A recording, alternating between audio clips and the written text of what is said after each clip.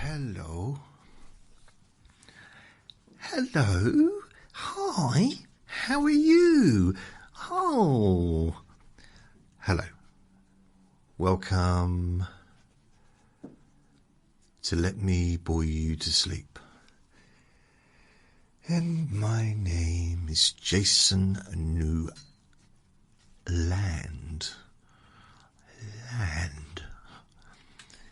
Please only listen when you can safely close your eyes. And the point of this podcast, there is a point. The point of this podcast is kind of more than just one thing. It's a sleep podcast. So you can listen in bed, or you can listen,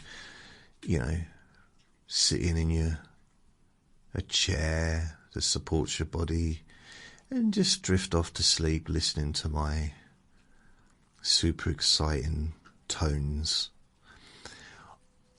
Or you can just listen to relax.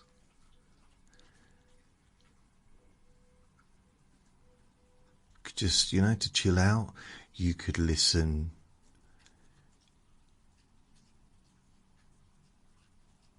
so that your chronic pain reduces, which is something that I don't normally mention, but that's also part of what I do. It's part of why I do this. And I've done my Let Me Bore Your Pain Away, and they're practically the same as these recordings. The only difference is I focus perhaps on the part of the body that maybe was causing discomfort at the beginning of the recording, and then noticing, how does it feel now near the end? Noticing how it feels and how it becomes more relaxed. But I'd like to think that actually anyone with chronic pain conditions listening to my recordings will find benefit. It's just hard to put into one title everything that I'm trying to cover.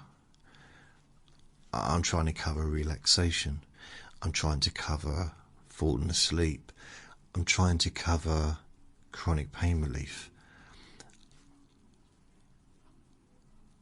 I'm trying to cover,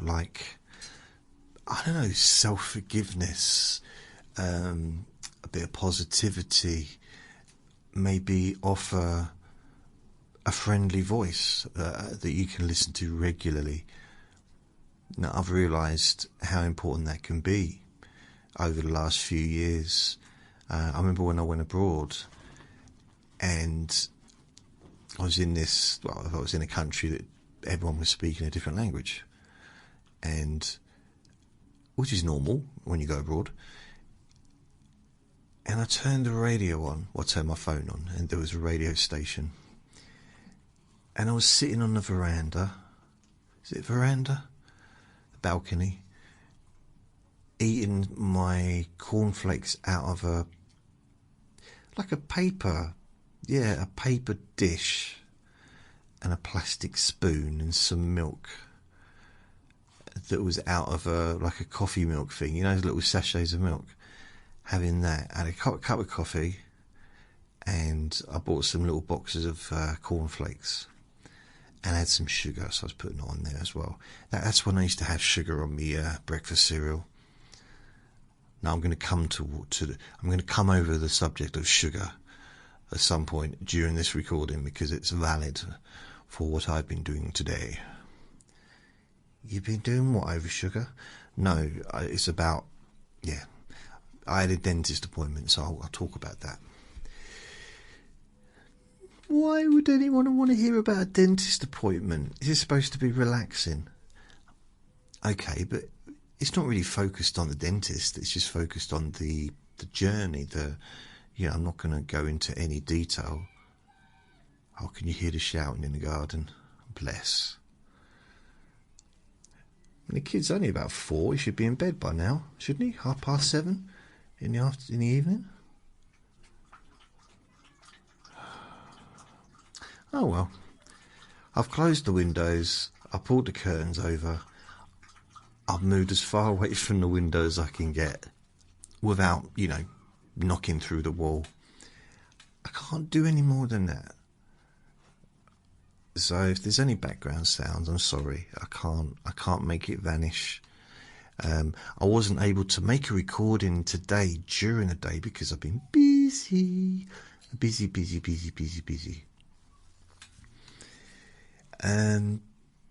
So I'm sitting on this balcony, and all these amazing smells all around, and lush forests and sounds of animals I never heard of before. Never heard those sounds before. Outside of a Tarzan movie, and then I turn the radio on, and it's Steve Allen. He used to be on LBC between 4 and 7 in the morning. He's not on anymore, and but at that time he still was on. This is 6 years ago or something, and it felt so comfortable because he was on between 4 and 7. I was up. I don't know what time I was up, but it was 6 o'clock in the morning in the UK. And it was just so comforting just to have that little bit of home with me, I mean, having the cornflakes was useful as well, and a cup of coffee. And Vinny's hassling me. He's actually hassling me again. And I don't know why. He's had a really good day. I would argue that he has had all his needs fulfilled today. Well, pretty much. He's had a good day. Yet he seems to be unsatisfied at this particular moment. And I'm not sure why.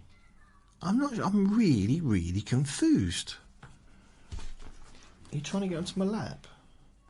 Why don't you just settle down, Vin? Chill out, relax. Just calm down, baby boy.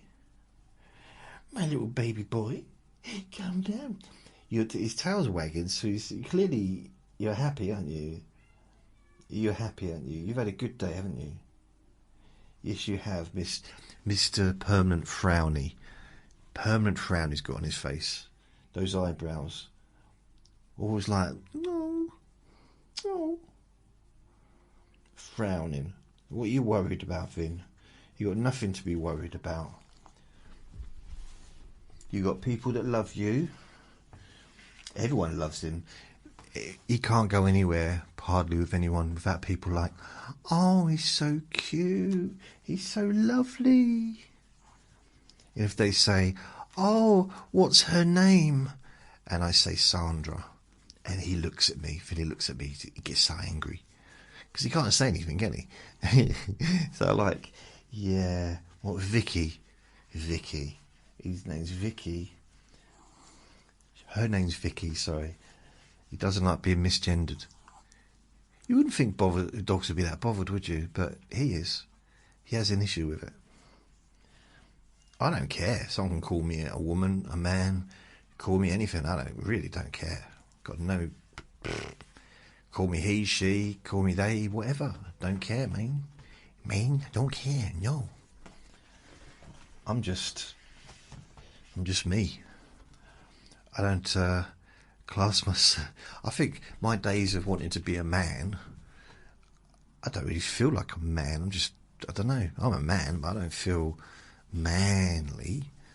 I don't feel like I'm full of testosterone walking down the street. Ooh, yeah, football. Ooh, booze. Ooh, more football, rugby. Ooh. I don't have that. Oh, I want to win. I want to be the best. I want to be first. No, mortgages. No, I don't.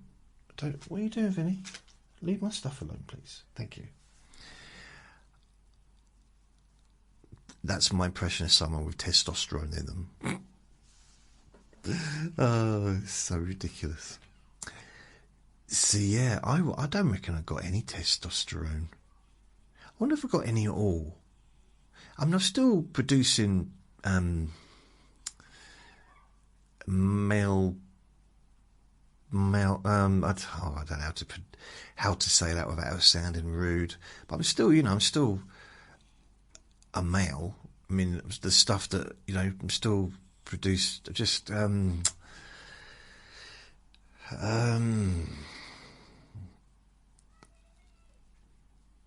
still stand up when I do wee-wees. That's it. That's what I was thinking of. Yeah, still stand up when I do a wee.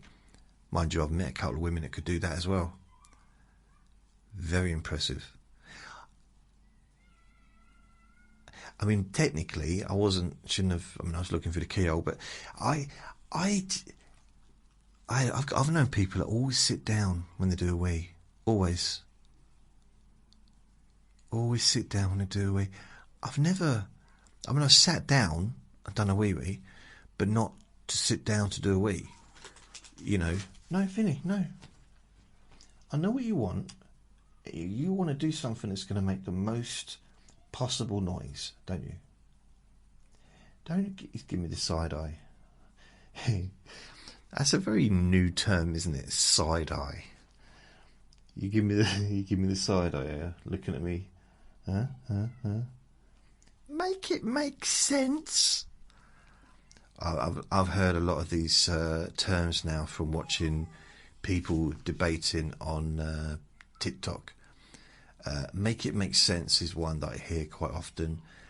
Let me land is when someone's being interrupted and they want to finish what they're saying. Let me land. Let me land. What's the other thing? Oh yeah, if someone says something and it feels a bit half-hearted, someone will shout out, say it with chest. Say it with chest. And what's weird about this is the people saying this stuff, okay, they are adults. No, stop it. If you do that again, I'm going to say the same thing to you that I've said repeatedly. It's not really a threat, is it? They're actual adults that say this out loud. And I realise, they're not showing their faces, because I'd be embarrassed. I'd be embarrassed to shout out, say it with chest, and actually have imagine saying it, and you can see someone's face saying that out loud, and they're an adult. They're not like a 10-year-old. Or shouting, allow it, allow it. So say it with chest. I genuinely don't. I've looked it up. Say it with chest, where it comes from. I think it might be like a military thing. Like stick your chest out. Say it with chest. Say it with chest. I mean, it might be a really old thing. Say it with chest meaning. Okay. The front surface of a person's I know what chest. Why are they telling me what chest is? So I says say it with chest meaning, and then it says chest, telling me what a chest is. Blimey. Oh, it's a Kevin Hart thing. 7 most memorable catchphrases. Oh dear. So this is an urban dictionary, which won't let me in for some reason. So apparently Kevin Hart, say it with your chest. I'll be honest, I've never watched a Kevin Hart stand-up special. I've seen his movies. I like his movies.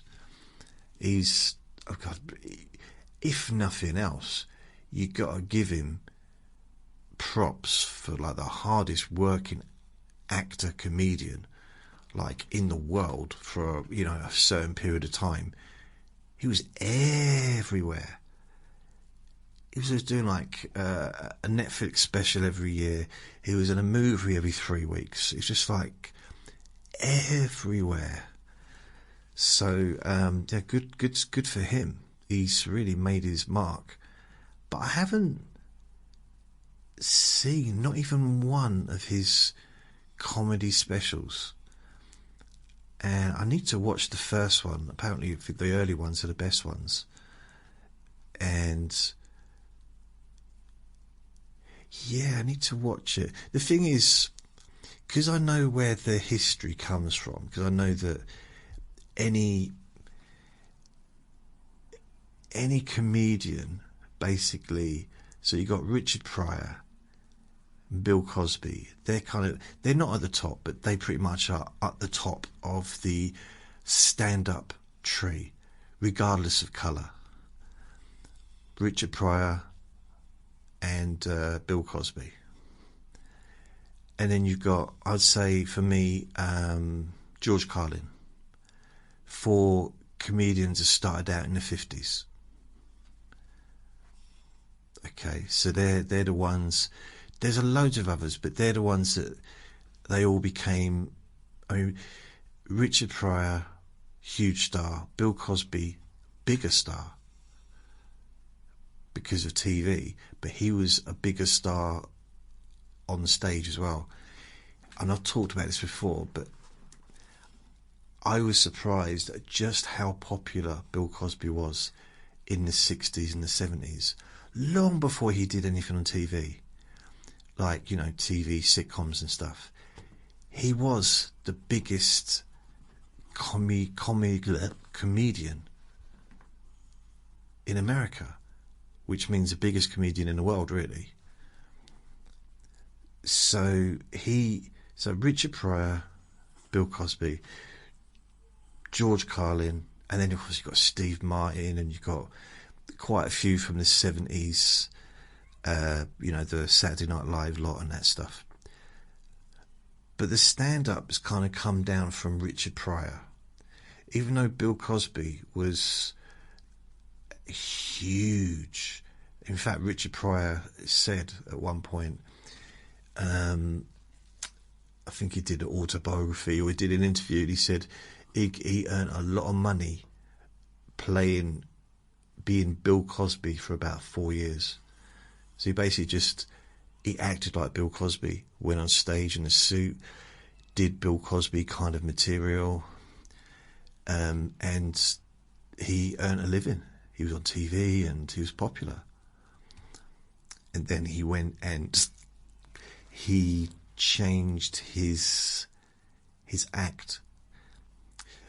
Apparently he went on stage and he was doing a fundraiser for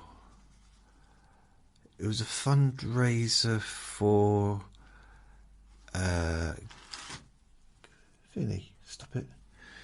A fundraiser for gay rights, something like that. And the dancers, the black dancers, had to be in a separate place to the white dancers. This is the early 70s. And Richard Pryor heard that. He heard about it afterwards. You know, before he got on stage, he heard that the black dancers were not being treated equally to the white dancers. So he gets on stage. This is, I don't know if there's any footage of this, but this is what I've heard happened. Bearing in mind he was coming on stage. Now, bearing in mind this was the early 70s. It might be in the late 60s, but I think it was early 70s. Richard Pryor had been on TV, so he was a well-known comedian in America. He hadn't had his big break on movies or anything like that. So he was actually like a minority in America supporting another group of minority people. You know, gay rights, which there weren't such a thing back then in America. So when he found out that the dancers were being mistreated, considering like the whole point of the whole event was about equality, I don't really need to explain this to why we all can figure that one out, can't we? So what he did, he got on stage. He said a few words. I don't know what it was, but wasn't nice. And then he turned around, pulled his trousers down, and shouted out, "Kiss my big black ass," and then just left the stage. And he basically didn't return to the limelight for a few years, about a couple of years or something, and he completely reinvented himself.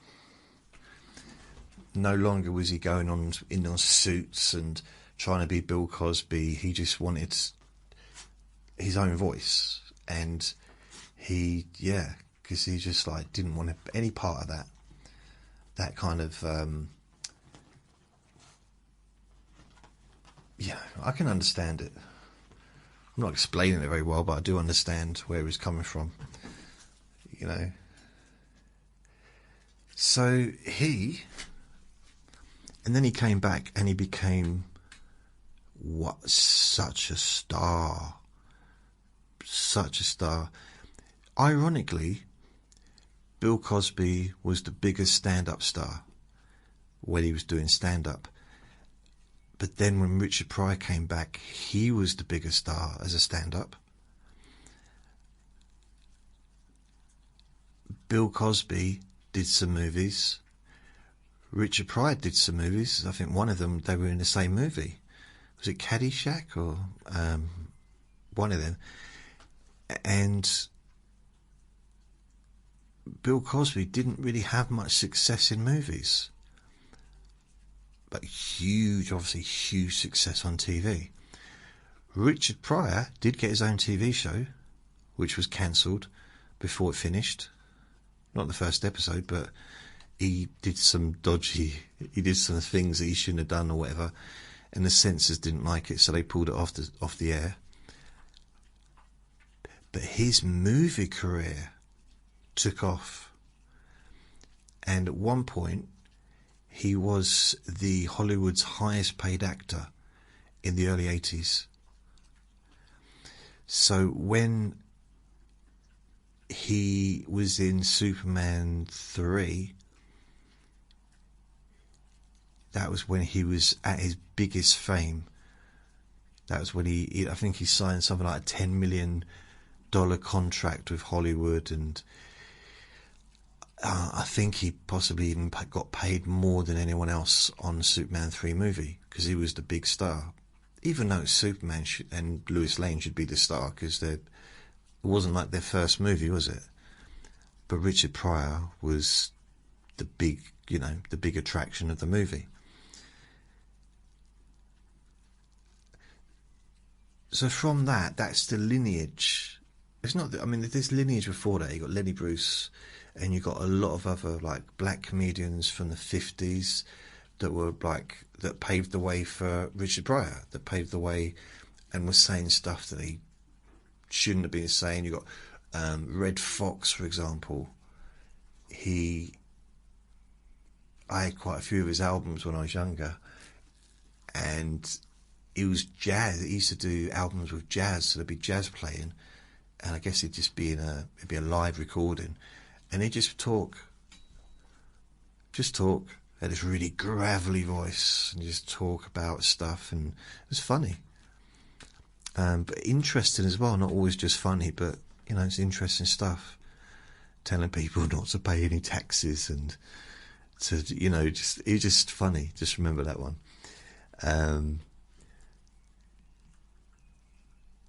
But from that, the next big comedian that came out of America,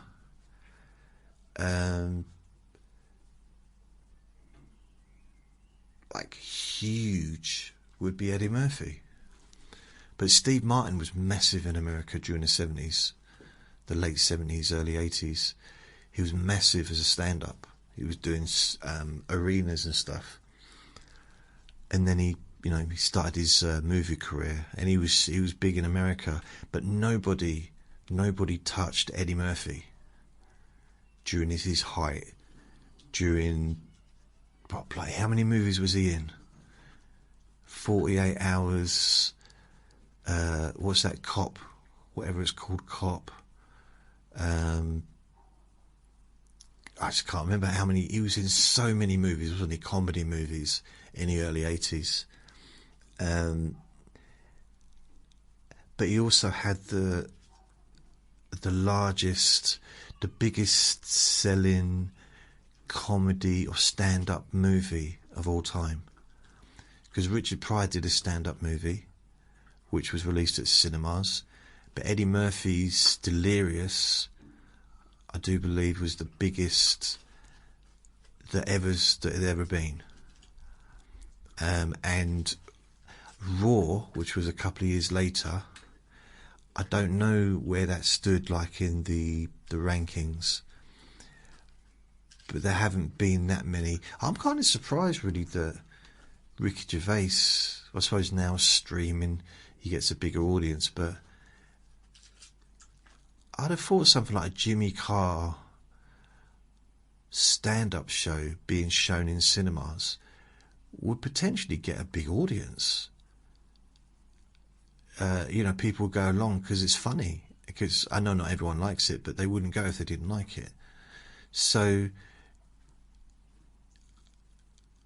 I'm thinking that would be quite a good place to watch a stand-up movie or a stand-up concert in a cinema. Because I've never done it. I didn't watch Delirious because I was too young to go to the cinema and watch 18. I watched it on... it must have been out about 84 because I watched it in 87 on video. No, 88 on a video. So I don't know when it came out in the cinemas. So I watched Delirious, and it was one of the funniest things I'd ever seen, ever. Like, as far as stand-up. But I hadn't seen much stand-up comedy at that point in my life. Not like a whole full concert. Like an hour or an hour and a half of someone standing there watching it on a screen. I'd seen it on stage once. And I'd seen... when I was a kid on TV, there'd be comedians coming on for 5 minutes, but on TV, Saturday night TV shows and stuff. I'd never seen someone perform like for an hour and a half, especially a movie star, someone that was in, what was it called? The cop movie. Oh man, Hawaii Cop. I keep thinking Shanghai Cop. Something Cop.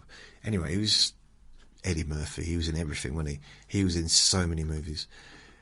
And I couldn't believe how funny it was.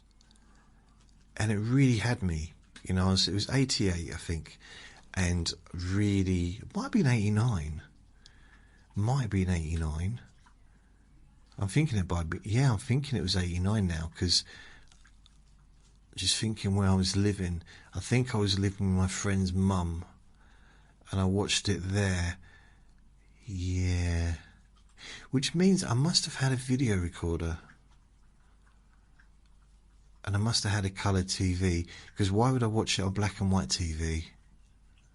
That would be weird, watching a video on a black and white TV. The strange thing is, when I moved from London, and I lived in this studio apartment, and I was working full-time in the insurance company, earning okay money, actually, okay, more than I'd earned before, and I still had a portable black and white television, I think, that my dad gave me. And I didn't change it. I literally didn't change it for a colour television until 2004. So during 2002 and 2003. This doesn't make sense to me. No, it can't have been, because I had a video recorder. And I used to buy loads of videos. I must have had a colour TV.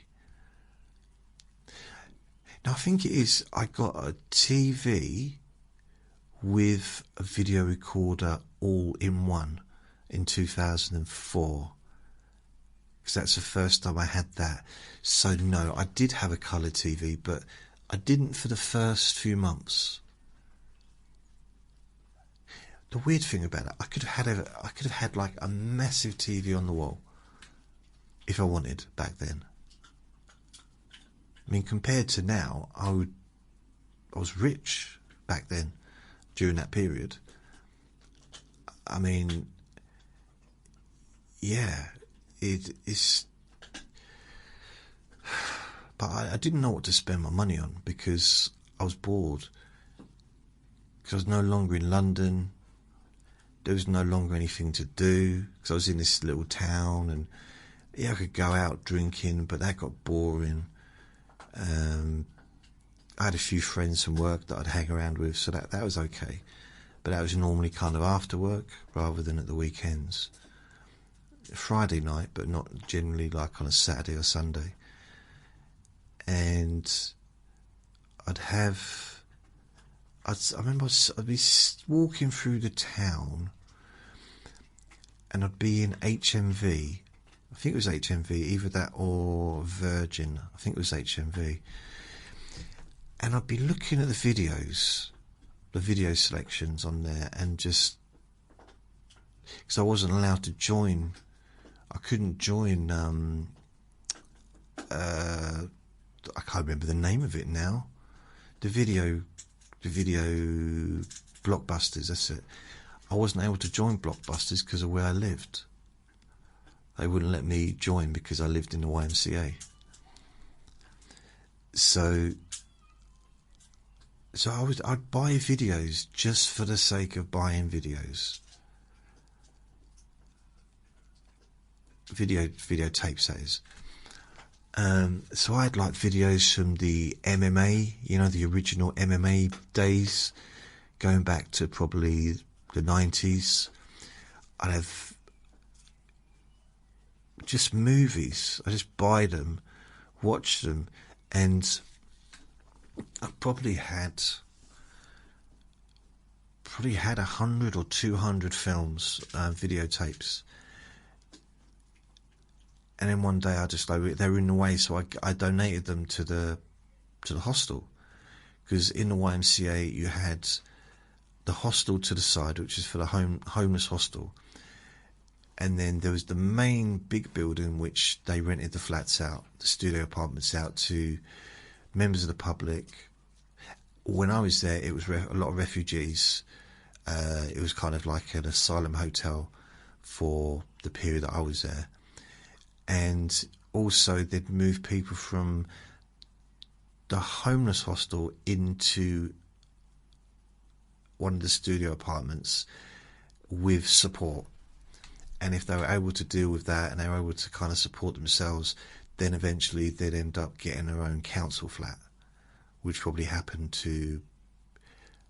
I could have gone that way as well, but I didn't. Because I was working, I didn't realise the resources that were there for me. And even when I stopped working, I still worked, so I didn't sign on. If I'd have signed on, my rent would have gone up from £65 a week to, I think, £150 a week or something like that.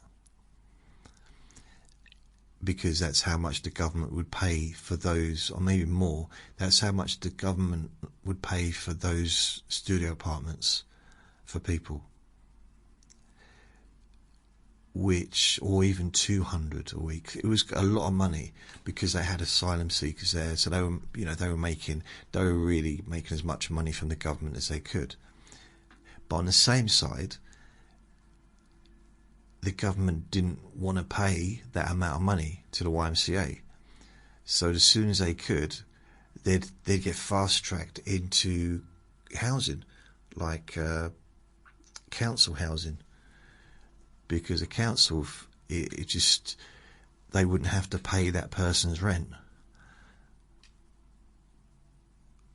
of that amount. It'd only be like if they moved someone to a one-bedroom flat back then.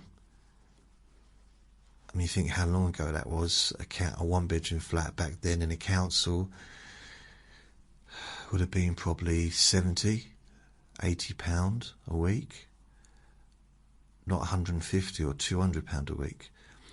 So it just kind of it kind of helped to fast track people out. I'm not sure if that's why they did it. I don't know.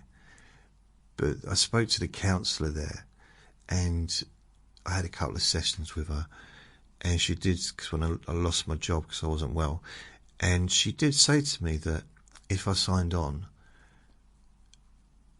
I would then be put on the list, and I would be higher up the list of being able to get a council flat, and I probably wouldn't have to wait a huge amount of time.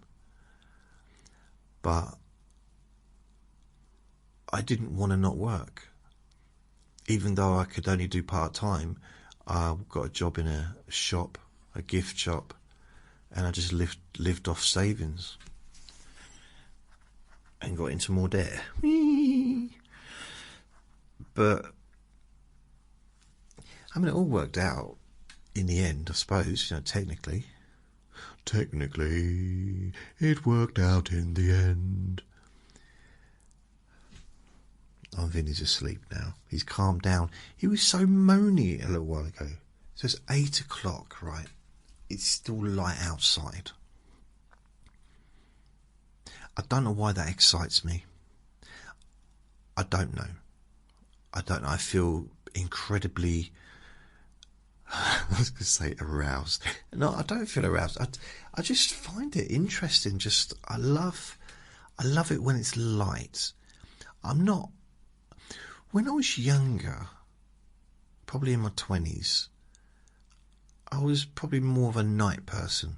And when I first moved in here, for the first, for quite a few years, I would be up all night long and then go to bed about between 4 and 7 in the morning. That's when I got to listen to LBC Steve Allen, because sometimes I'd listen to him for maybe an hour, and sometimes I'd listen to him maybe all the way till 7 o'clock, then go to bed.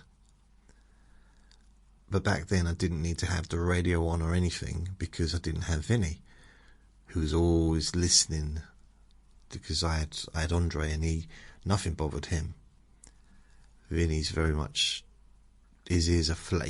If you watch him, his ears flap even when he's asleep. His ears always like listening. It's like a radar. Something to get him to go start barking and stuff. He's got to be happy today, because it's really weird. I'm going to stop now. 40 minutes in, and I couldn't tell you one thing I've talked about. Not one thing. What have I actually discussed? Comedy. Oh, right. And then Sir Richard Pryor led to Eddie Murphy, who wanted to be like Richard Pryor. But Eddie Murphy's on a different level, not greater, just a different type of comedian. I mean, great mimic, great comedy actor, way more versatile than Richard Pryor ever was. Way more versatile, I'd say, than pretty much hardly any. I can't think of anyone in the movie business or the comedy business that's as versatile as Eddie Murphy. If you look at all the different things he's done, I mean, you could say Jim Carrey, but because he's done a lot of different things. But I think with Eddie Murphy, okay, he was, you know, you got like Jim Carrey saying, like, well, all right then. He's hassling me again. Go back to bed. Go to sleep. Good girl. With Eddie Murphy, he was, you could say, like in the 90s, in the 80s and the 90s, he was characterised, or he was kind of like a, like because he laugh. But ultimately, since he done Shrek, he did the Blubber, he did all these different things in the 90s and the 2000s, and he's still doing stuff now, and I just think he's going to be down as one of the greatest there ever was, old Eddie. And he still looks amazing. It's like, the bloke's got to be about 103, and he's still... he did an impression of Bill Cosby recently. I think he went to collect an award and he said, did Bill Cosby have to give his one back?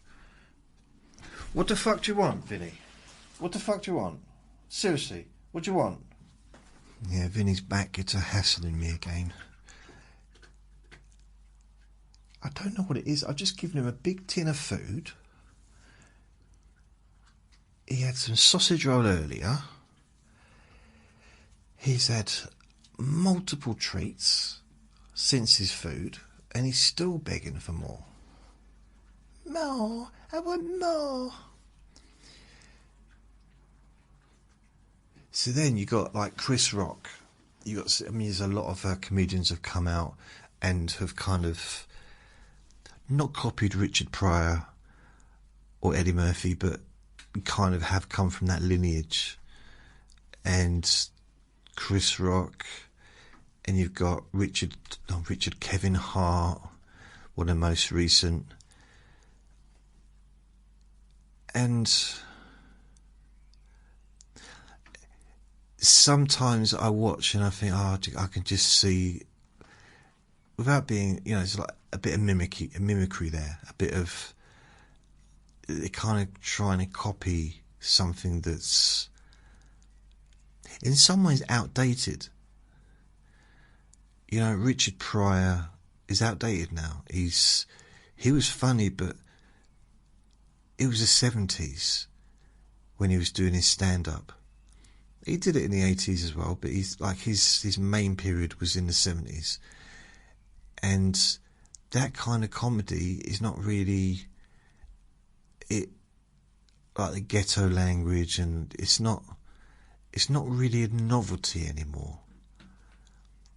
And Chris Rock did a whole thing, didn't he, about being a father, and instead of that's the stuff that Eddie Murphy was talking about in the 80s. And Kevin Hart, I don't know what he's talking about now, so I can't really comment on what he does in his stand-up. I imagine he makes fun of himself for being so tiny. I don't know. Will Smith, that's another one. I really thought that he was going to be a huge star. Stay with me, because you're going to, well, yeah, he is. No, I thought he was going to be a huge comedy star. And he didn't go down that line, did he? He did Fresh Prince of Bel-Air, which I found very funny. And he was great, but then so was his cousin, doing Dancing to Tom Jones. That was funny. He was great. How he didn't go on to get his own show or to do big movies, I don't know. Because he was great. He had the charisma to go on and do big things as well, but for some reason he didn't. unless he did and I don't know about it. Will Smith, I just thought he was going to be a comedy star, because he was so, the animation is animated, it's very animated, and that's what I thought. That was the journey he was going to take. Now I'm pretty sure, other than the odd mishap, he's probably very pleased with the journey he's made, apart from the odd mishap. But because he's clearly had a very successful multi-decade career. I was surprised though. I was surprised that he didn't go on to, he didn't do more comedy stuff. He seems to be quite serious in a lot of his movies. And I like a lot of his movies. Some of them I really like a lot. But then, when I remember watching Bill and Ted's Excellent Adventure in 1990, I love that movie. And I thought, to be fair, I thought both of them were going to go on to be big stars. Only one of them did, Keanu. But I thought he was going to be a comedy actor because of how he was in that movie. Again, he didn't really go down the comedy line, did he? Although his latest movie, where he's an angel, is funny. There's some really funny bits in that, which did have me laughing, like really laughing. Caught me off guard a bit. I think with that movie, I forget what it's called, but he plays an angel with tiny little wings, and he's really, really rubbish at his job. So he's not a proper angel yet, and I think his assignment, day-to-day assignment, is to stop people from driving and looking at their mobile phones, texting and driving. I think that's his thing, is to stop people from having accidents and that. And he doesn't feel very satisfied with that. And he's got his boss, and he's saying, "Oh, I want to do something substantial. I want to help like someone, but change the whole direction of their life." And rather than just stopping someone from, crashing into a stop sign or something. And eventually, and that's, he goes, I don't want to spoil the movie, and I've not spoiled any of it by telling you that. But it's funny, because the three main characters are all individually funny. You've got Ref Rogan. I don't know what his name is. Steph Rogan. And there's the other bloke who's really, I just find it funny. He's very, let me have a look if I can find it, because it is Seth Rogen. Seth, isn't it? Not Steph. Seth Rogen. So if we go Seth Rogen, I'll find his details from there. Seth Rogen. So he's only 43. How could he only be 43? I'd have thought he'd be in his 50s. I really didn't think he was only 43. It's not that he looks older, it's just, he seems to have been around for absolutely ever and ever and ever. Apparently his first movie was 1999. Blimey. Okay. So, I'm going to have a look at his movies. Don't tell me they've hidden the movies. Brilliant. Filmography. Okay, here we go. So his first movie, according to this, his acting roles, the first movie was Donnie Darko. and then he was in Anchorman: The Legend of Ron Burgundy, The 40-Year-Old Virgin, You, Me and Dupree, Shrek the Third. Not. They've missed out a lot. There was more. He was in that movie with Superbad. Was that 2007? Oh, fair enough. I really didn't realise. So it was Donnie Darko's another really good movie. Freaky but very good. I remember seeing that. I was visiting my friend in Nottingham. Yeah. So his latest movie, to be fair, he gets around quite a lot. So, Good Fortune. How can you do so? He's done 2 movies this year. 3 movies this year. 2 are out and 1's not out yet. Oh, 1's out, 2 are yet to be released. But he did a movie last year called Good Fortune. He also did a movie called Animal Farm in 2025. I remember seeing the original one of that. Yeah, I didn't get any sleep for a while. Good Fortune. So it's got Keanu Reeves. Ironically, he's not even at the top of the list of actors, which is kind of weird because he is the star. I mean, anything that Keanu Reeves is in, he's going to be the star, isn't he? But he's listed last. But then, it's written and directed by Aziz Ansari, who is the co-star.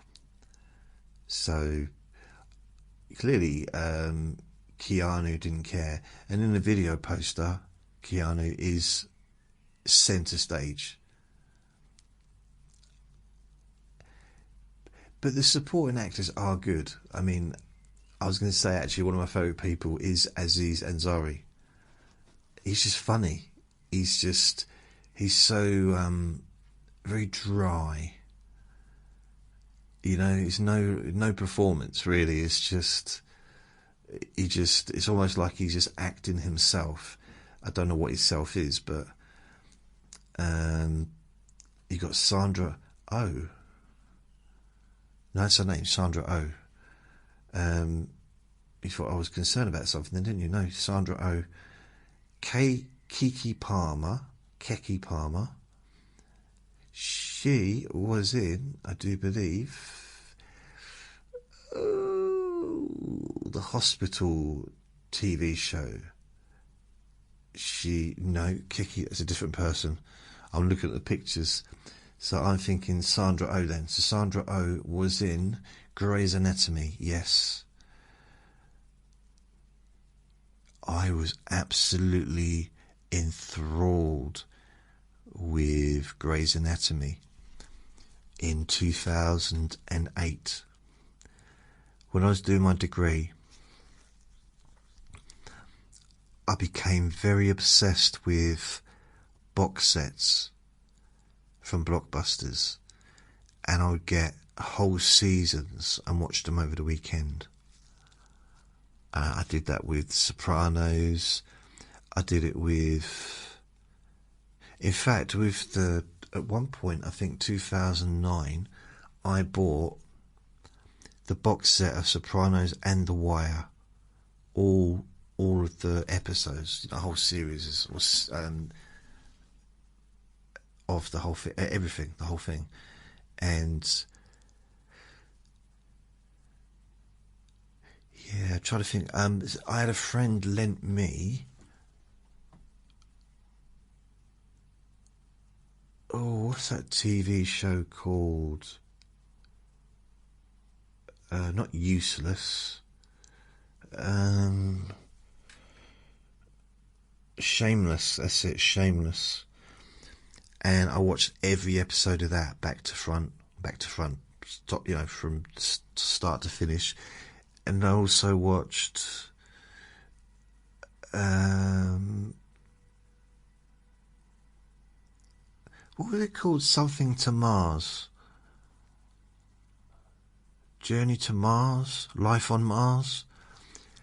That was phenomenal. I've never seen anything like that before. And then when I was recording my stop smoking session, it seems almost weird now that I had spent, I think, over 10 days working on just 4 recordings, half an hour each, supposed to be listened to for 7 days each, for a month, yeah. And I had the house to myself because the landlady and landlord was on holiday. So I basically brought my TV into the kitchen area, and I was working on this recording, trying to get it as perfect as I could. It was windy outside, which was not helpful at all. Trying to edit it so that there was no background sound, and it sounded, at the time, as perfect as I could get it. So I had all my stuff laid out. I worked out all the what I was going to say, and then I'd have breaks because it was hard going, and I'd watch an episode of Prison Break, and I watched every single episode of that over those 10 days. And I can't believe I spent so much time recording that stop smoking session. I mean, I just can't, it's hard to comprehend that I did that when I could produce a better sounding recording now just off the top of my head without any preparation or editing, or minimal editing of maybe 10, 15, 20 minutes. So that whole process that took me 10 days with breaks, I mean, I was watching, box sets as well. But those 10 days I could do in 2 hours.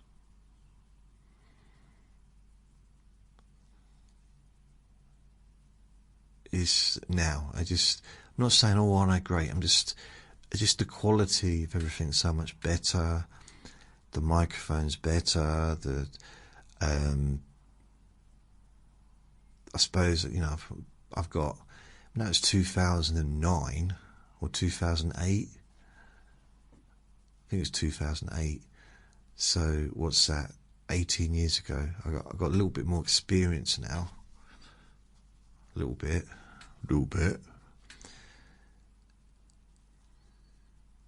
Or was it 2009? I think it was 2008. Pretty sure it was. I'm pretty sure it was 2008. I've got to put my rubbish out. And here's the weird thing, I've not got to talk about anything that I was supposed to talk about. It's so frustrating. Why can't I just get on with it? So, here we are. Yesterday I made an appointment with a dentist. And I didn't want to go. Of course I didn't want to. Who would?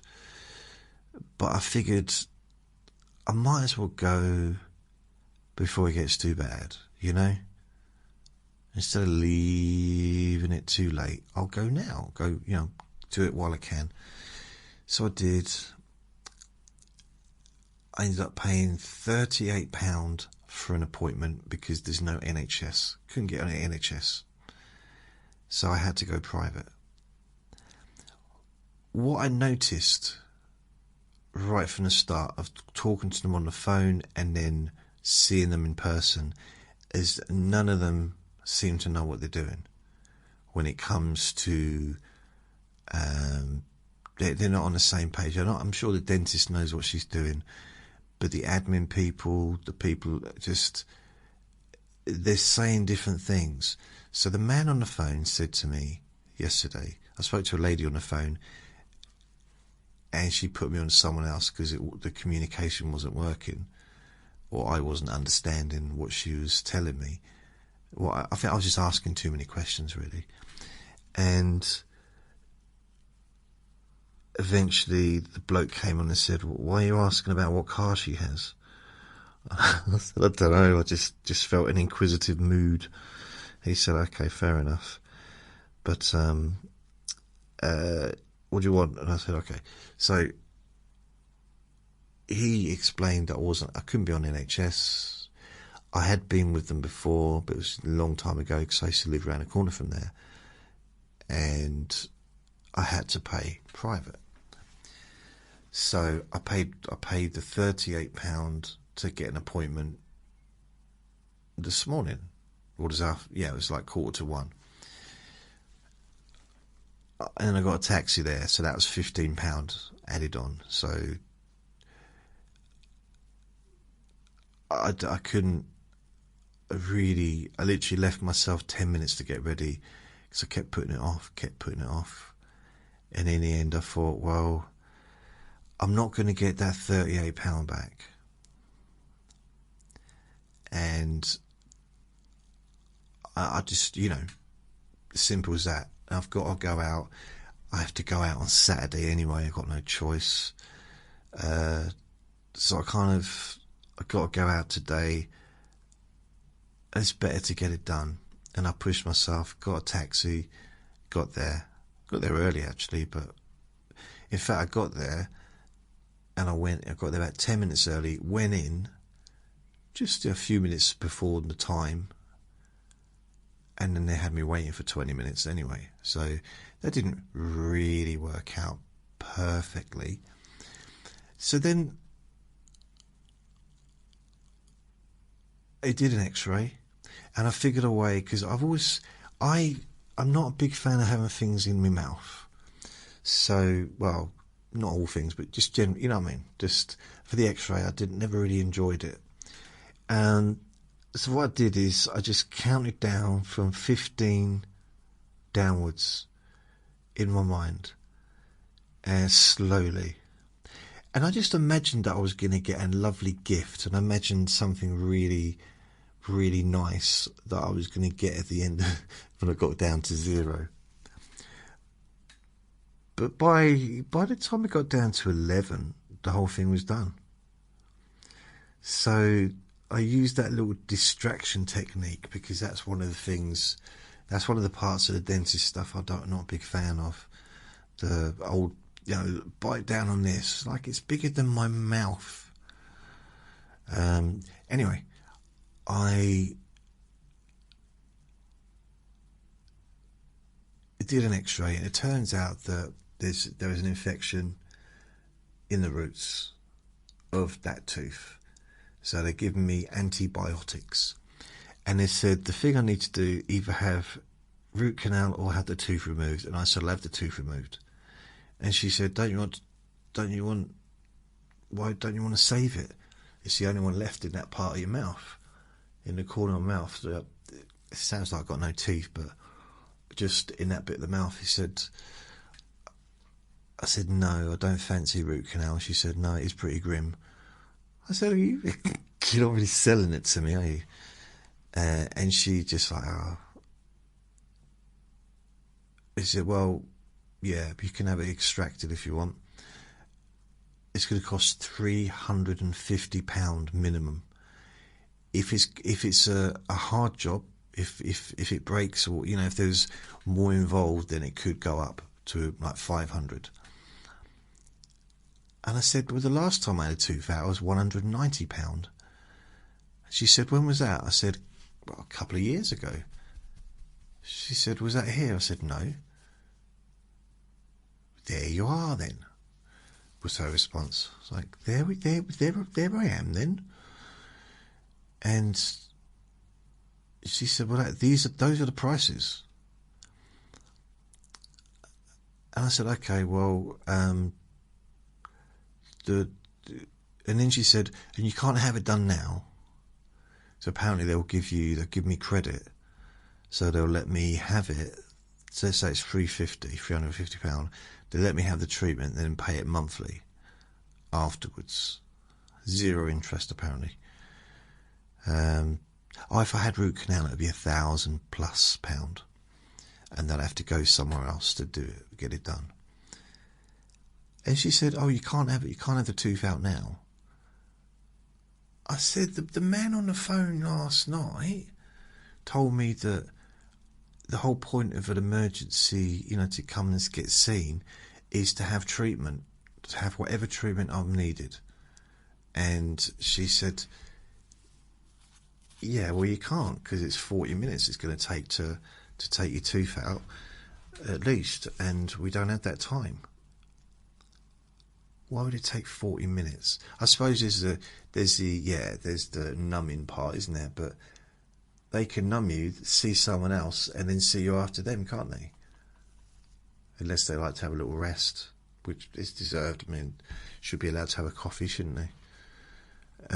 Anyway, I just and then she said, well, besides, you can't have a tooth out because the injection, you won't feel the euthanization or whatever it is, the anaesthetic. You won't feel the anaesthetic. That's what I'm trying to think of.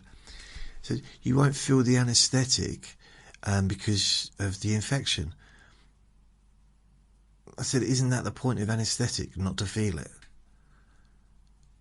And she looked at me for a couple of seconds, a little bit quizzed. And I looked back at her, quizzed. And I think it's at that point then we realised that we were in love. And we ran off and got married. See, that's pretty much the end of that story. Anyway, she gave me a prescription, refused to budge on the doing it now. And I said, you realise the first time I've been out of my little area where I live since the summer. And she said, how would I know that? I said, that's a good point. There's no reason you would know that, is there? But I'm just trying to explain that getting out is not it's not always my easiest thing, to be around people. And she said, well, you got out today.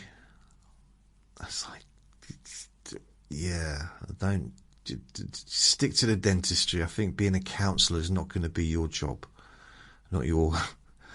You go out today, pull your socks up, pull yourself together.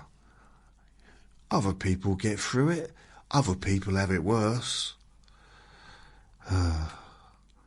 Plenty more fish in the sea. Blimey. And I said, well, so you're gonna give me a prescription for the antibiotics or whatever they are, penicillin, I don't know, whatever they are, to help to get rid of the thing, the infection, which is not too bad now. It's actually gone down. It's not even hurting today. It's a little bit tender underneath my chin. I mean, it was a little bit like lumpy, but I just figured that was some food being collected, because I'm a little bit like a squirrel. I like to kind of just have food in my cheeks, just if I get hungry during the day, when I'm out. And she said, oh yeah, we'll do your prescription in a minute. And they printed one out. It was literally a print off. And so I'm talking to the dentist, and this lady, the reception, came in and said, are these the right details? So I'm looking at it. I'm thinking she's talking about my details for the registering to be on the NHS list, which I'd registered online. A 2-year waiting list, apparently. And I said, no, that's not my date of birth. That's not even my address. And then I realised it was their address, and it was a date. The date was today's date, and it was a prescription. So I felt a little bit embarrassed. Just a little bit like, because I wasn't really on the ball. I wasn't, I was a little bit distracted. I'm not used to being around people and talking to people that I don't know. And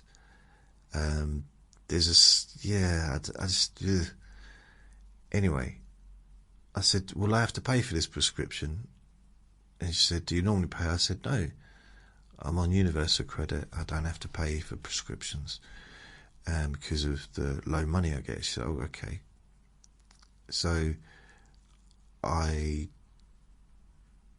took the prescription, took it into the local pharmacy,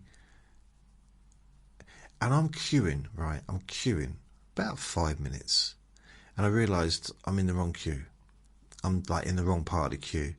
So I walked through to get to the end, realising that I'm actually being there longer than the people that are already waiting, because they've just come in the other side. So I just walked through, and as I walked through, another person comes in from the other side, and she looks at me, and I look at her, and I really got the sense that she thought I was butting into the queue. But I wasn't. I was actually there before the two people that were ahead of me. I just didn't realise there was a queuing system. So anyway, that wasn't really much of a story.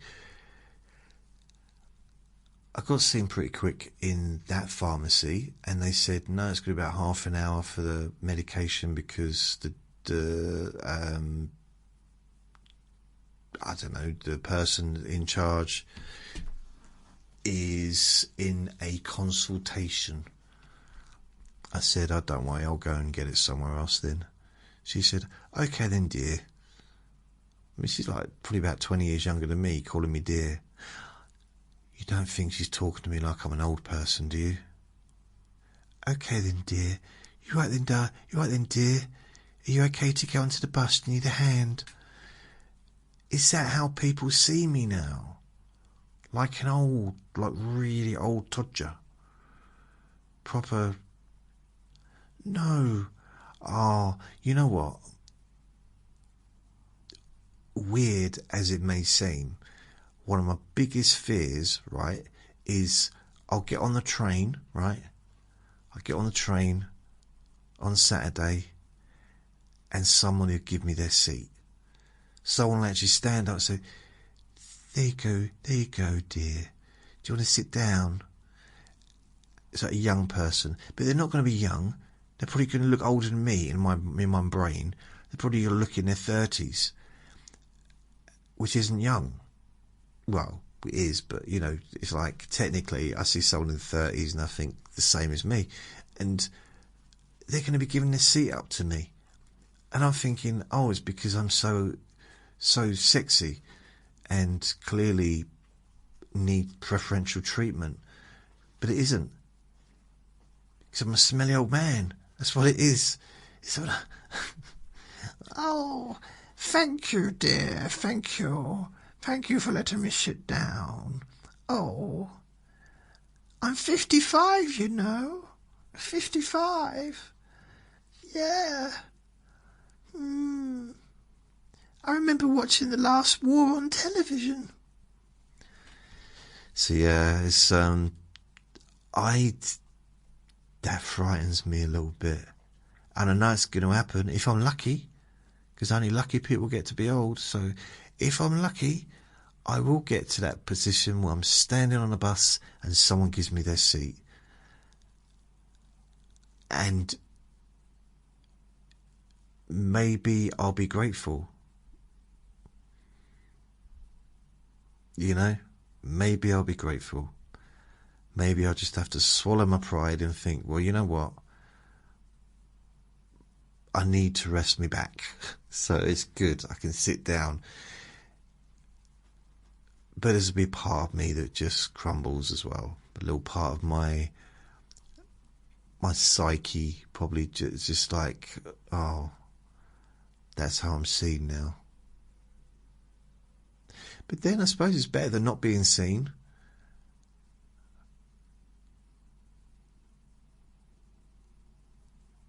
I think I'm invisible now to females. I'm pretty invisible to female, yeah. Apart from females in their 70s, they normally kind of notice me.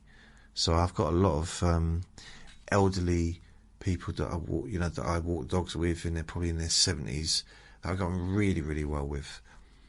But then I've always got on well with elderly ladies, which might sound weird, but it's a grandmother thing. I grew up being absolutely adoring an elderly lady who was my grandmother, and she was elderly and old my whole life, from the age of 7 all the way up to the age of 44. When she left, she was old. I mean, she was 96, when I was 44.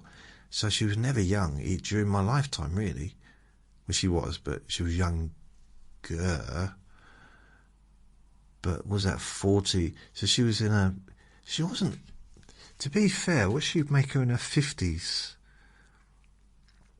Would she be in her 50s when I was born? So she was 96.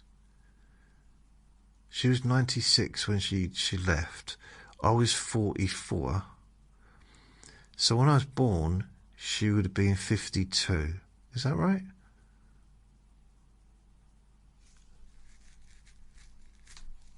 Yeah, I think I'm right. So 52. So she was 60. Well, basically, they were both retired. So I think females could get retired at 50 or 55 back in them days, in the late 70s, early 70s. Women could retire at 50 or 55. I think men could retire at 60, I think. But it might be 65, I don't know. I'm a little bit confused, to be honest with you. It's just, I hear different things, right? See, my granddad,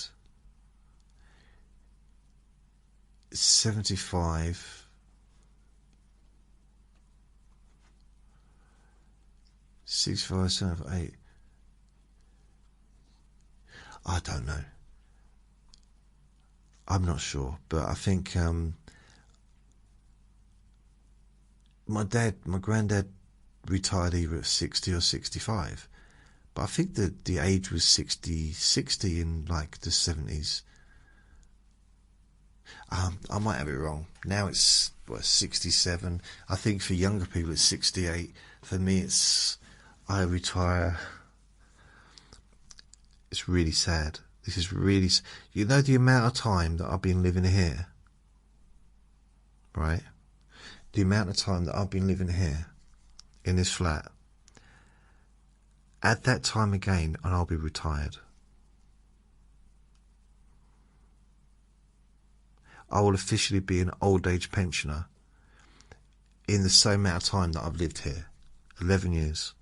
I've been old aged pensioner. Oh my goodness. The thing is, I know I don't sound it. I don't think I look it. Maybe I do sound it. Do I sound really old? The thing is, old people don't sound like that, do they? I've always quite liked elderly people. And I think partly because there's no nonsense with them. I mean, I'm generalising, but I've met a lot over the years, and I've not got on with all of them, but I've got on with a lot of old people, or people, I can't really call them old anymore, can I, when they're only like 15 years older than me. Yeah, because it's only 15 years away from being 70. Nearly just over 14 years, because it's August, isn't it? What the heck? That's why I want to go and do stuff. That's why I went to the dentist. I want to get out and have fun. Anyway, I take the prescription. I wait for a bus. The bus doesn't come. In fact, I go to the bus stop where the buses, I always used to get the buses, which is just outside McDonald's. Ain't no buses. I considered going to get a McDonald's. I thought, no. Just like, oh, I need to get home. And also, I'd spent so much money. So I get back, I had to walk all the way around and wait for another bus. And it did turn up after about 15 minutes. Took me to the pharmacy, well, it took me to near the pharmacy. I walked up and I collected my neighbour's prescription and I collected my prescription, my dentist prescription. And then they said, oh, yeah. I said, well, I don't pay for my prescription. They said, yeah, you do. I said, what do you mean? They said, this is a private prescription. This has to be paid for. So that was another £16 that I had to pay out. And I was like, I felt like money was just falling out of my pockets. It's like, so what was that? £70? 38, nearly £40 for the appointment, £15 for the taxi, and £16 for the prescription. And then I speak to my friend because I collected her prescription, but they took like 5 or 10 minutes to get mine done, which is fine. But I was on a phone call and I was told the bus is going to come past you in 5 minutes. Well, past me, I'd have to get to the train station or get over the bridge. And I couldn't get there in 5 minutes now, even if I left right now, without running. And my prescription's not even ready yet. So I said, I'm just going to walk. I'm just going to walk it. I don't care how long it takes. If I have to sit down, obviously, if I have to sit down, I'm not going to get very far, am I? Unless I'm sitting on a skateboard or something. And with a motor. And I walked back very slowly. Got out of the way of a few pedestrians so they could get past because I was walking way too slow for most people. I get home, I get back, I visit because it was Vinny's mum that was looking after him. So I went and collected him, but we had a sausage roll and a cake. And then I brought him back. No, I had a sausage roll. I had a cake to eat here with a cup of tea. Brought him back. And that's it. I just chilled out to some music. It lasted about an hour. Watched a bit of TV, not much really. And I got back here at 3. Probably got in here about 3:30, 4. And started this. I took him out about just after. I did a bit of internet stuff. Yeah, that's it. It was about 5:45 or 5:50 when I listened to some music on Handel. I was listening to Handel music, classical music, and I woke up about 5:45. So I was just sitting on a settee, just relaxing with him, with the Vin man, and then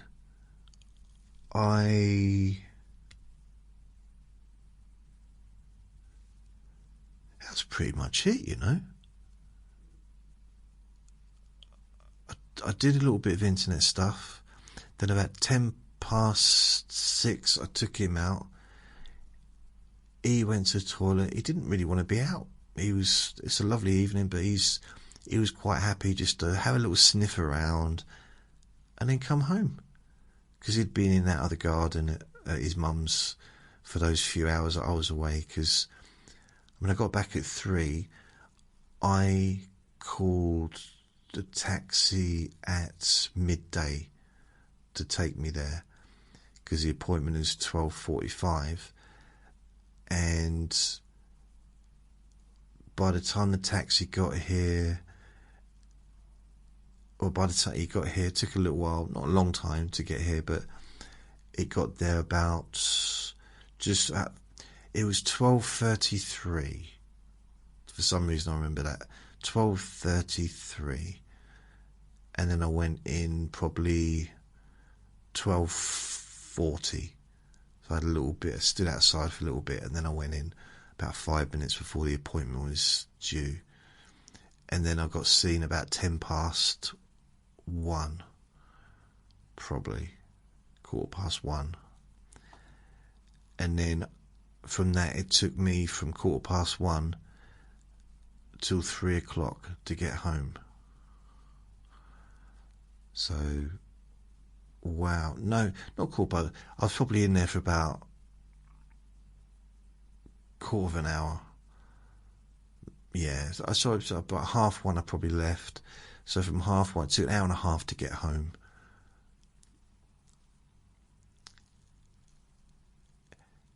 And now it is 8:49, and what I'm going to do in the next 10 minutes is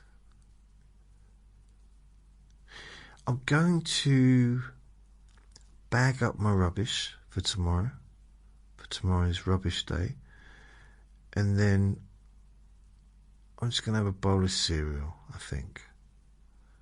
Bowl of cereal.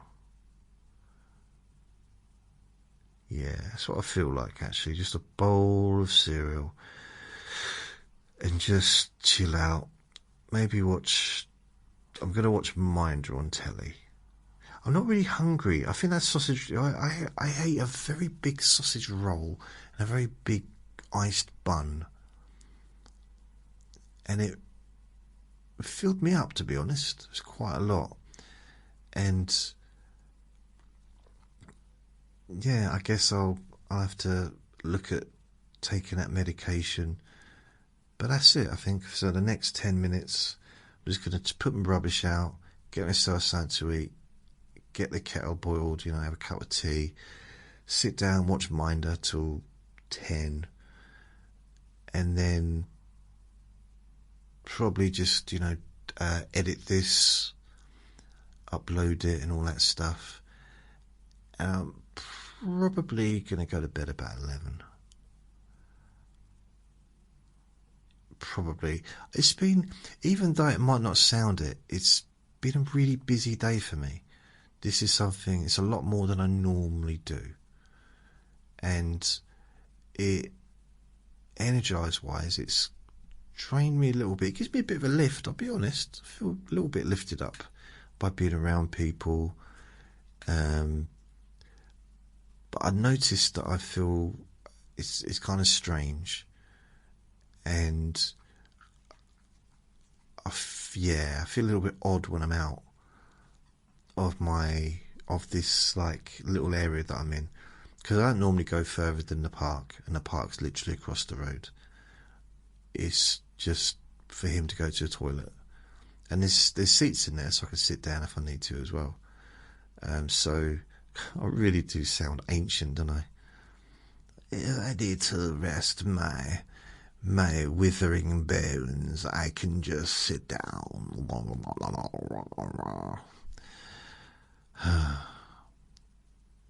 Anyway, so thank you very much for listening. Thank you for your comments, actually. I got some lovely comments on YouTube.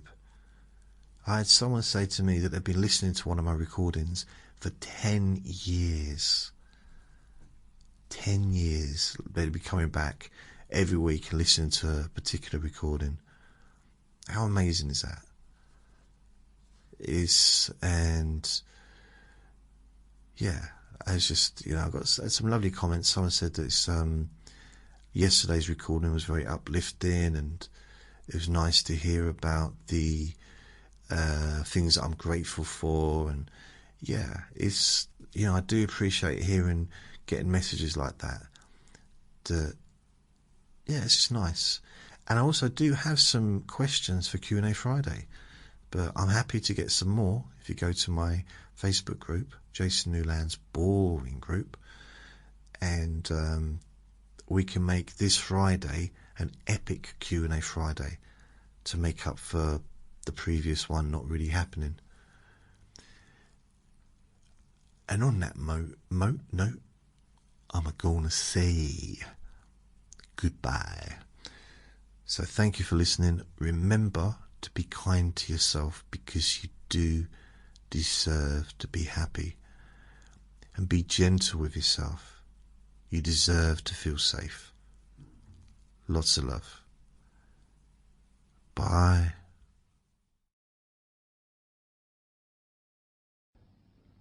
Relax in a more deep and meaningful way.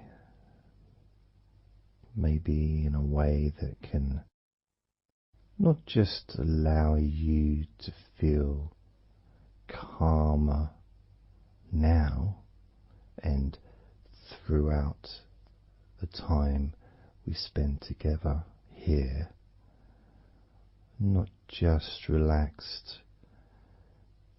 at the end of the recording when it's finished and you can enjoy that sense of comfort and peace, but also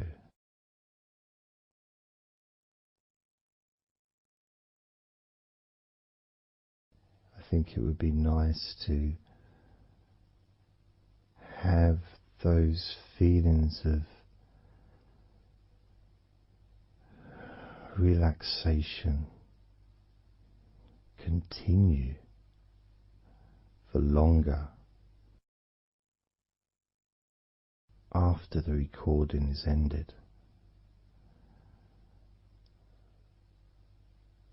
so that you can still benefit from listening to my voice, maybe in a few hours' time, perhaps tomorrow.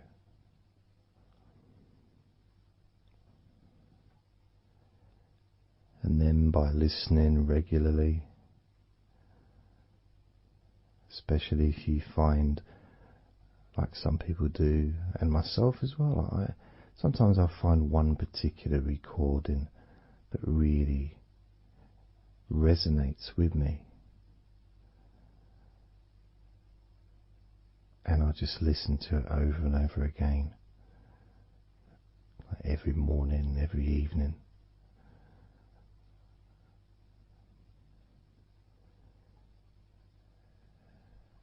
There was this recording from, we're going back to about 1999.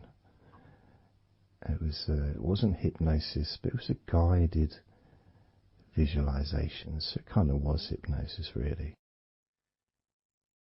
And I managed to find it again, and it still has the same effect on me. And part of it was the person's voice relaxed me. Just felt so peaceful, and I'd look forward to listening to her in the morning and in the evening.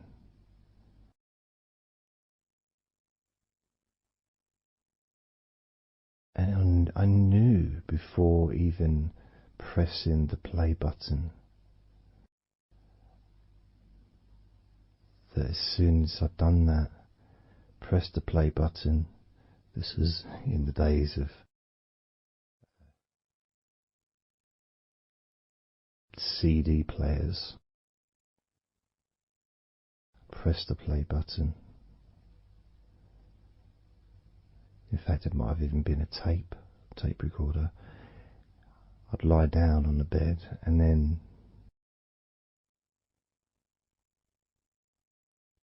even without necessarily listening to her words,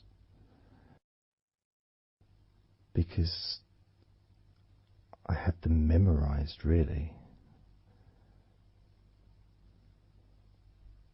It was as if my body knew exactly what to do.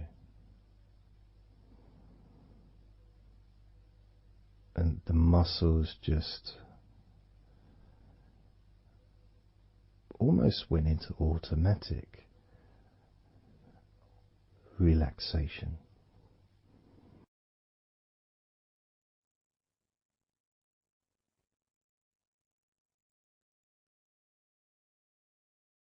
And I remember my mind would slow down.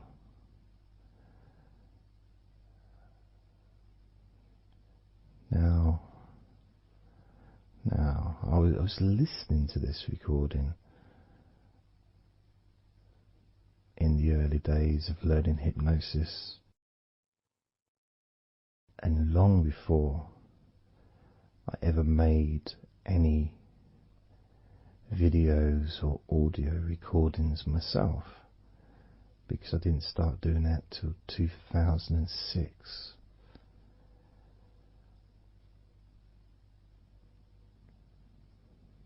But I knew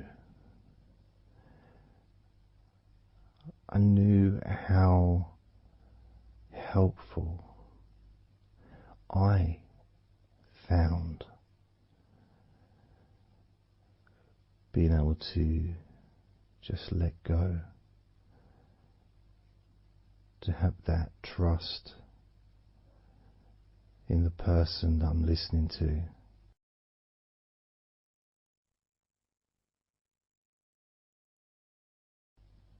Knowing that it's going to be just as relaxing, if not more so, each time you hear my voice. You may feel the same.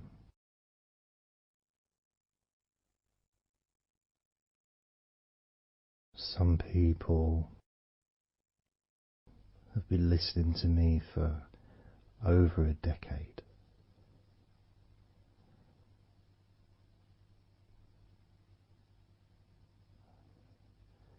Maybe not solidly, obviously not 24 hours a day, but maybe people come back. Some people maybe listen every day.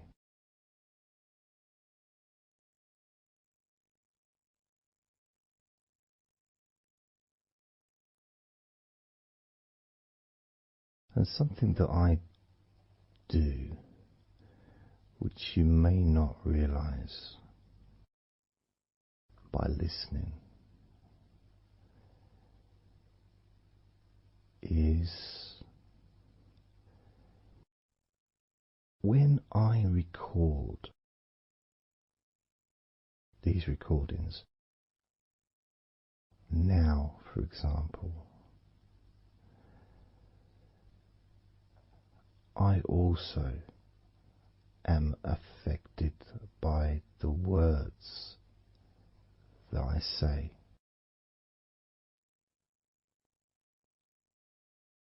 So if I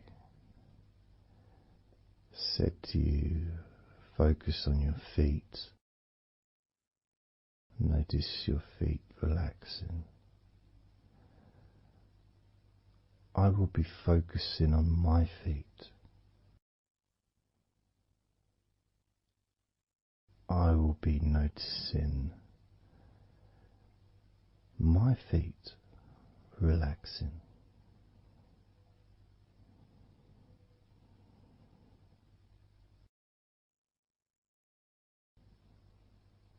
If I said focus on your hands,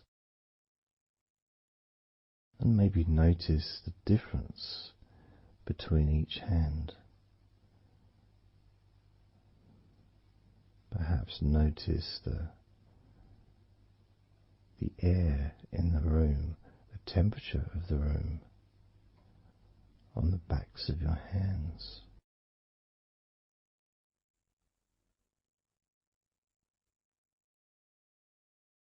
You may start to notice what almost feels like a very light breeze,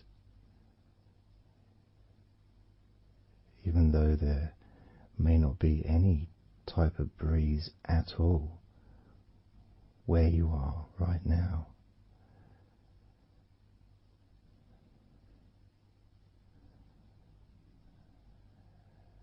And as you become aware of your hands, I'm also aware of how relaxed my hands are feeling now.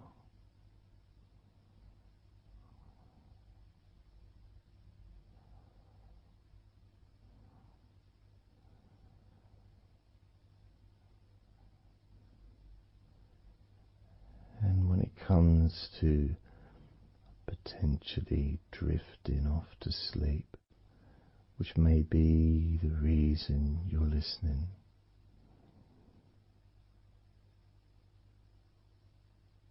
I also feel drowsy when I make these recordings. I also notice my mind drifting.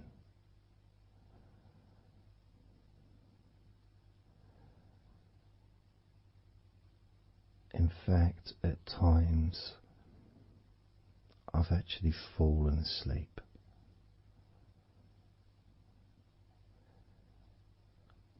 without even noticing. And then I carry on talking.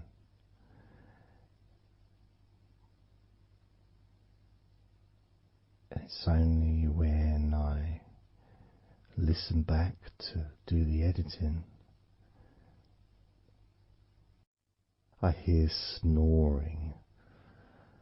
And I think, I don't remember snoring. I remember talking. Is it snoring or is a pig turned up? That's what I sound like when I snore.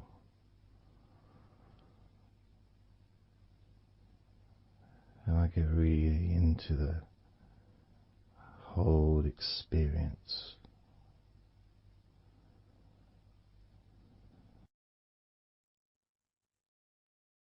I don't know how you feel.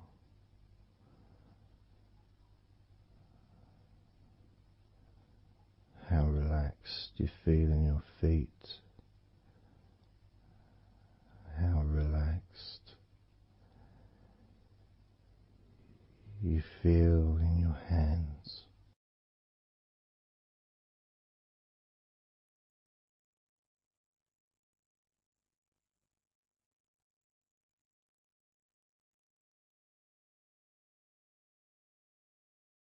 I have noticed more and more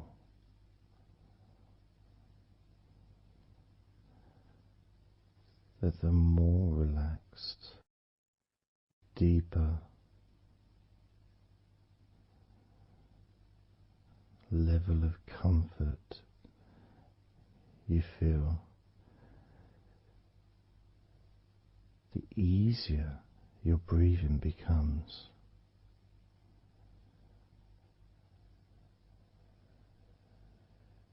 It's almost like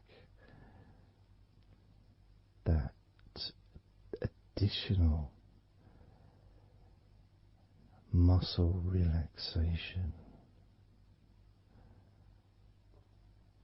So this allows you to breathe easier.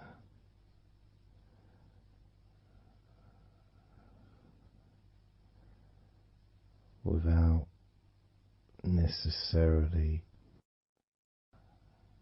focusing on your breath.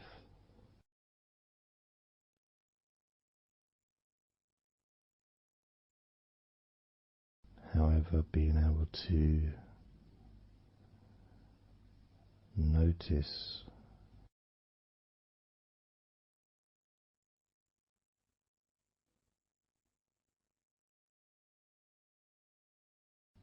the ease in which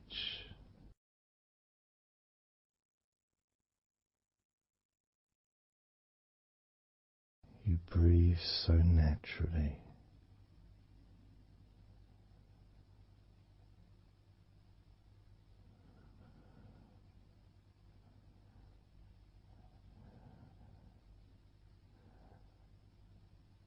You breathe so very easily and smoothly.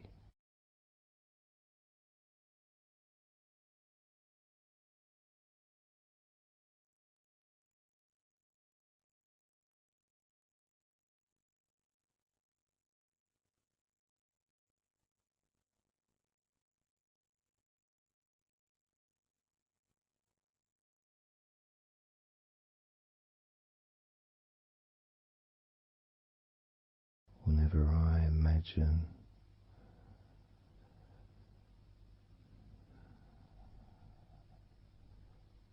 my breathing improving,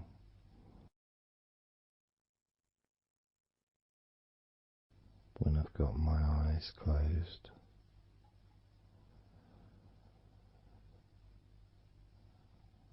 I tend to visualize a beautiful field with trees and flowers,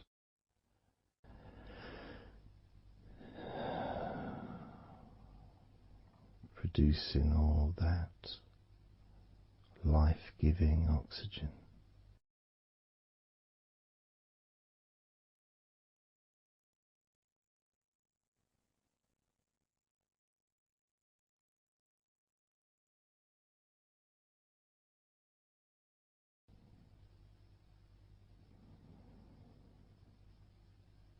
It feels nice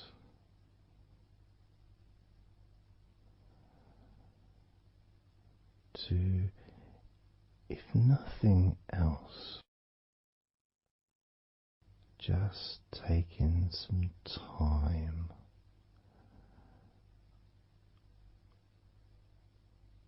away from everything.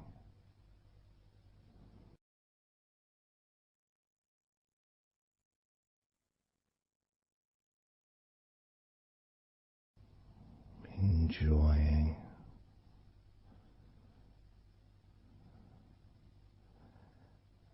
that feeling of peace, serenity,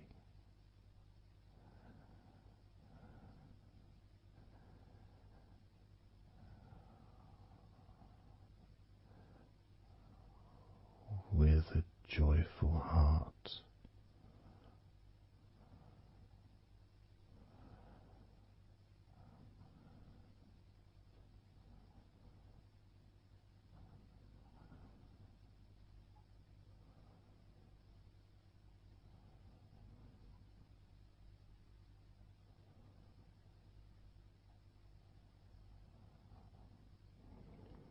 Time seems to just drip by so very slowly.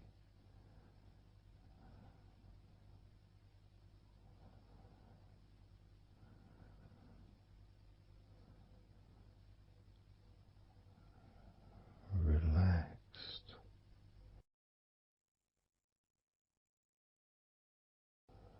so deeply peaceful.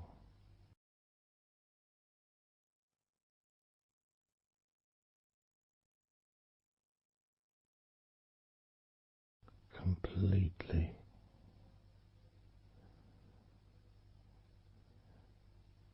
unattached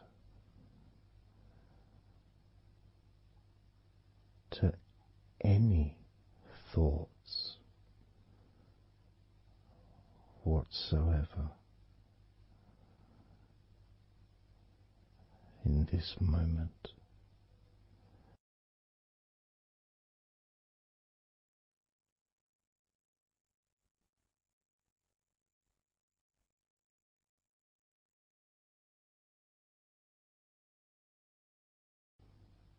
Completely free.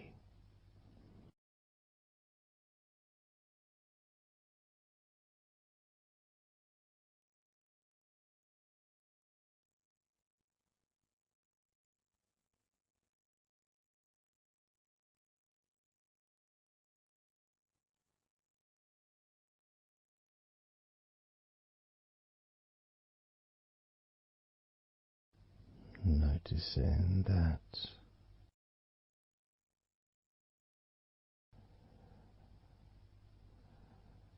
your mind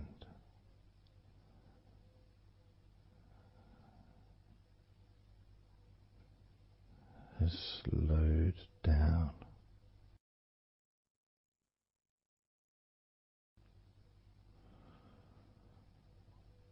slowed down.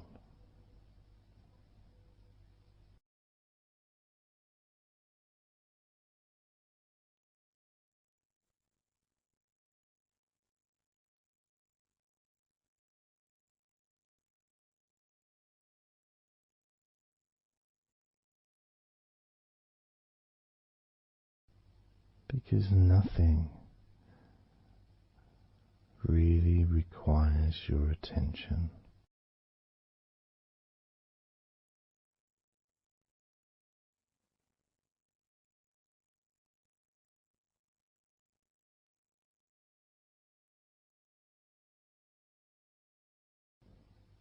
You can enjoy the physical sensations of allowing the stress to drip out of your body,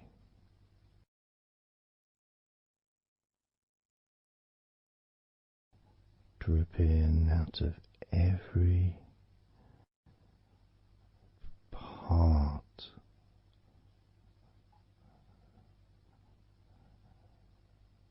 of your body.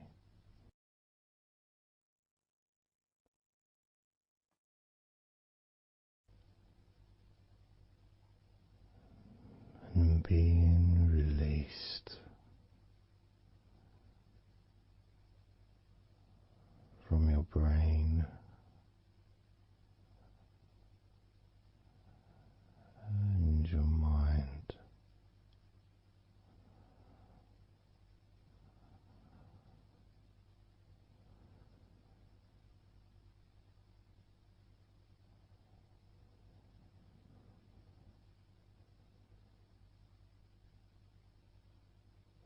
Slowly but surely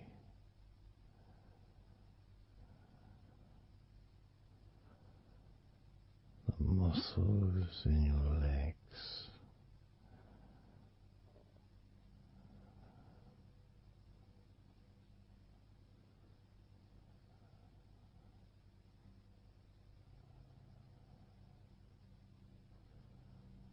relax,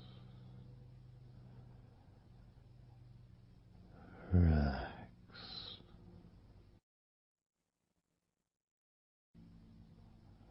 relax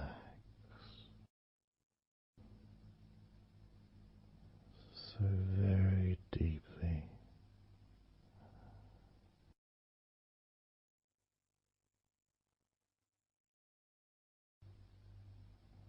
Relax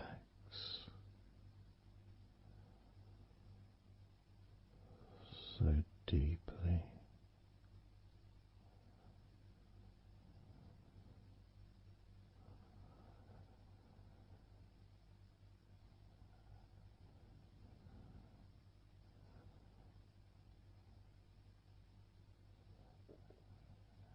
the feelings, the pleasant feelings in your arms and shoulders.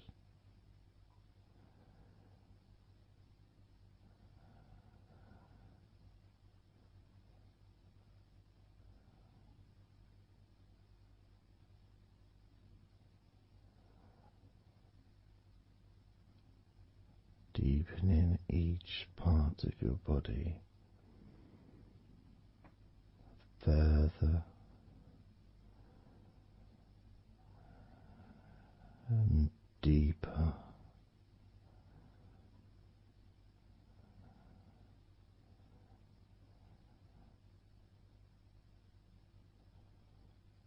and deeper.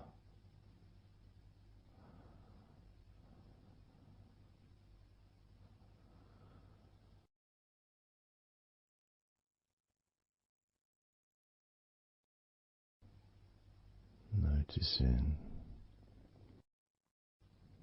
the feelings in the back of your neck,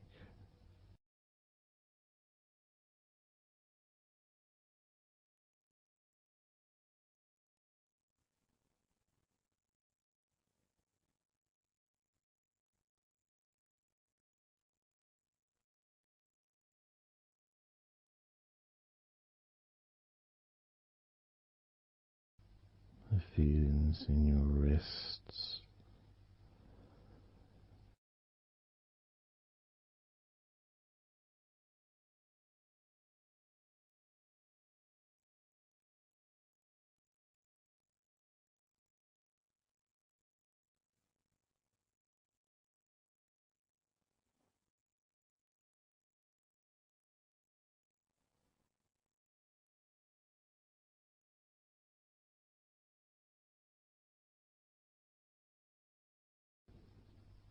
the muscles in the front of your body,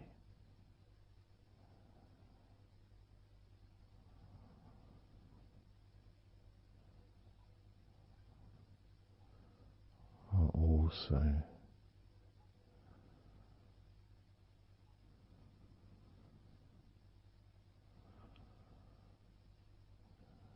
feeling peaceful.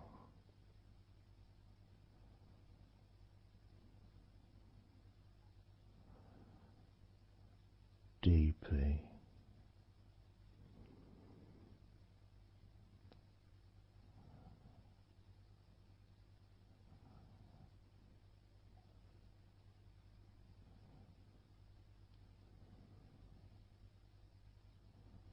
as a sense of peace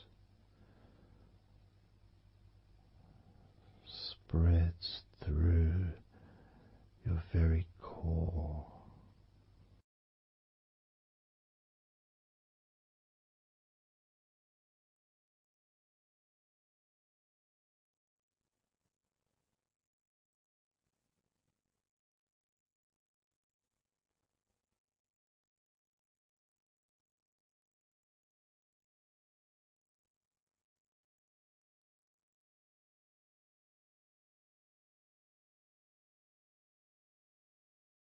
Even when you focus on your mind,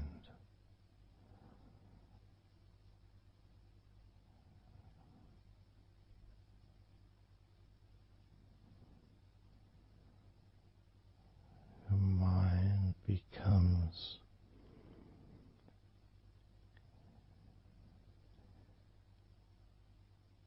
even slower.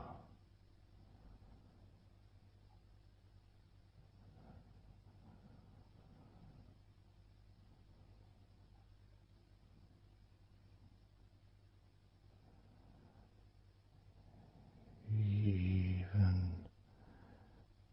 deeper.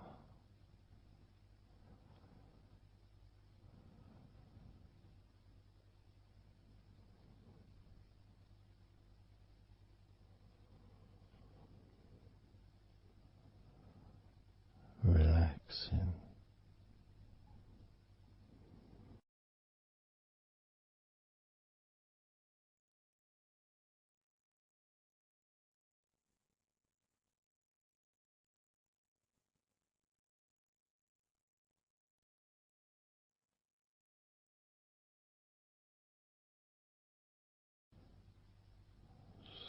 very slow.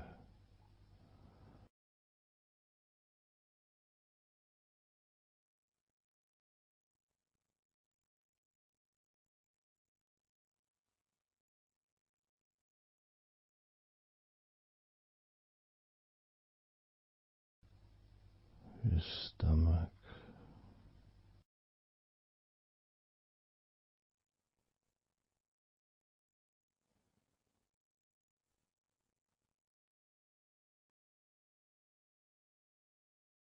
peaceful in your stomach.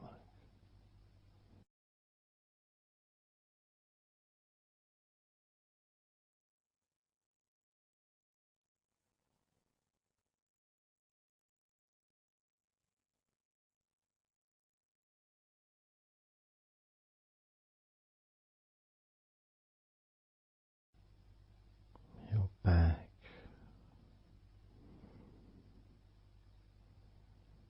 notice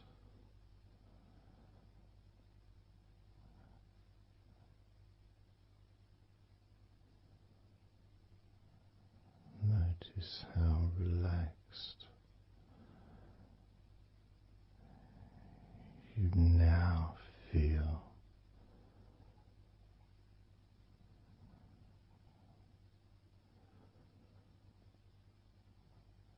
In the whole of your back.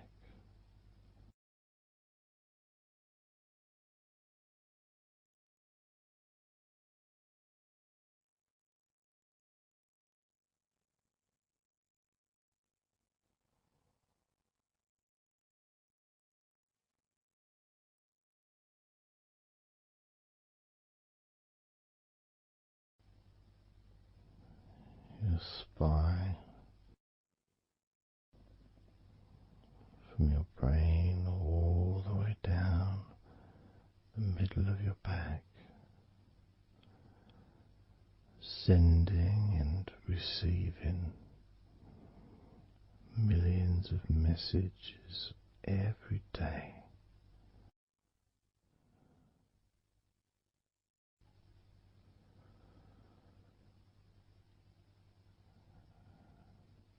Deep comfort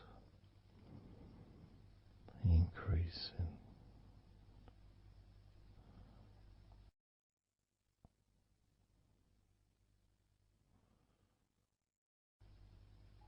Deeply relaxed.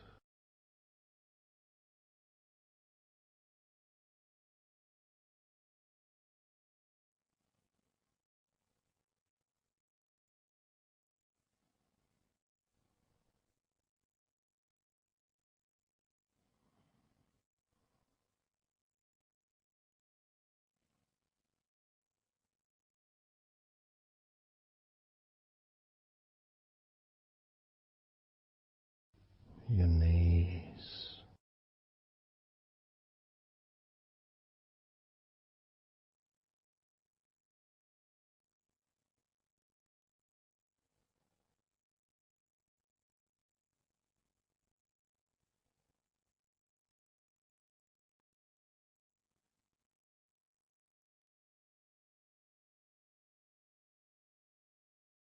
relax,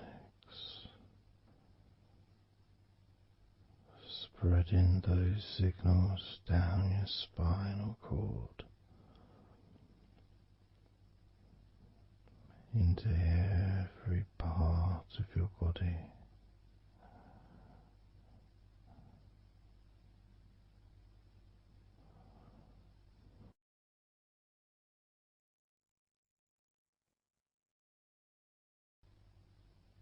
Your shins and your calf muscles.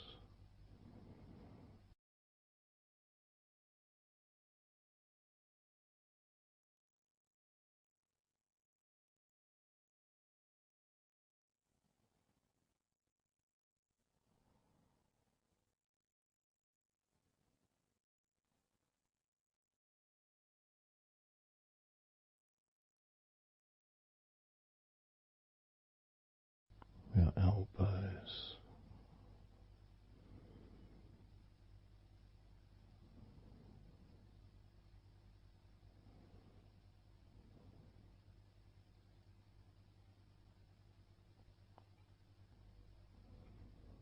feelings of peace and tranquility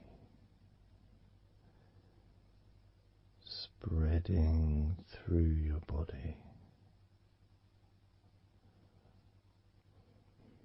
tips of your toes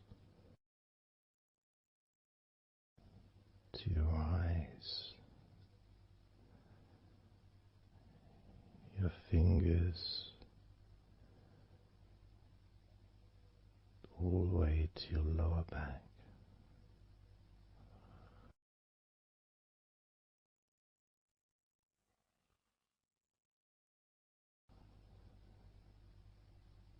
And letting go, really letting go.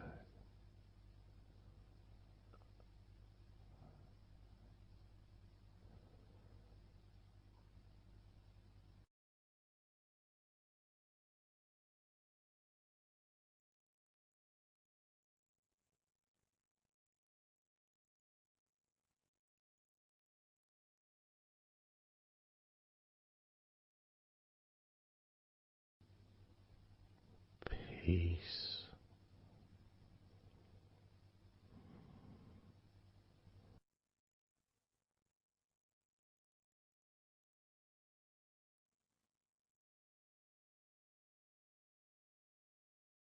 Drifting.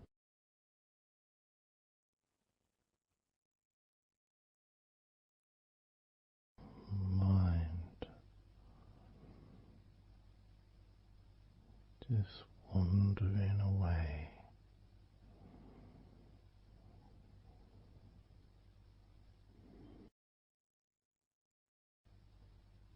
Happy to let go. Let go. Completely let go.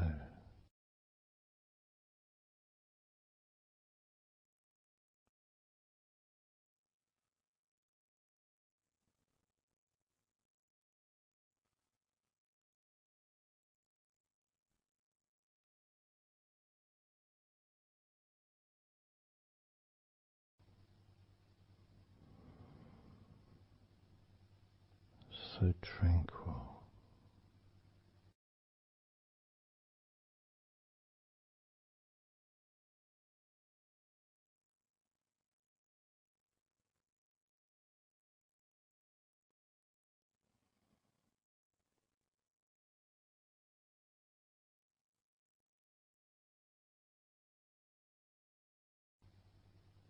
Your whole body enjoying a sense of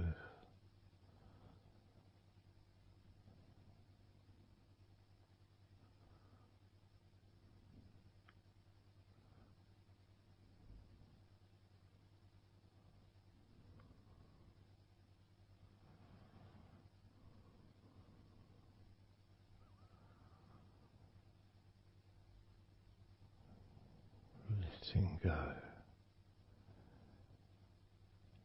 even more.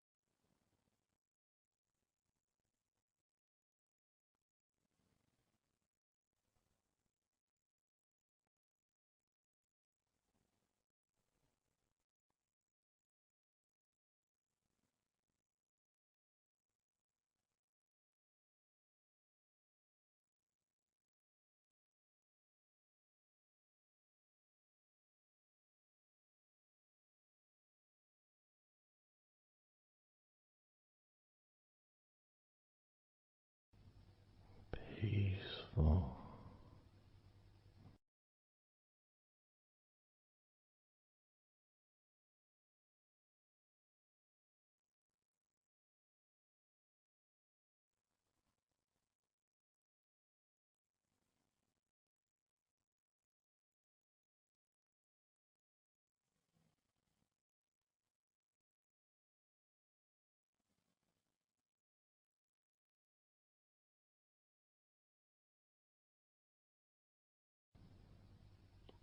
enjoying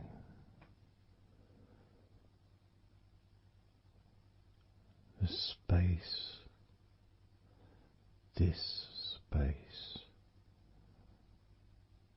of peace and safety.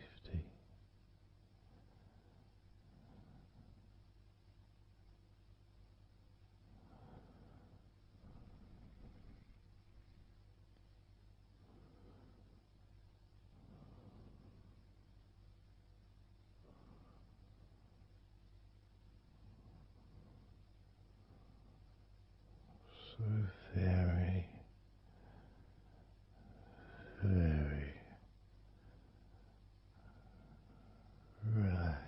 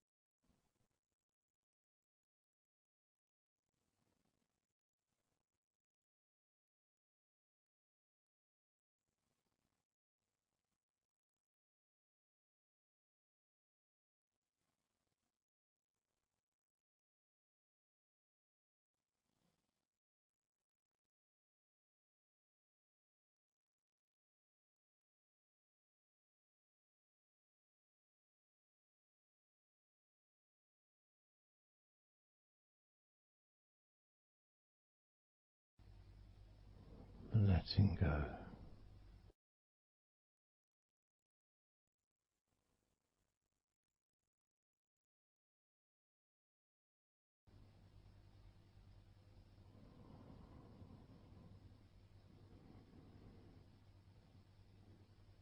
Maybe we can just focus on the different parts of your body, just to notice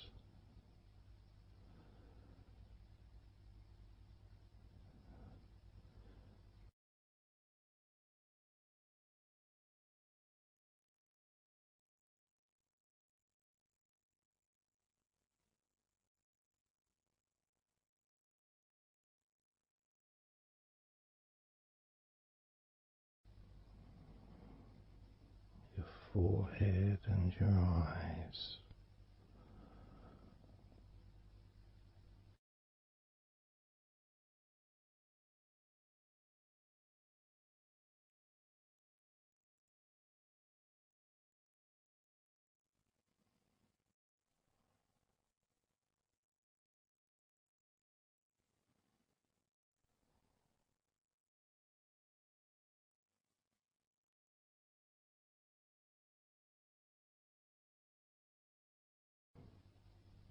Your jaw,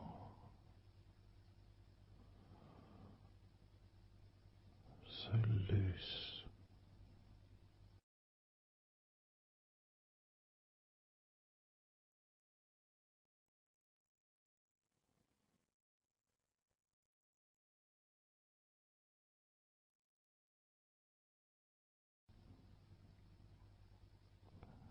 Noticing a sense of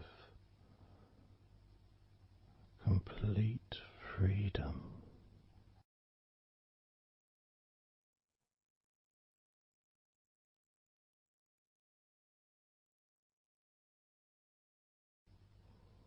Absolute freedom.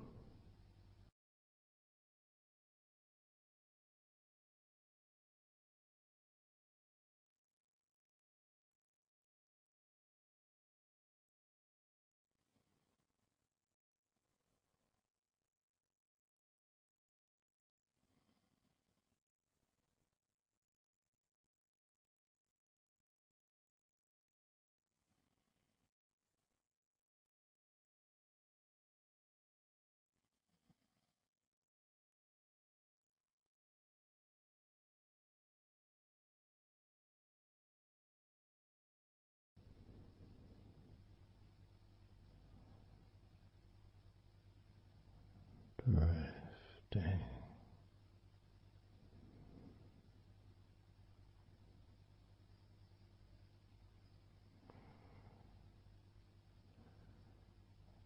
drifting,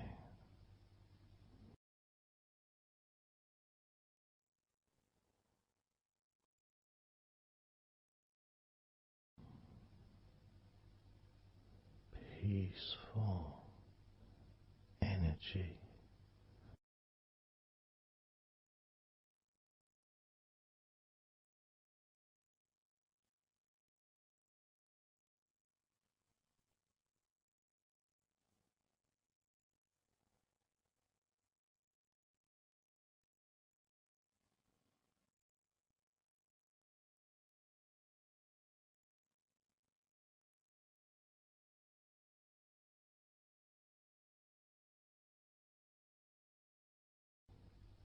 Peace to breathe, so much easier.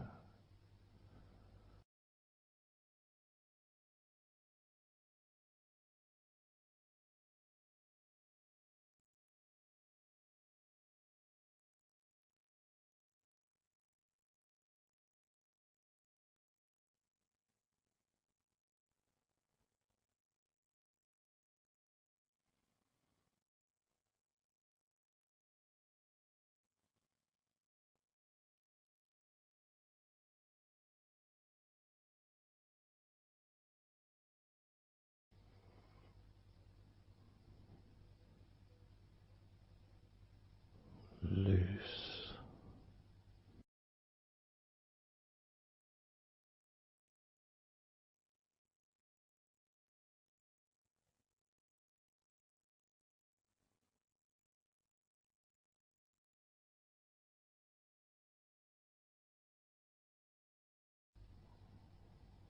you may have or may not have noticed your mind drifting.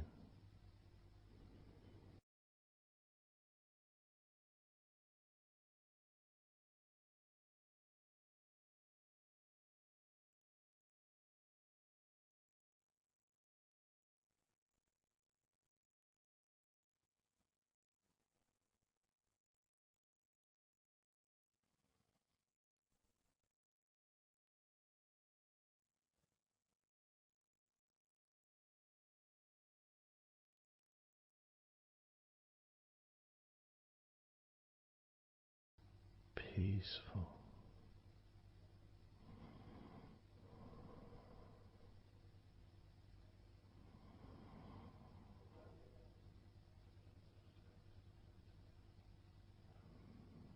moving even more deeply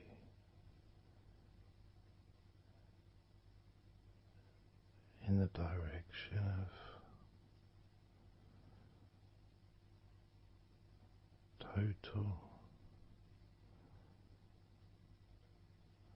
blissful peace, blissful peace.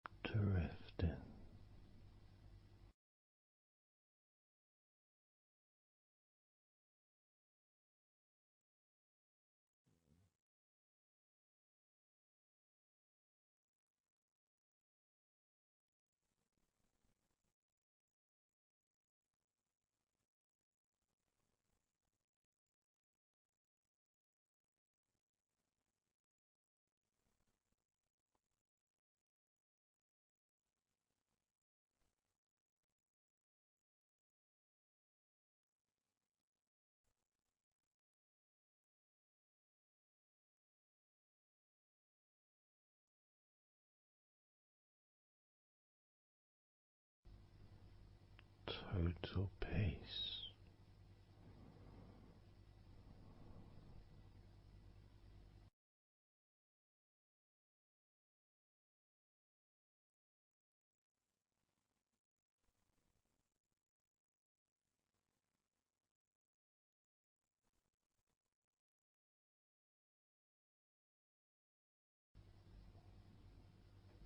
Calm, so calm,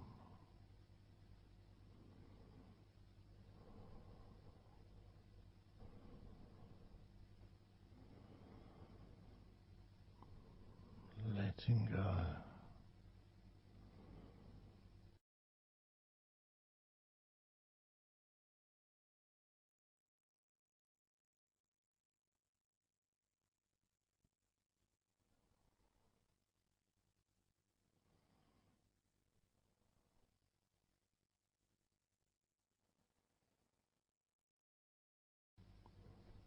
Peace of mind,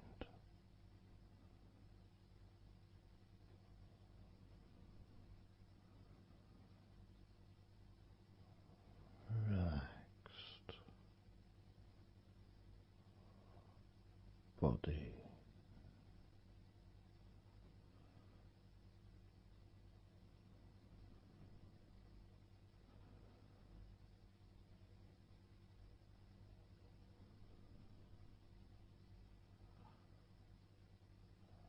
so relaxed,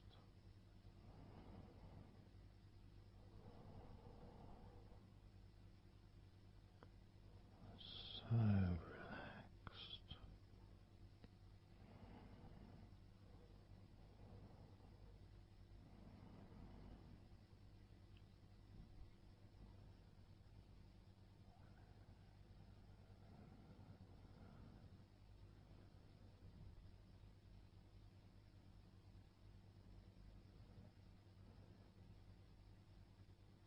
your body feels almost invisible.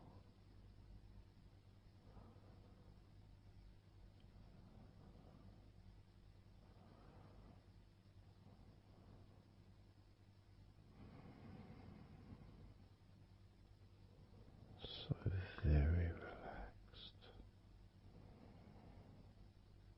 and peaceful.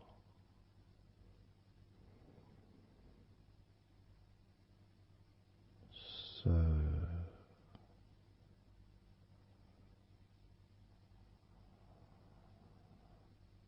peaceful.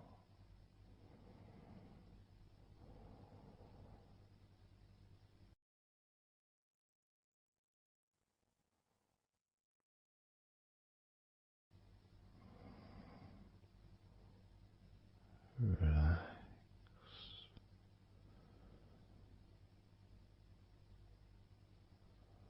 Let go.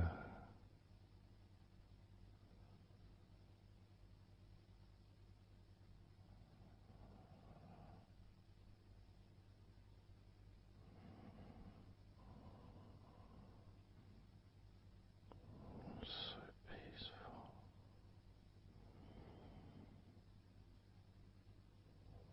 So very,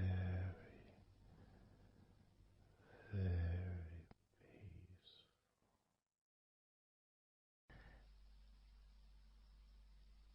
And you could start to notice that you are feeling more relaxed. Even though I've not purposely focused your mind upon that sense of physical comfort that is growing within you throughout your body, and your mind starts to slow down. And that could be almost in recognition of, I guess, my speech not being particularly fast.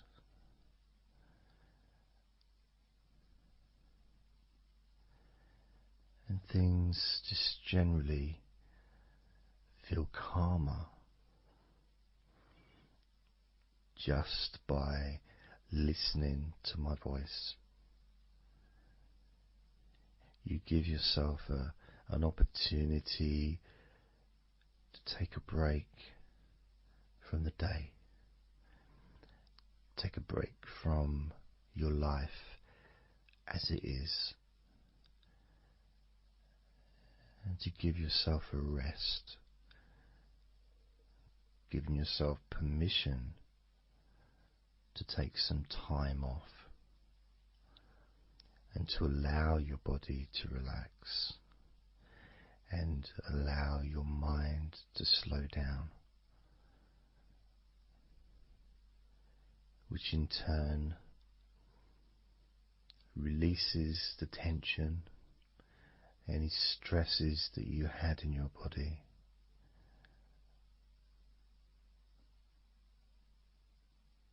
It's almost as if the parts of your body just open up, allowing the negativity out.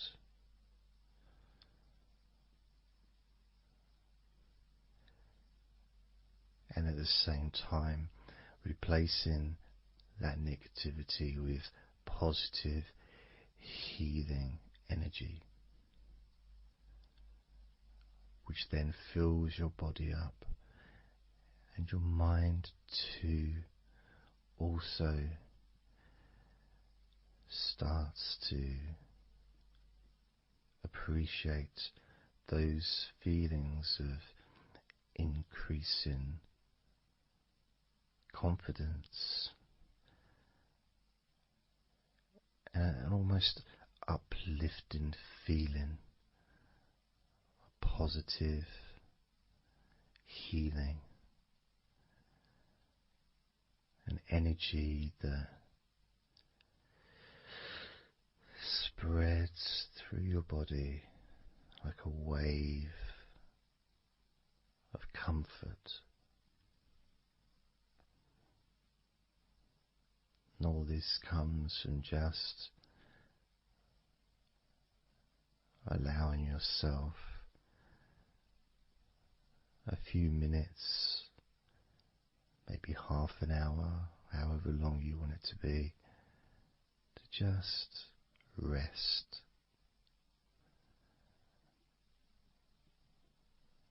And allow your mind and your body to almost reset itself to the settings of comfort and relaxation, calmness, which allows more room for feelings of pleasure and happiness to move around your body and into your mind, almost as if your mind and your body are sinking together, almost mirroring each other with that growing positivity and calmness. And it feels nice. It really does feel nice to know that you are the one that has allowed yourself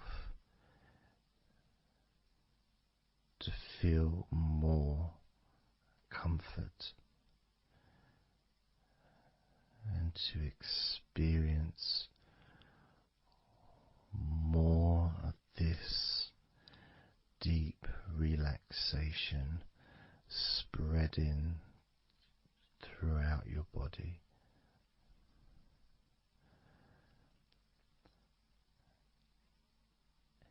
And as I focus on each part of your body, you you can notice that that part becomes even more relaxed just by focusing on it. It becomes even more calm and comfortable just by focusing. And as I move down your body, starting at your head, the parts that you've already focused on will continue to relax deeply. And those parts that we've not yet focused on will just automatically release any remaining tension in anticipation of even more comfort about to come.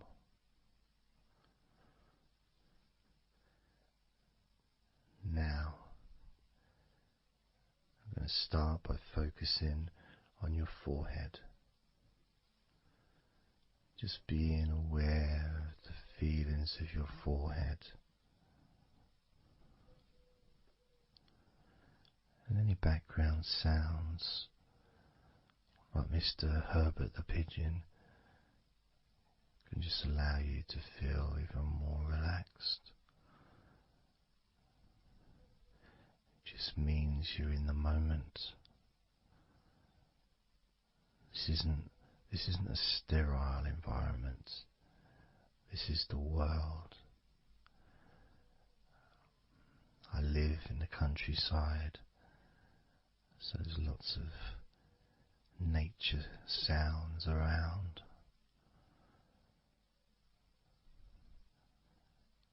So as you focus on your forehead, just notice how it becomes even more relaxed as you focus only on my voice and that part of your body.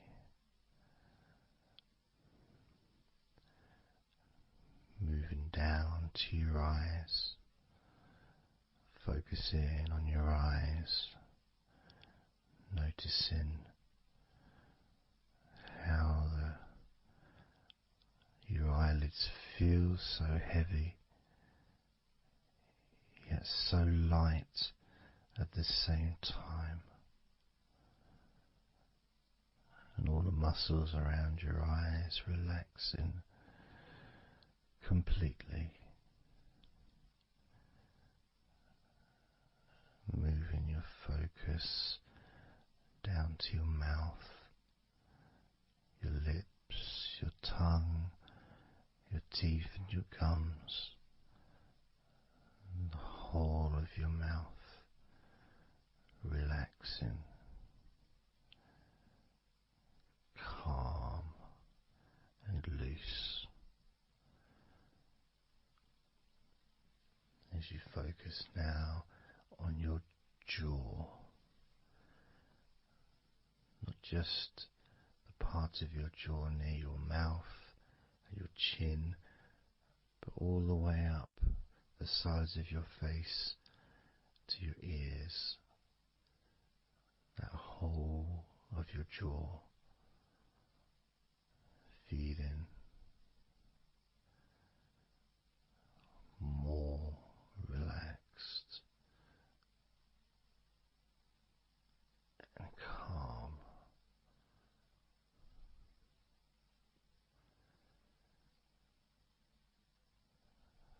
Focusing on your neck, the front of your neck and your throat, relaxing and loose and calm. The sides of your neck, the right and left side of your neck, relaxed and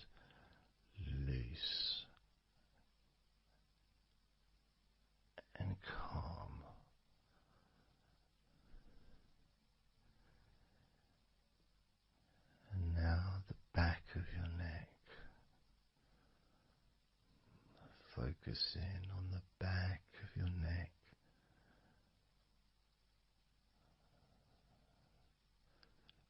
letting go of any tension that may have been there before, and enjoying that sense of increasing comfort and release that you can experience in the back of your neck.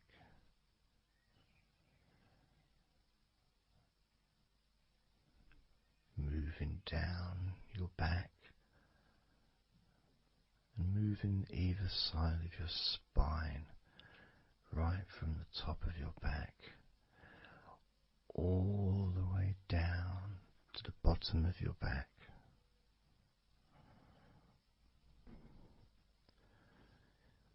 Down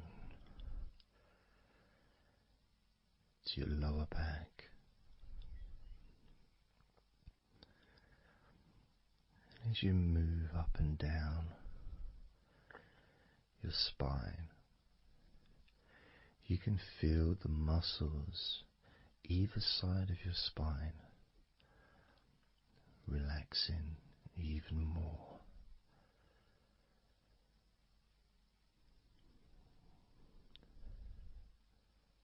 And as those muscles relax, that sense of comfort starts to spread outwards from your spine into both sides of your back. The top of your back, the middle and your lower back. And as you scan gently and slowly up and down your back, as the muscles in the top of your back relax and become looser, the muscles in the middle of your back also seem to just almost divide from each other, separating and almost melting.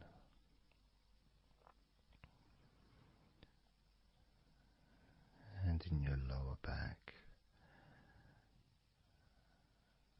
there seems to be an extra special feeling of comfort that spreads into your hips. So down your lower back and into your hips, into the area where your coccyx are, and into your buttocks. And all those muscles that spread from your lower back into your hip area start to melt, start to really let go.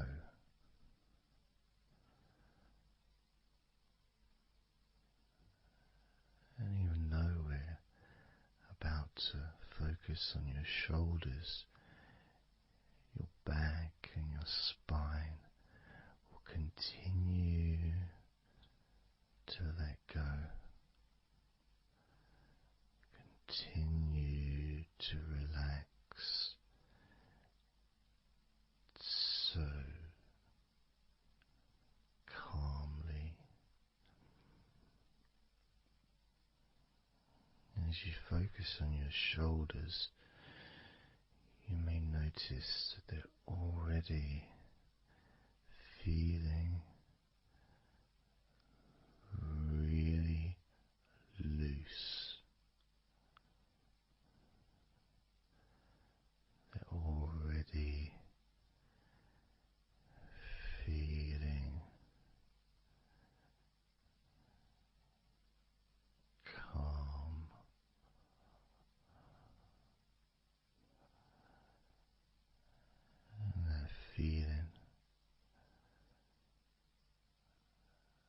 those muscles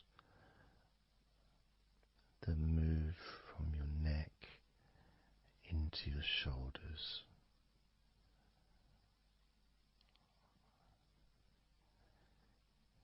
Feel so soft and gentle, so smooth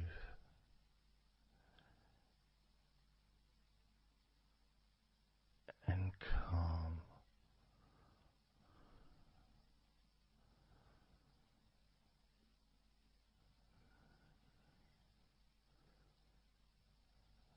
And the feeling in your shoulders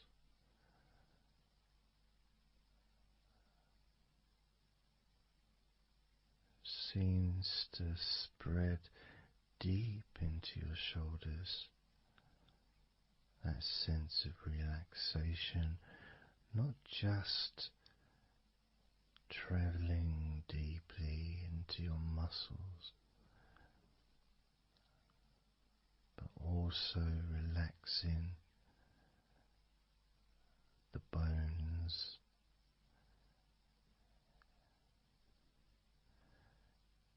and moving all the way to underneath your arms, relaxing that whole area between the tops of your shoulders and underneath your arms, healing.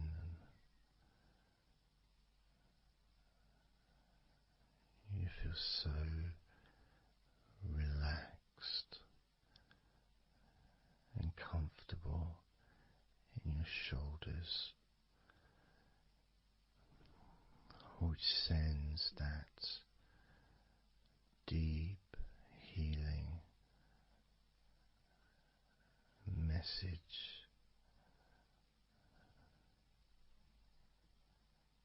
into your arms.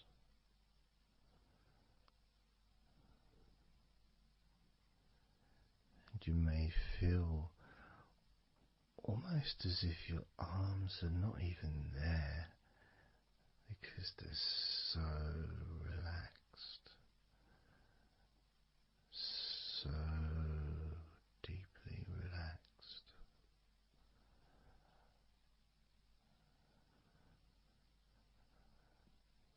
So calm.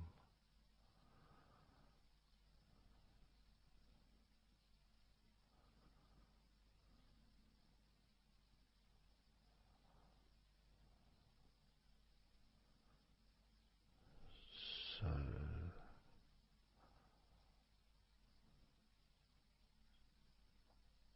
loose.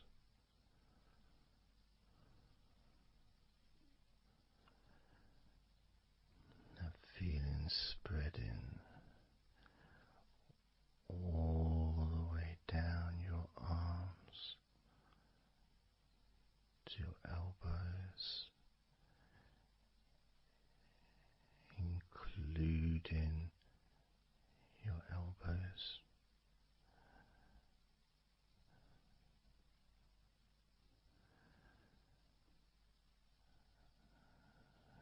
Circumference spreads all the way into your wrists, your forearms and your wrists,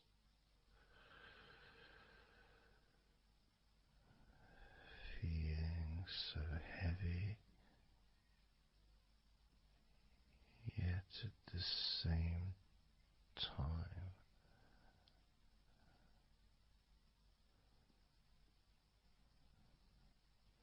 so light and gentle.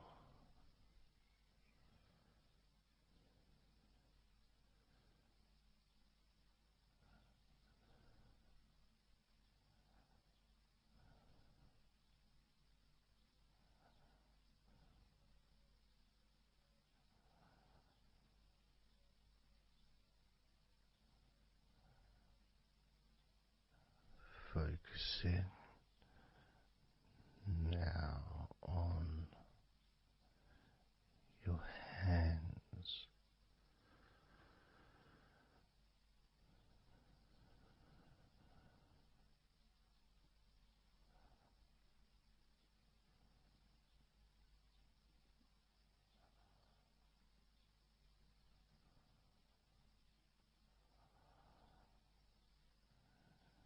Your hands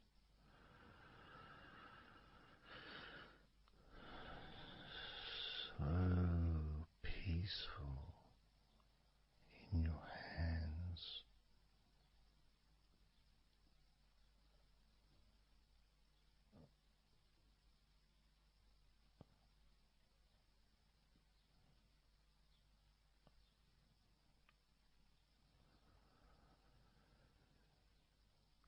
There's a sense of real peace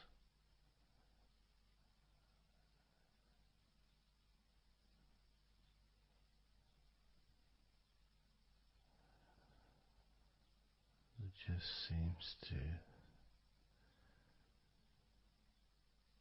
feel so familiar when your hands relax deeply.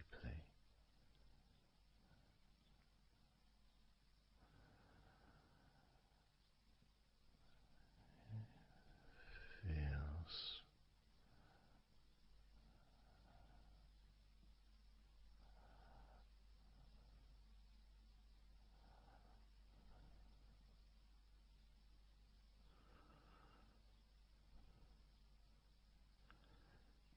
your fingers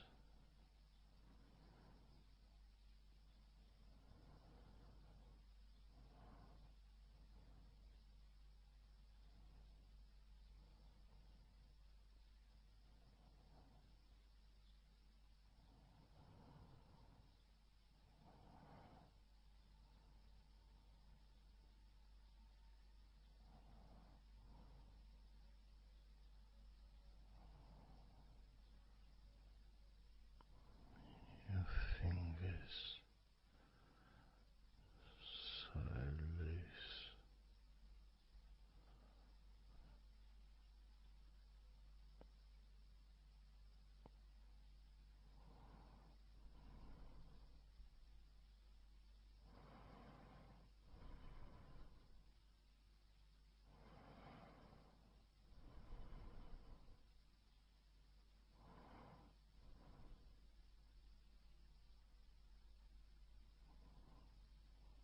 Your fingertips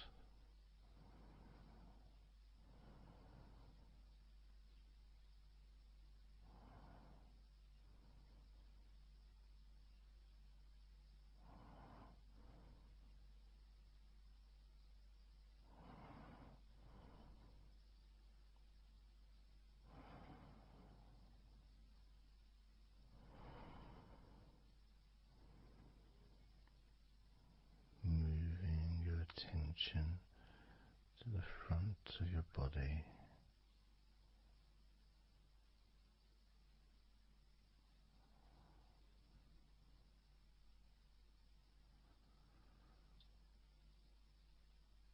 so comfortable.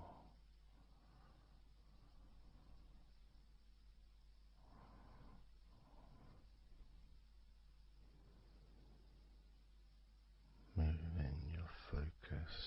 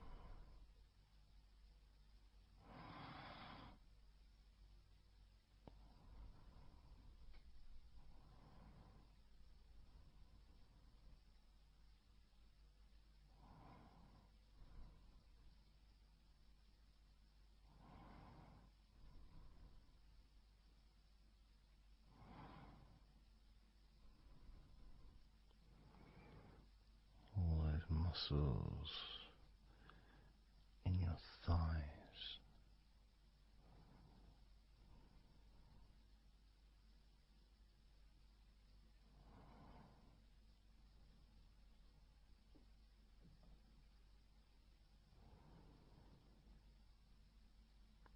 Your knees, so relaxed.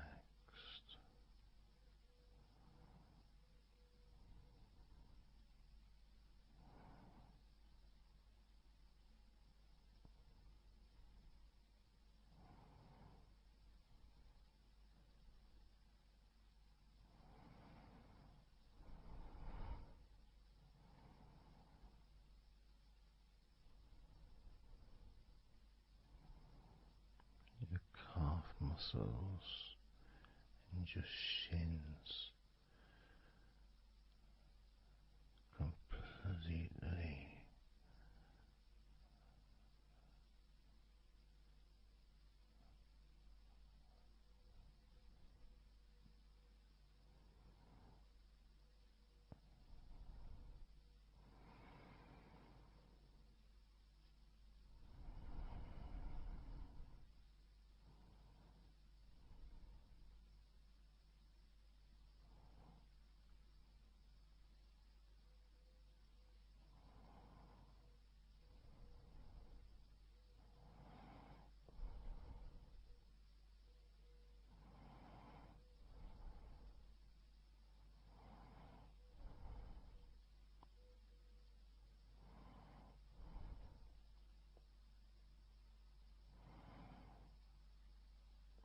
relaxed.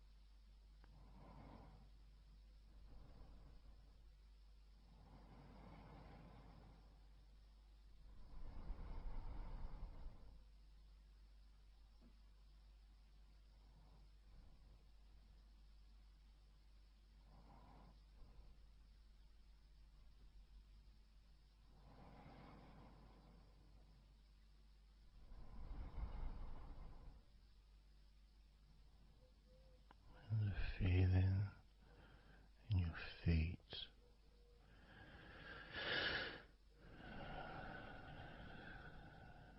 so peaceful and so calm,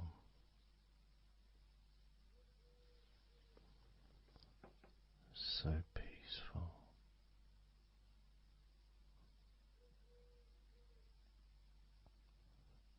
so calm.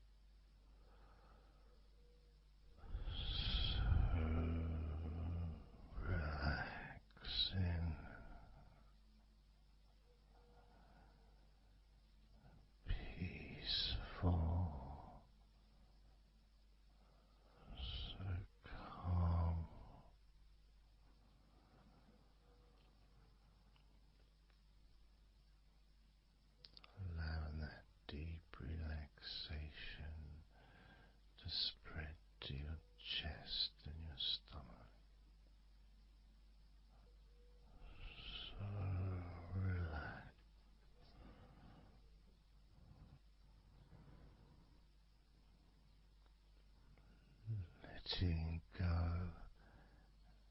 of everything.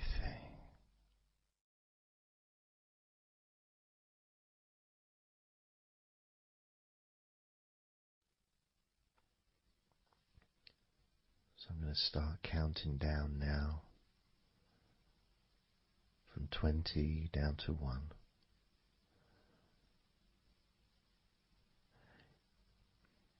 You can imagine, in a way, it's like just walking down some steps. And each step, all 20 steps, and each step represents a level of comfort. Each step represents a deepening of that comfort.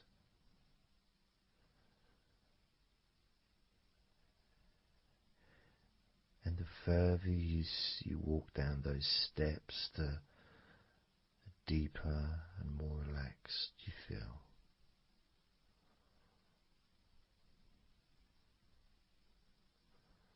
So, starting with number 20.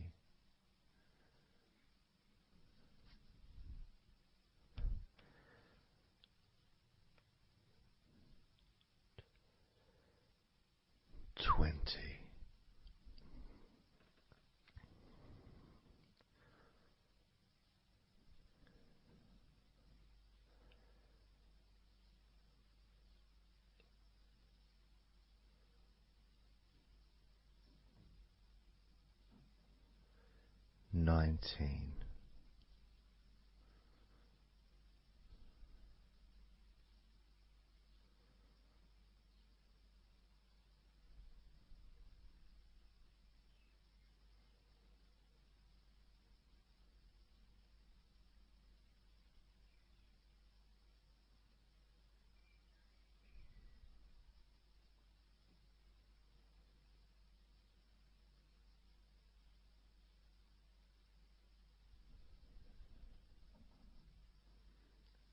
$18.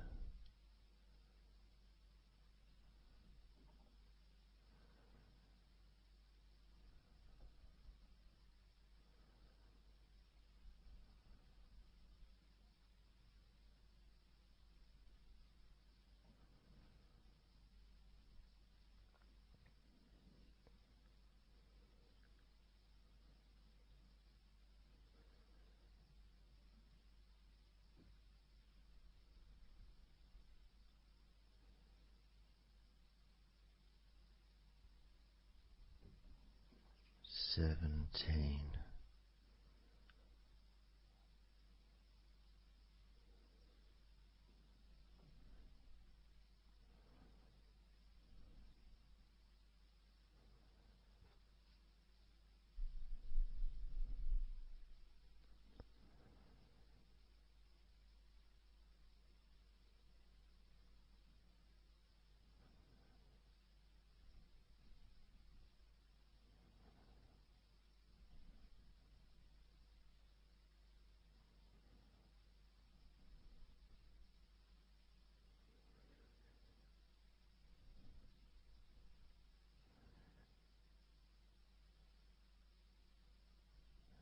$16.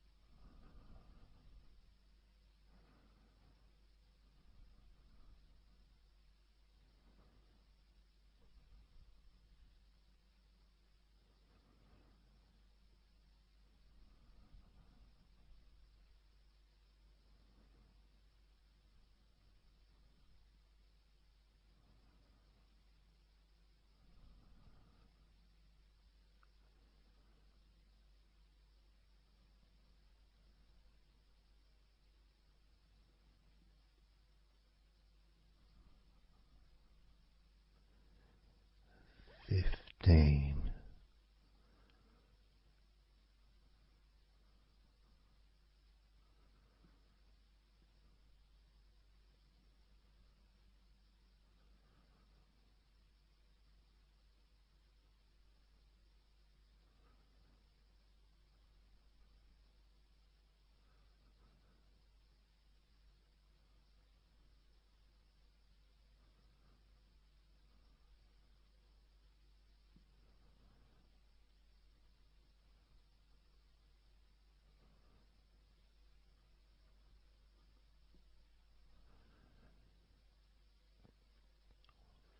14.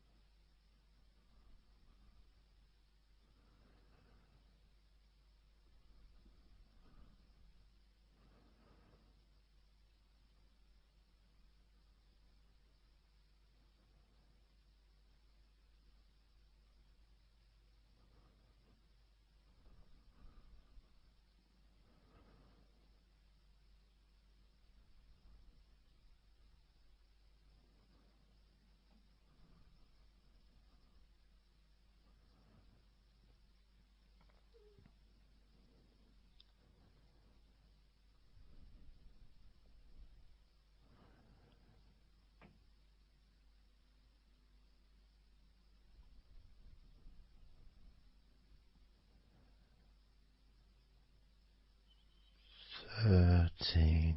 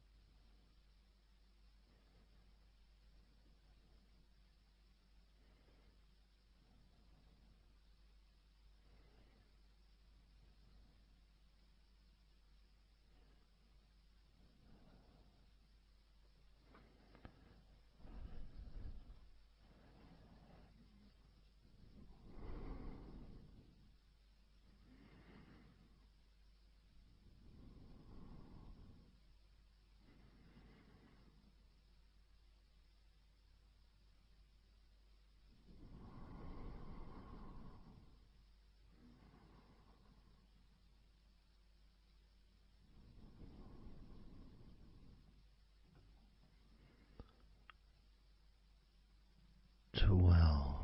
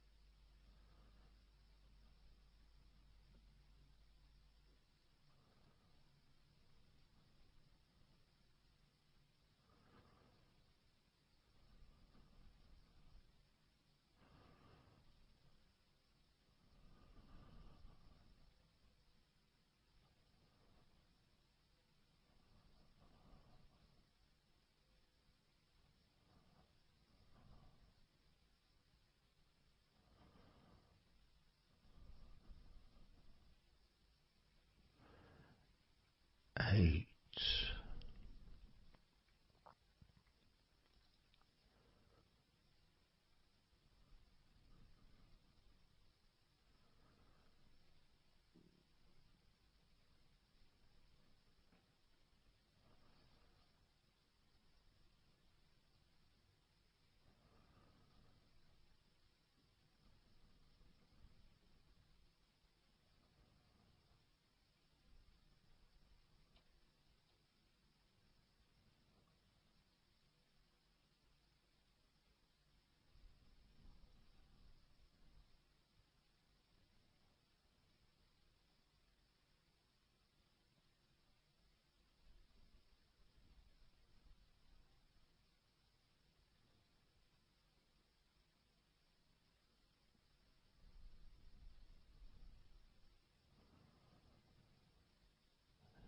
7.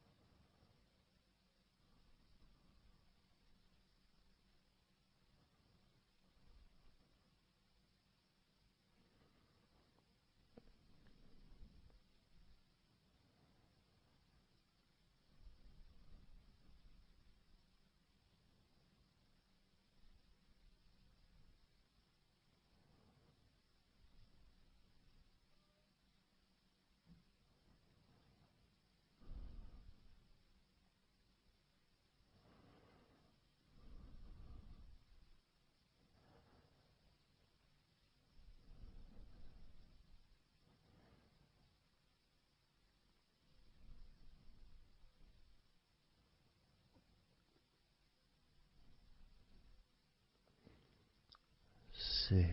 5.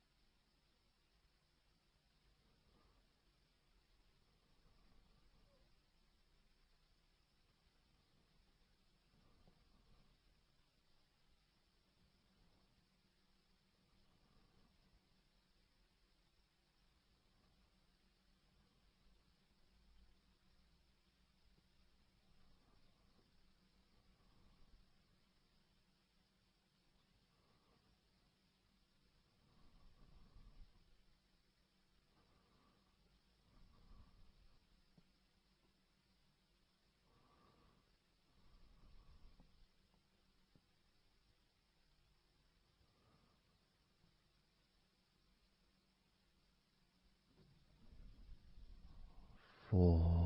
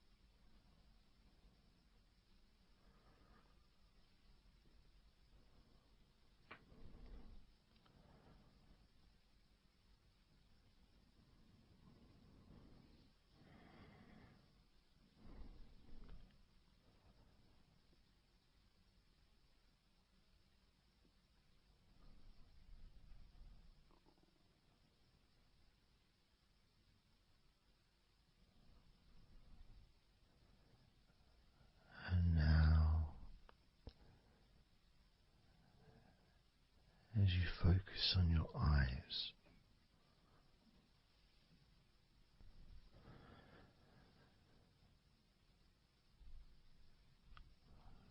we're going to count down from 10 down to 1.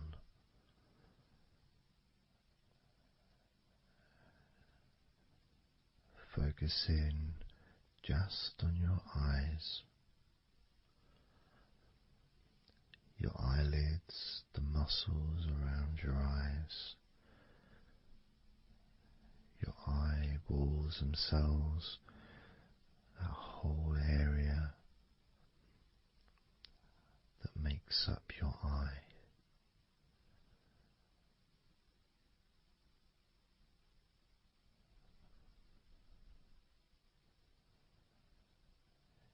And as we count down from 10 down to 1,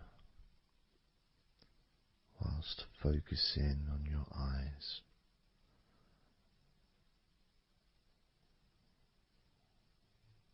you will become twice as relaxed with each number counting down.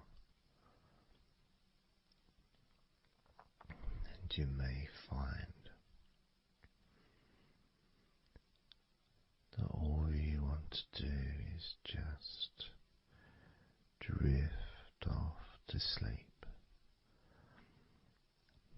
And if that's what you want, then just allow yourself to do that.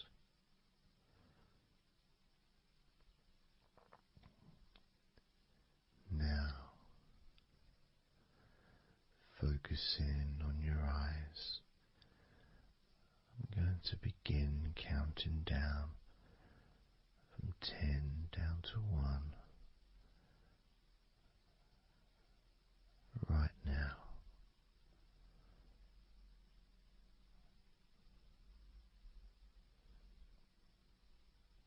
10.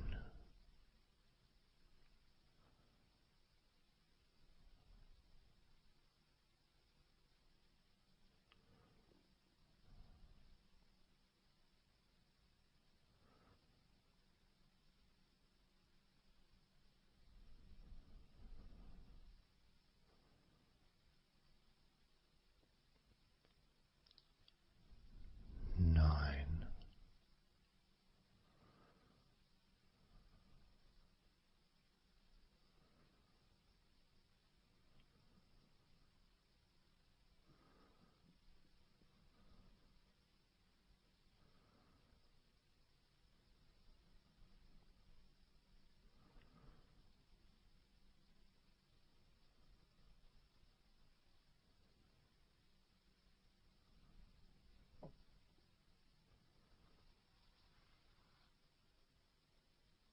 Eight.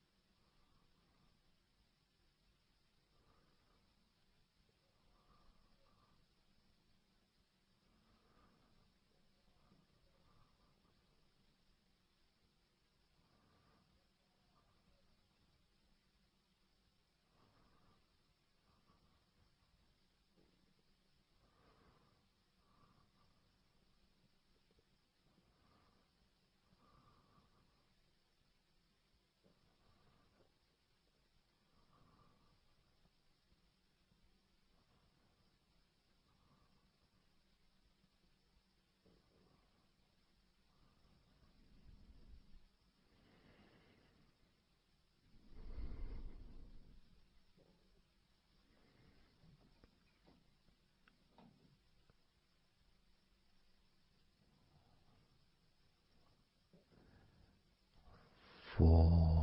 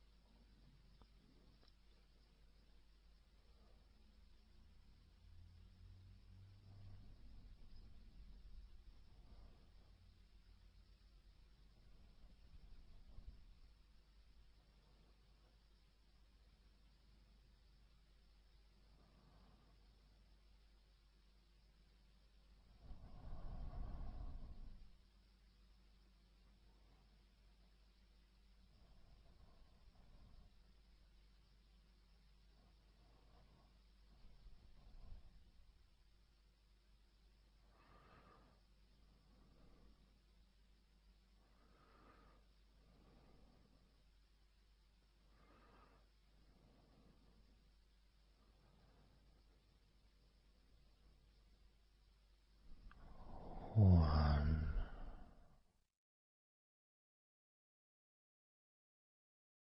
So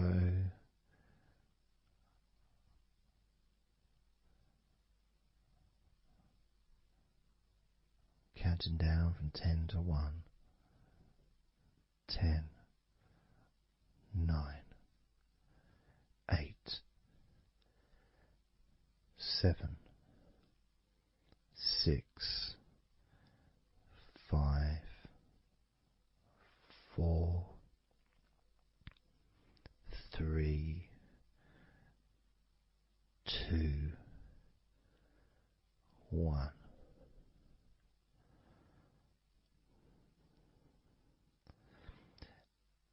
And maybe that was a bit too quick in order to relax. Maybe it's a bit too fast for you to notice the calming of your body. Maybe even a little bit of pressure there, like You're counting down from 10 to 1. What do you expect me to do, man? You expect me just to go all floppy just because you're counting down?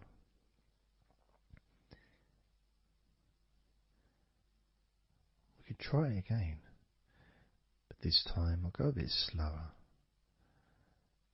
This time, as you focus on the whole of your body before we focus on your legs,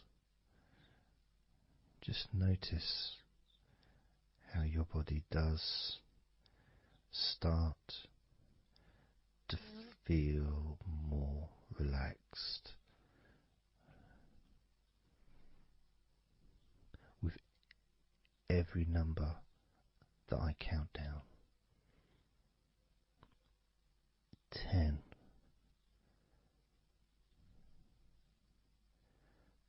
9.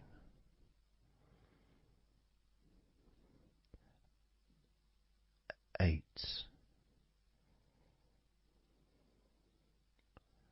7.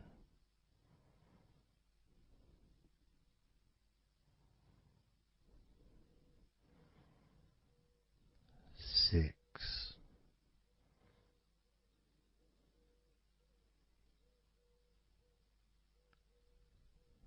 5.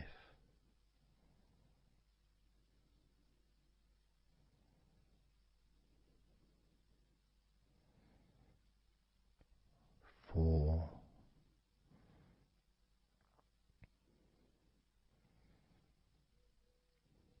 3.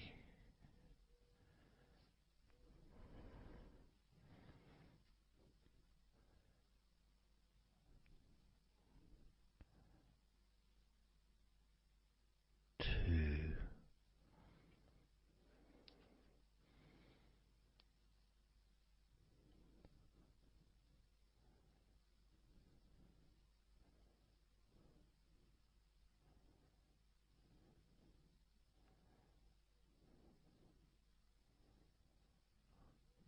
1.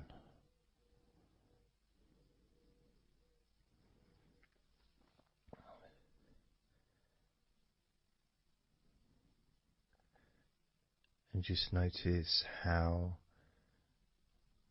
you feel generally, how your body feels.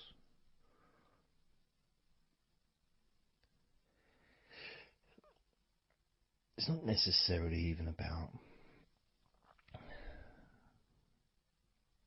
counting down from 10 to 1.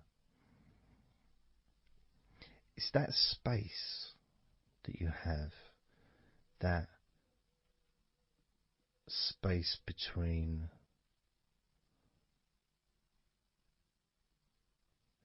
being active physically or mentally to just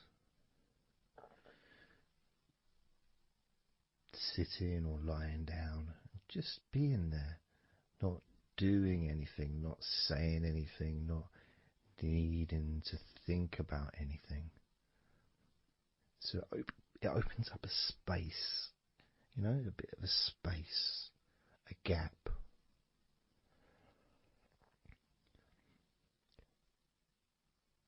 And the more I count down from 10 to 1, the bigger that gap becomes.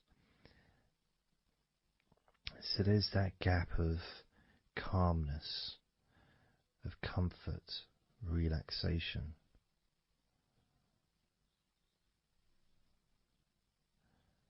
It's a nice feeling.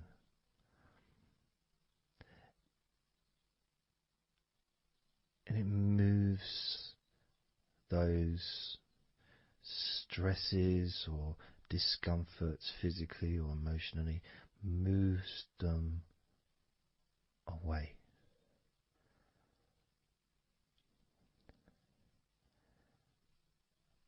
Allows you to just slow down.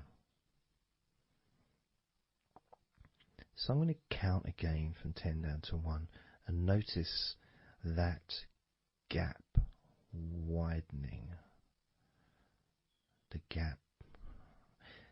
And as it widens, it's almost like the stress and attention falls into the gap.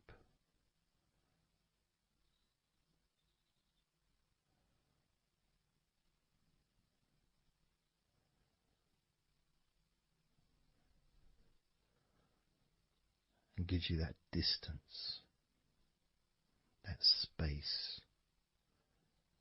Now, 10, 9,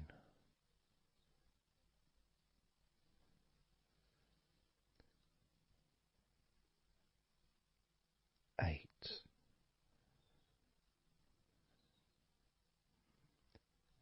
7,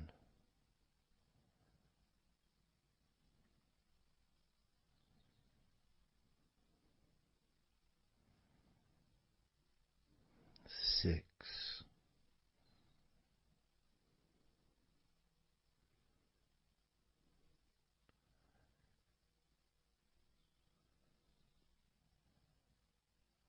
5,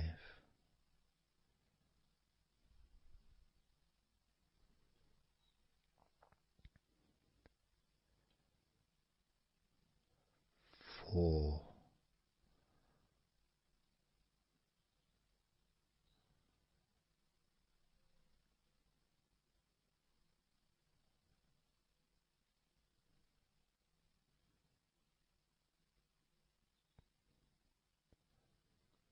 3,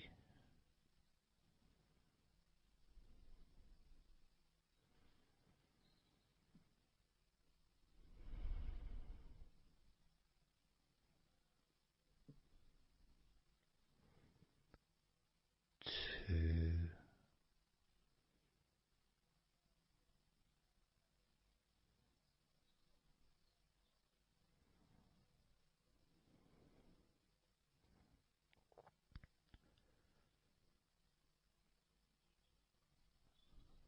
1.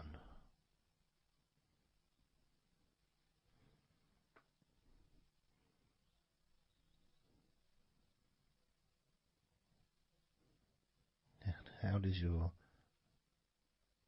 body feel now?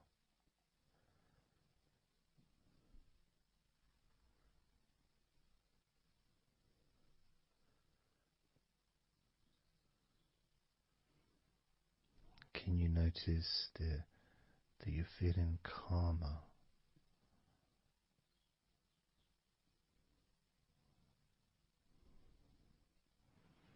That you're feeling more relaxed?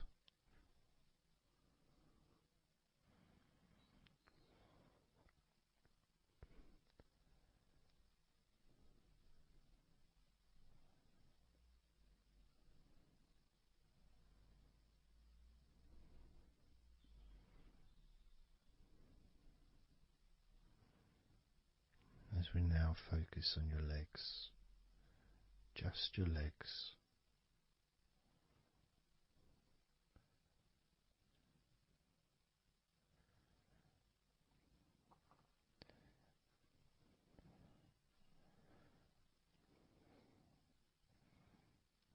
We're just going to start with focusing on your thighs.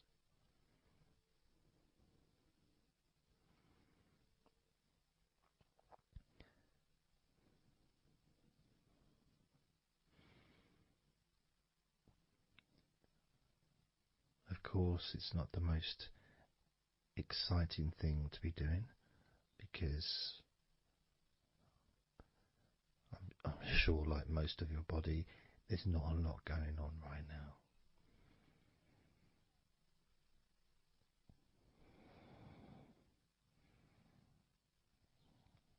Just focusing on the whole of your thighs,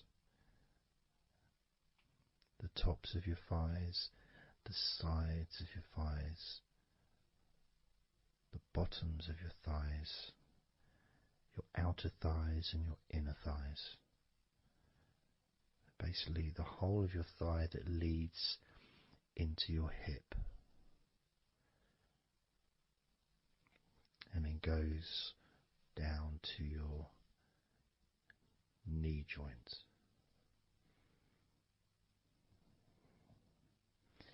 Now this is a big area. It's a very heavy area. It's very strong. Probably the strongest muscles in your body are in your thighs.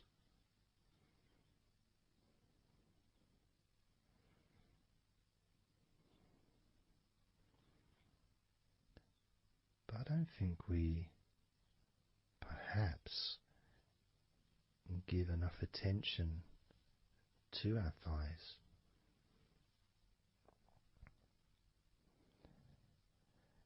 Perhaps we don't acknowledge how important our thighs are to our lives.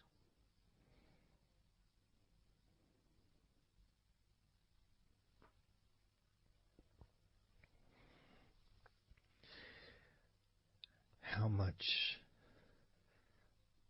they actually do for us all through our lives.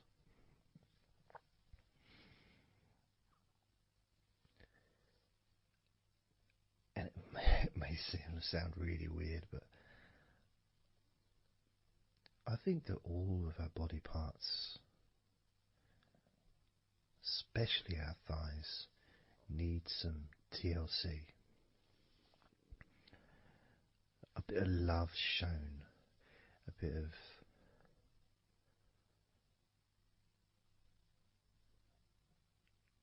acknowledgement, a thank you, gratitude for what our thighs do for us.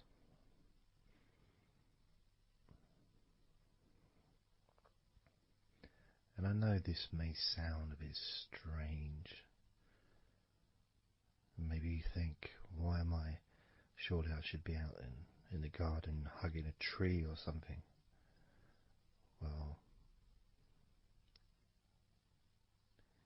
it's hard to set a microphone up on a tree. That's why I'm doing this indoors. Otherwise I would be outside hugging a tree. No, I can't see the television from the tree.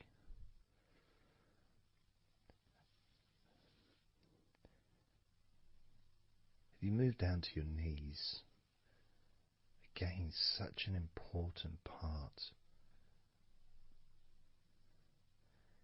And I think we don't necessarily, I'll speak for myself here, I don't necessarily appreciate all that my knees do for me until I have a problem with my knee.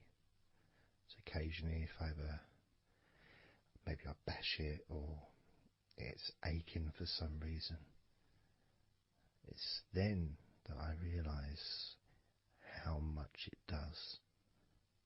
You know, the benefit of being able to use my legs without any kind of physical discomfort is a beautiful thing that's possibly not appreciated until it's temporarily removed, you know, that comfort. But as you focus on your knees, regardless of how your knees feel, you can add that sense of gratitude and love to your knees for all that they do for you.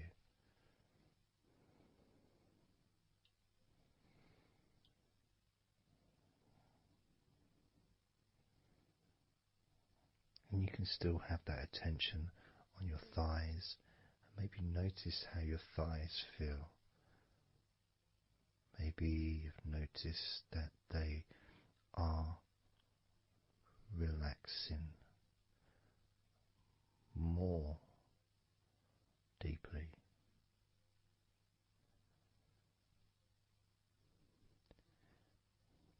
As you focus now on the bottoms of your legs, your shins and your calf muscles, and the bones between your knees and your feet, incorporating, of course, your ankles. So important.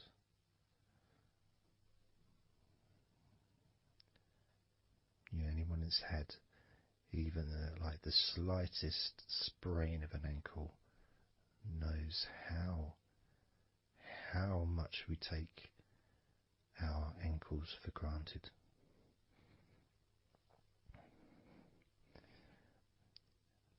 And it's kind of strange in a way when you think that,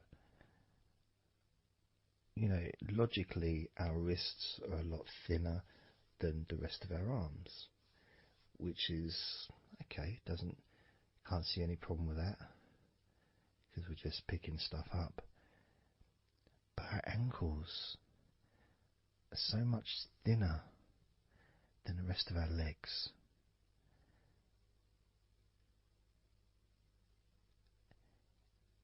And from a physics perspective, or logical even, it doesn't really make sense that all this weight would ultimately be resting on your ankles, then leading to your feet.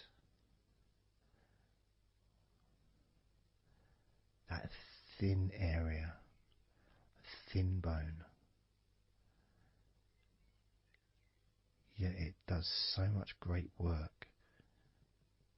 Supports us, supports our body for a lifetime. Helps us to balance, helps you to get around and be mobile.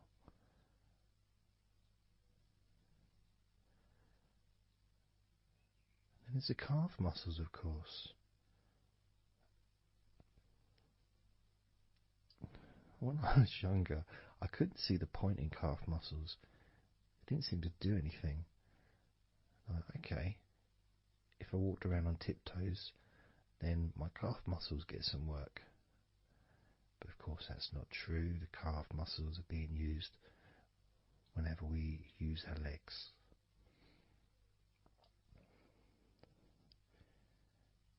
And your shins, there to protect your lower legs, shaped in a way almost as a protector for the bone.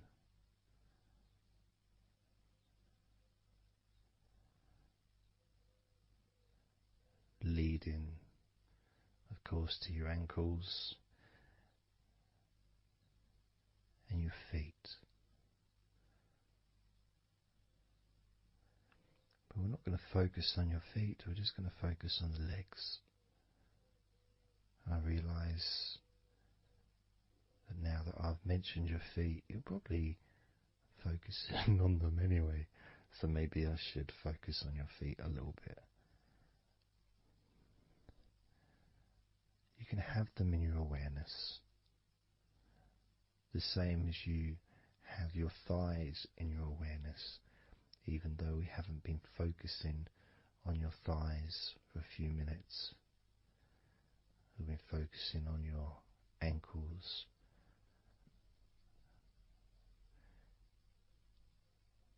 there's still that sensation of comfort in your thighs. And there's that movement of energy, because the thighs hold lots of different sensations. Of course, there's the muscles, the big, strong muscles that we have in our thighs.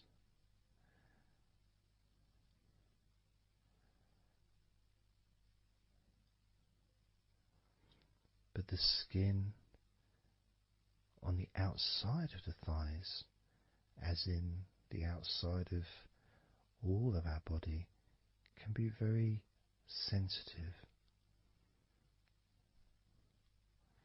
sensitive to the touch, sensitive to temperature.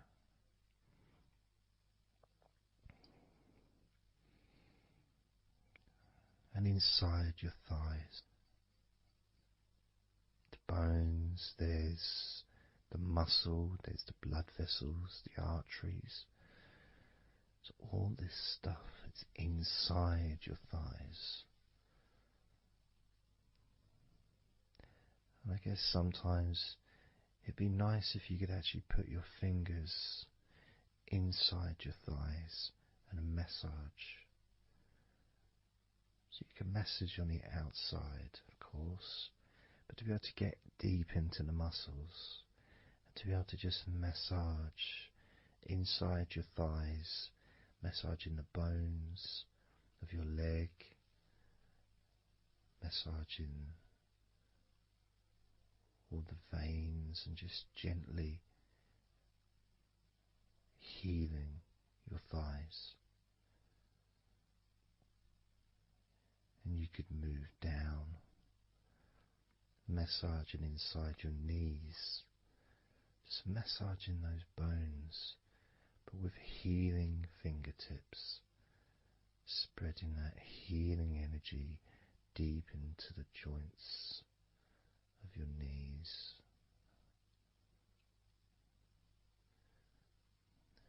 Of course, there's the back of your knee, you know, the inside crease where your knee is. It's a very sensitive area. Feels very nice when you stroke it. That might be because it's an area that's not really touched very often. It's almost like a hidden part, that crease in your legs. It's almost like a part that has a sensitivity which is a little bit different.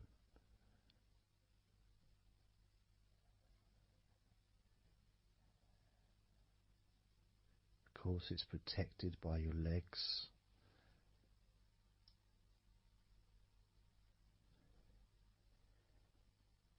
So you can imagine putting your fingers into that crease in your legs.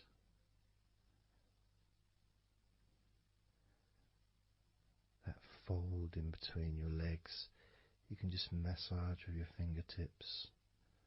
Imagine your fingertips going inside, massaging the muscle tissue.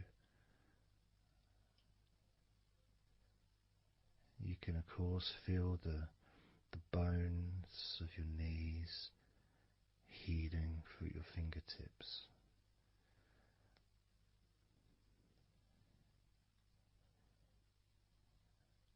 And then as you go down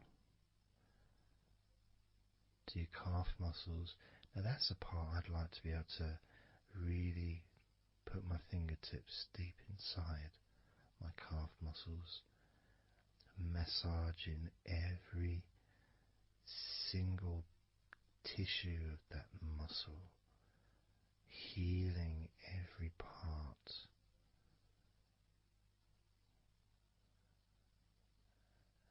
And then doing the same for my shins, massaging and gently stroking the bones, gently stroking them, healing in a loving way, because they deserve to be treated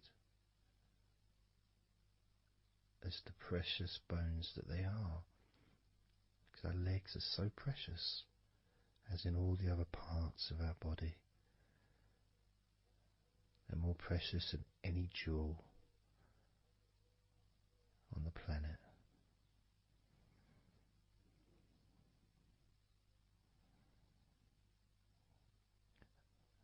And when you start to think about your legs in this way, it can change your perspective. It might sound a bit silly to start with, the idea of having love for your legs, showing appreciation for your thighs, wanting to be able to put your hands in your thighs and massage the muscles and the bones, and to get your fingers deep in there, releasing all tension, just to show how much you care about your legs, how much you care for what your legs do for you regularly. Your knees, your calves, your ankles, the strength of your ankles, considering how thin they are compared to the rest of your legs, especially your thighs. Yet they're so strong, so flexible. Absolutely amazing things your ankles are. Truly a gift because of what they do for you.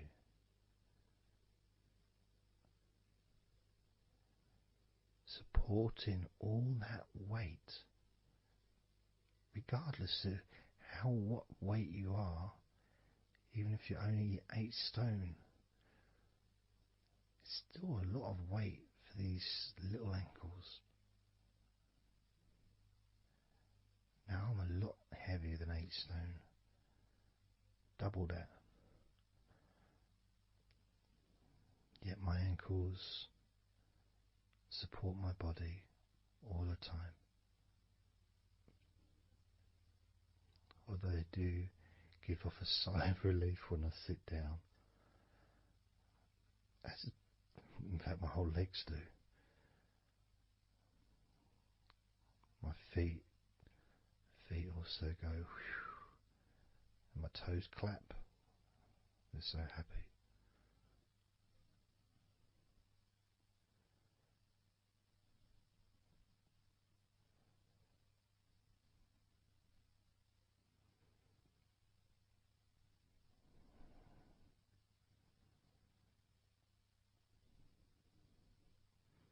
Your legs really are amazing.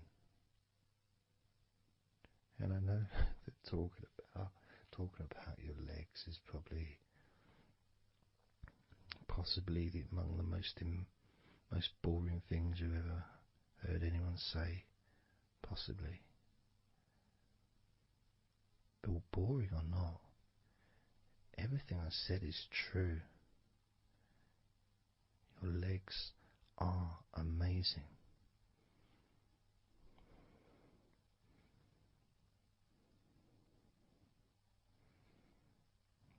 Your legs deserve not just respect,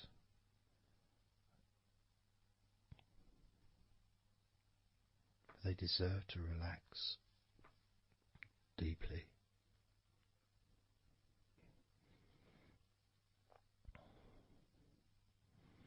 They deserve to take some time out of the day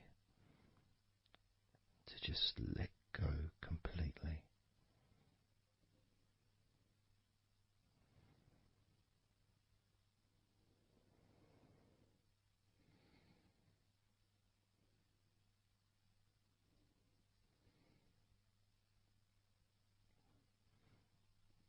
Your legs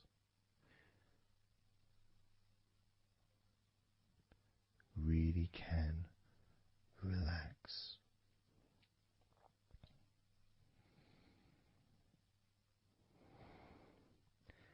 And because the legs are such a very important part of your body, when you relax your legs, the rest of your body also naturally follows in that journey of comfort.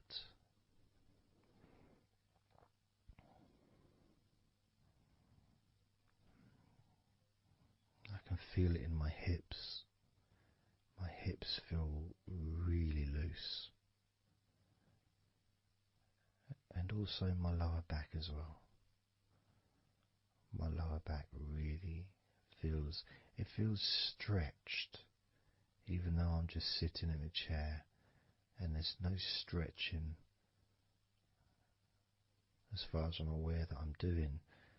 It's almost as if the muscles are just relaxed so much that there is a natural stretch as the tension has reduced a lot.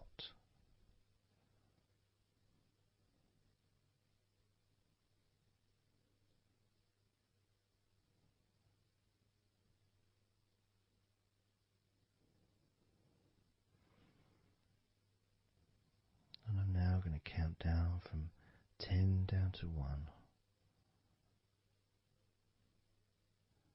And you can continue to feel wonderfully relaxed. 10, 9, 8, 7, 6, 5, 4, 3, 2, 1.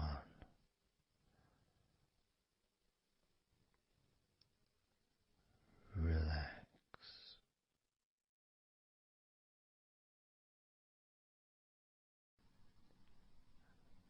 So I'm just going to count down from 5 down to 1. And as I count down, if you just focus on the numbers, just the numbers, counting down, and notice how you feel in this moment as you hear the numbers counting down, knowing that those numbers counting down represent you feeling calmer, not just in your body but also relaxing your mind. And just notice how you feel. There's nothing to do, there's nothing to say, there's nothing to think about. Starting with number 5.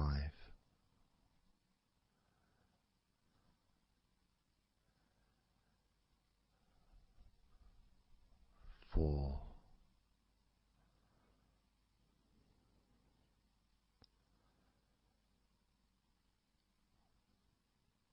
3.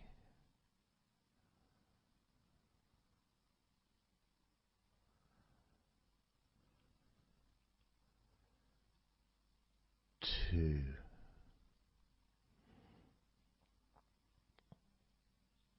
1.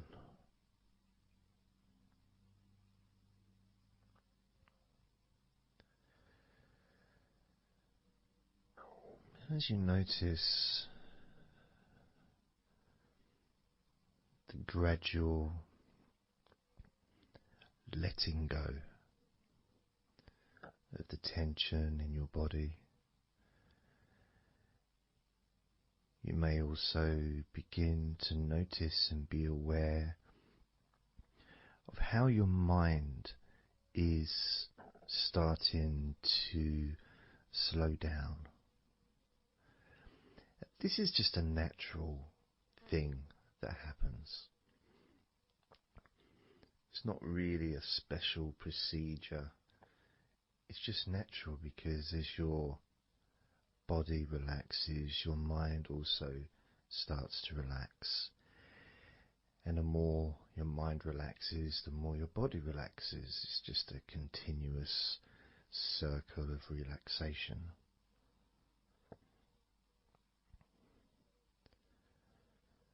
And there's that calmness that comes from relative quietness. You know, even if there's background sounds, either your side or mine, it's still going to be quite calm. You know, you haven't got the television on, there's no music in the background unless you're listening to the recording with music, of course. You're very likely not going to be sitting in a room with other people. Of course you might be, but generally it's more ideal if you can do this on your own. So no distractions.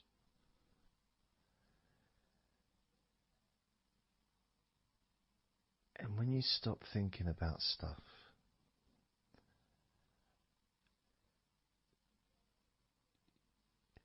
relaxation automatically rises. A sense of comfort starts to grow. And without trying to build it up into something fantastical or something magical, this is just a natural process. Something that's easy to accomplish. In fact, it's almost, the sense of relaxing completely happens really when you put no effort into it. It's not something that you can really force. It's something that happens naturally. And part of the process of this recording and others is simply to allow you to take advantage of this space, this time, to just let go, to just be here, to be in tune with how you feel.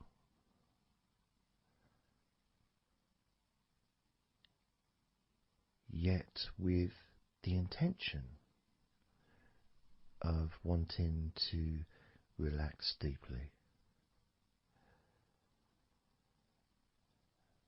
And maybe even to fall asleep, depending on what it is that you wish for yourself in this moment.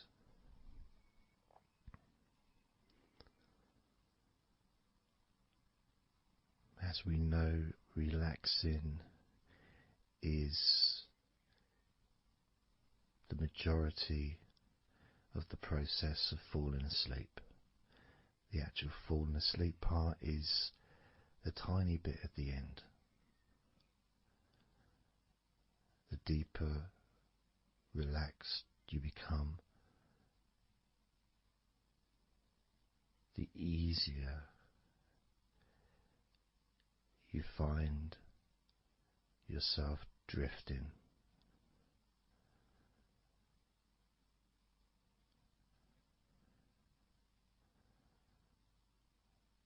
But you can also, if you choose, stay focused on my voice and really enjoy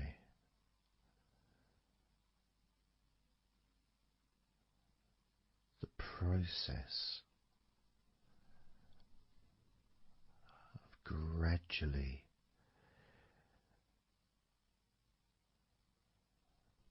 relaxing each muscle in your body effortlessly,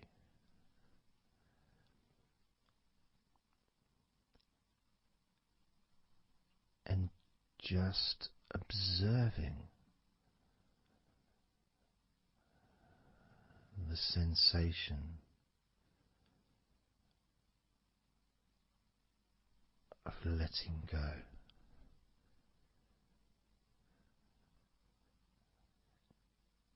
Completely.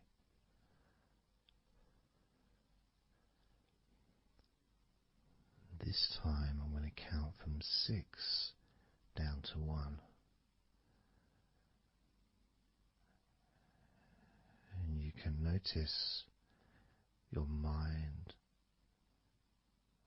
calming down more with each number that you hear me say. Naturally feeling calm and slow and peaceful.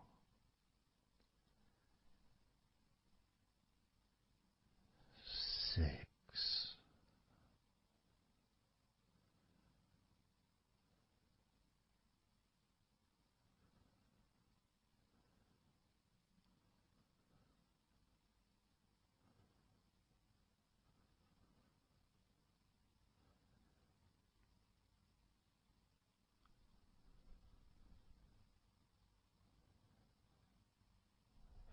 5.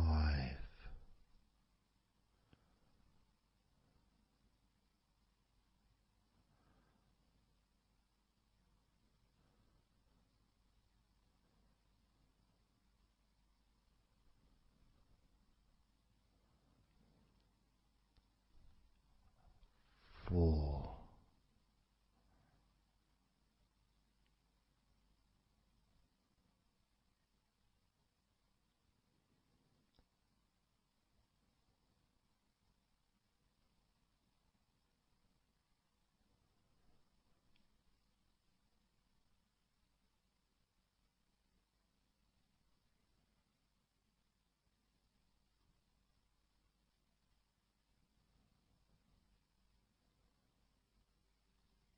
3.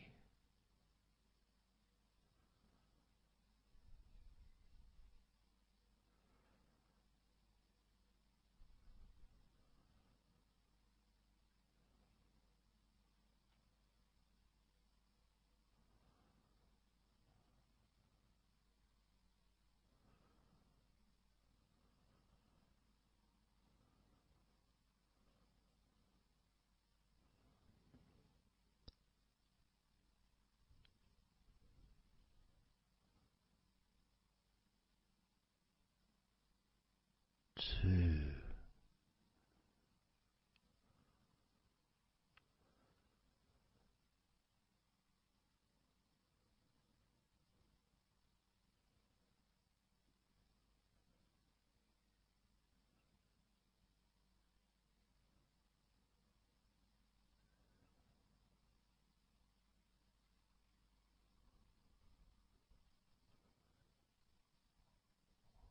One.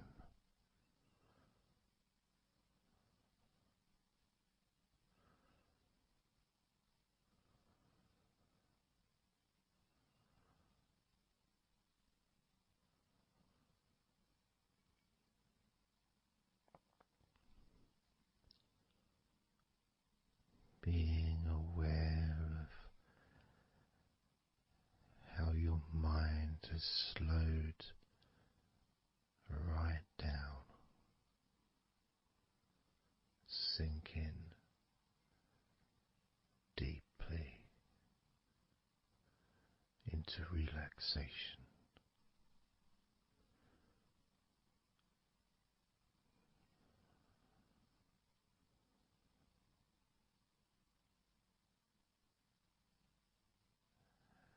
And as you focus on your mind, you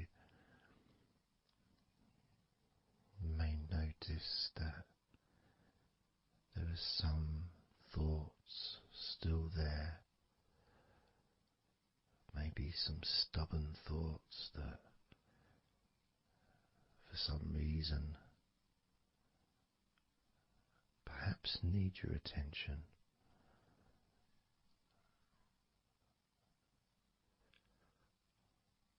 So what you can do is send love to those thoughts. Sprinkle those thoughts with love, like little petals from a flower. Just sprinkle it over them. Petals filled with love towards those thoughts, to let those thoughts know that you're not abandoning them. You just need them. You require them to just calm down, slow down, quiet down for now.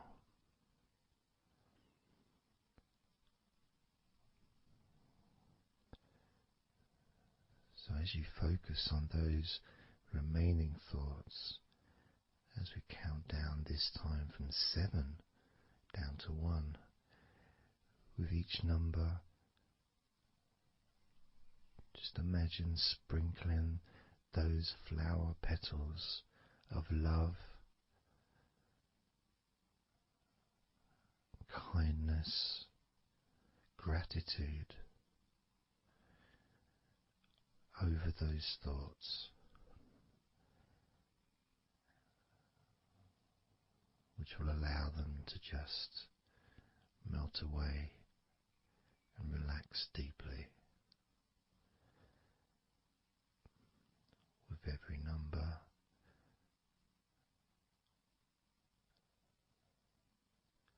those thoughts will become more and more relaxed.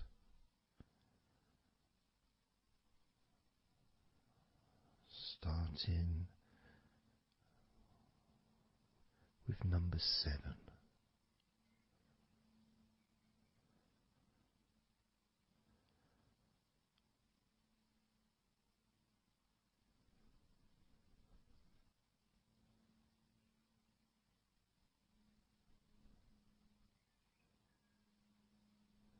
6. 5.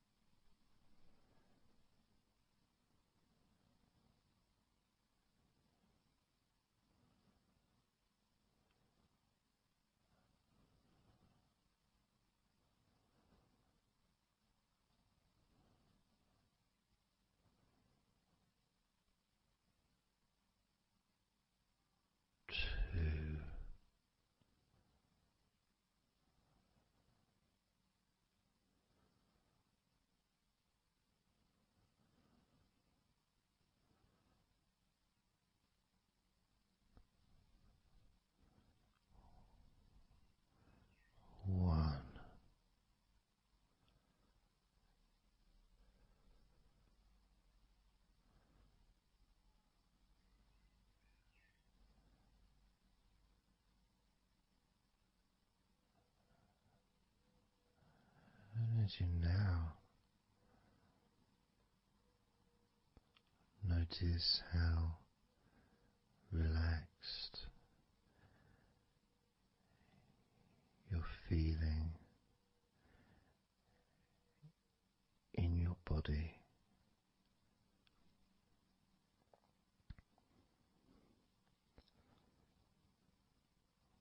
We're going to focus on your hands.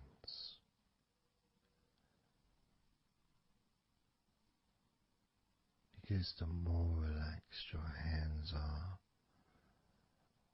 the more relaxed your body and mind are.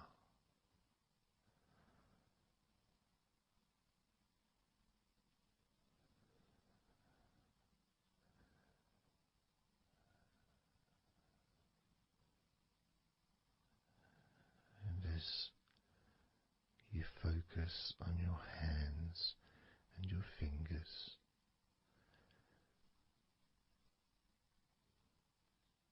there's nothing needed to be done. There's no clenching of fists or tensing the fingers or anything like that.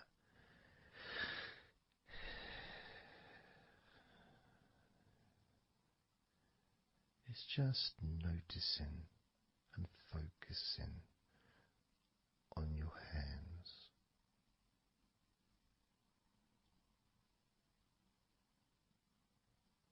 Noticing how they feel.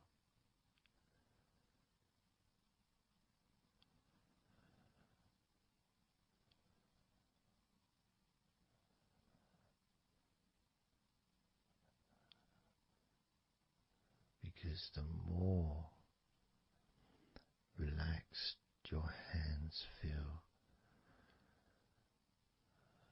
the calmer your mind feels, and the more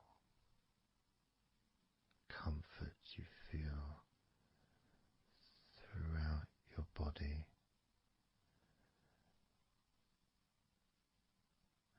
And you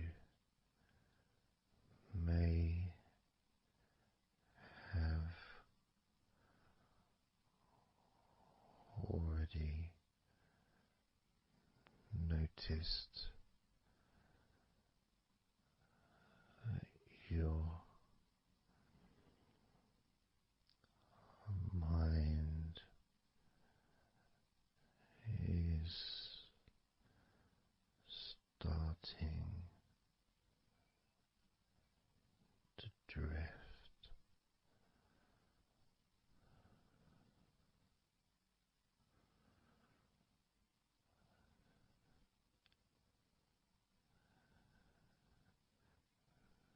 Focusing just on your hands and fingers, allowing them to experience a real deepening of that relaxation in your hands and fingers.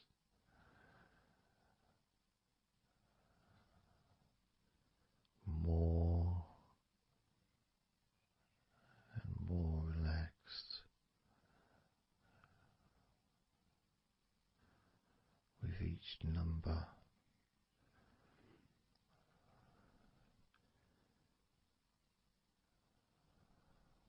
From 8 down to 1. You can almost feel that healing and relaxing energy spreading into your hands and fingers, becoming even more relaxing with each number you hear going down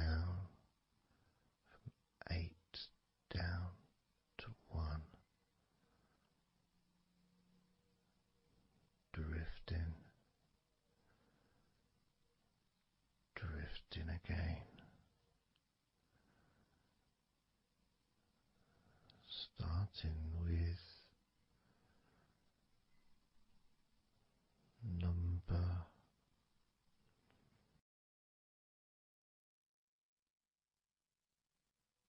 8.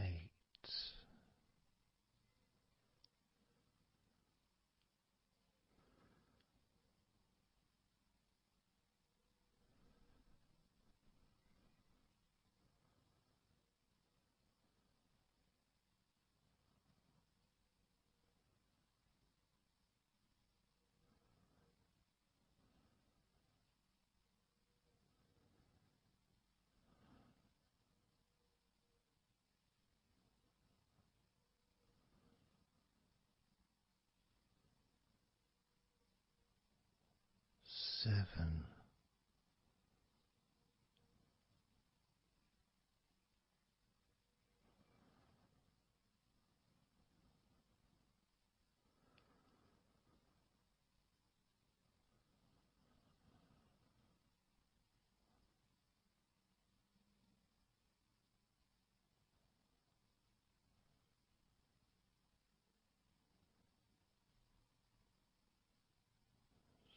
6.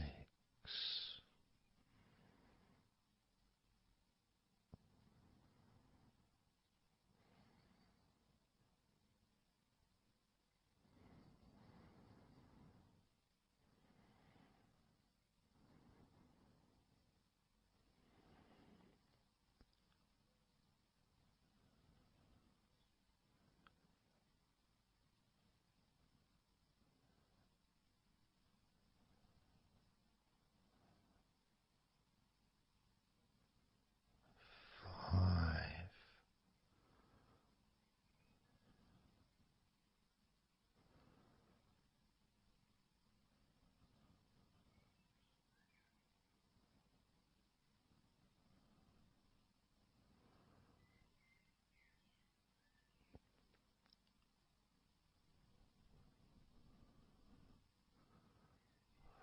4.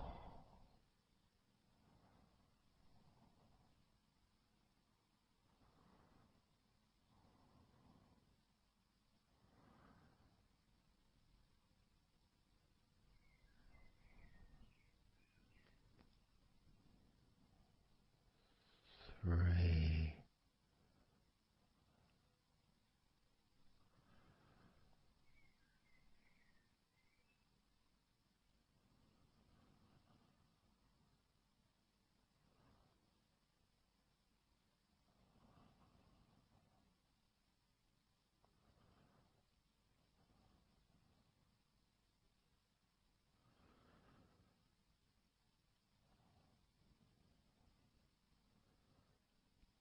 2. 1.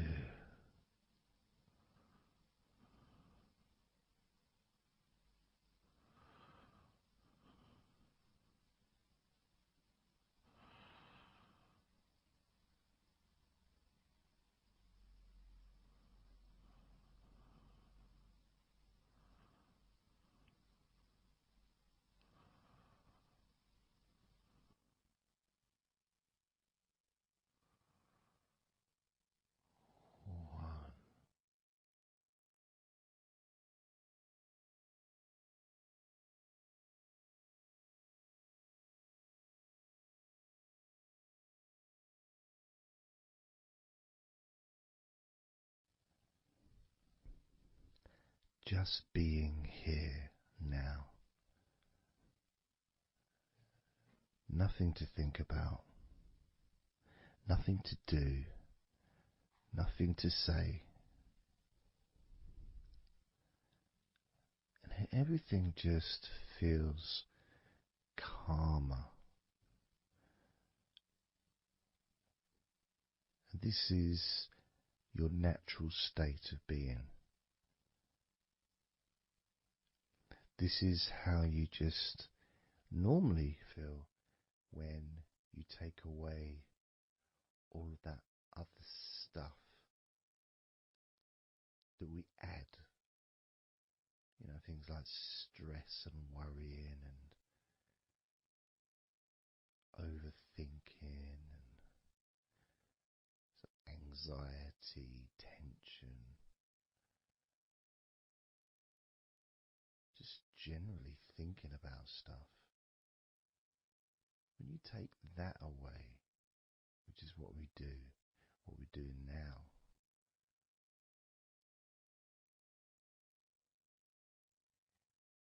you're left with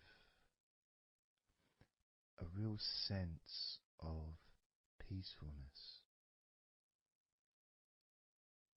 which comes to you very quickly.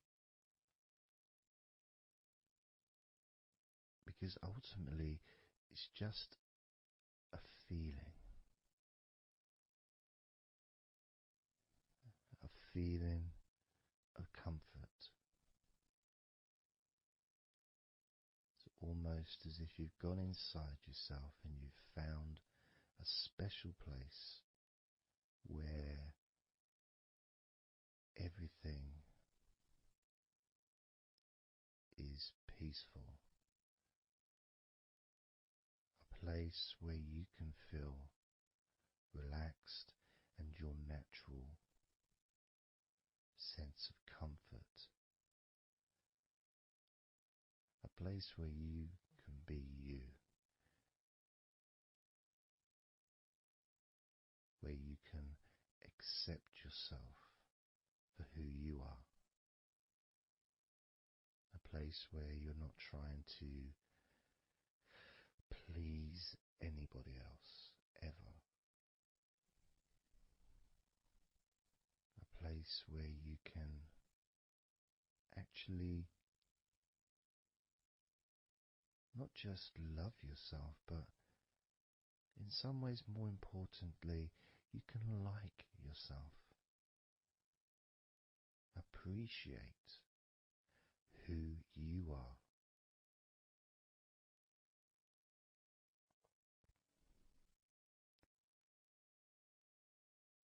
And that sense of gratitude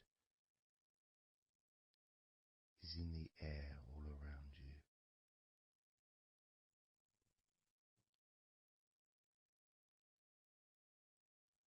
And that's also a place where you can actually feel the healing energy soaking into your body.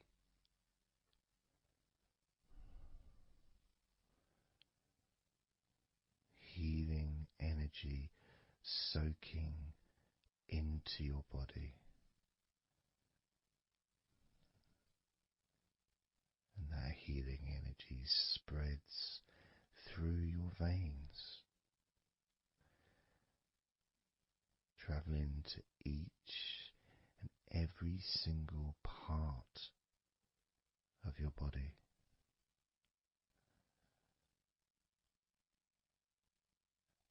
And you start to realize that actually that healing energy has not just entered into your brain, it's become part of your brain. And that spinal fluid is now mixed with healing energy.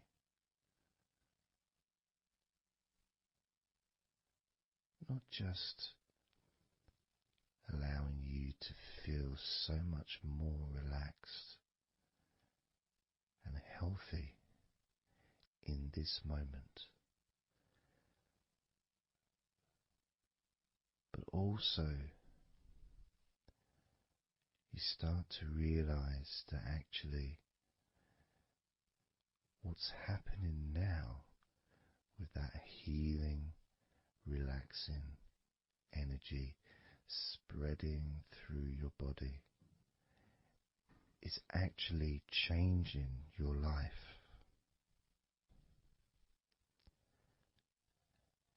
It's actually changing the way you're going to feel, not just now, but tomorrow and the next day, as your health improves.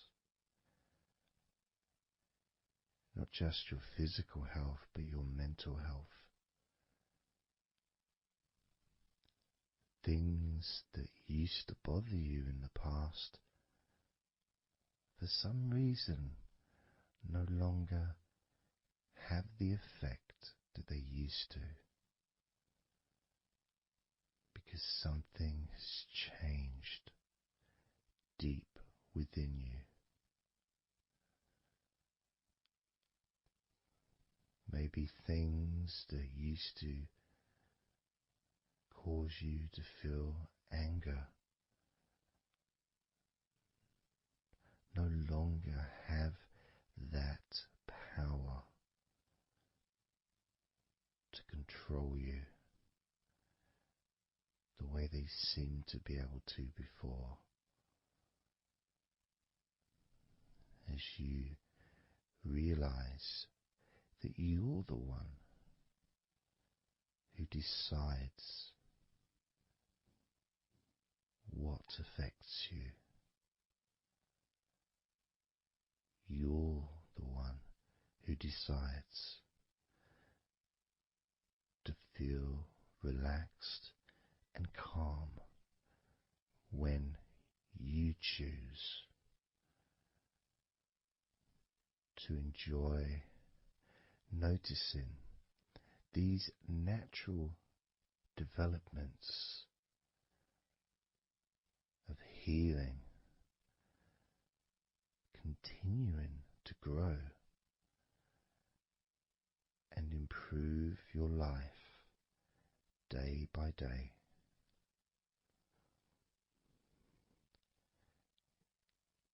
Including, of course, your ability to relax so much easier and sleeping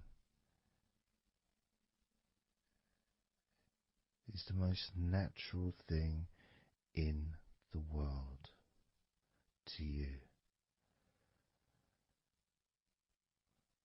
because falling asleep is something that you've done so many times in your life,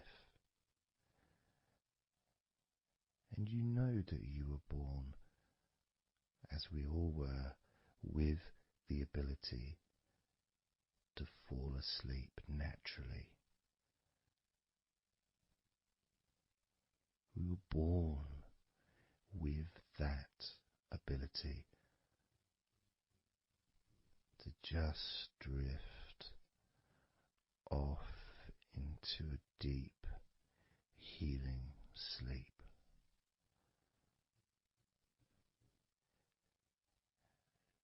Even when we're kids, sometimes we'll fall asleep when we don't even want to. We try to stay awake. Maybe it's a birthday in the morning, or it's Christmas or holiday or something we look forward to. We don't want to go to sleep. But the more we want to stay awake, the more we just start to drift. And the more you fight drifting, the more you try and stop yourself from drifting asleep, the deeper and stronger that drifting becomes.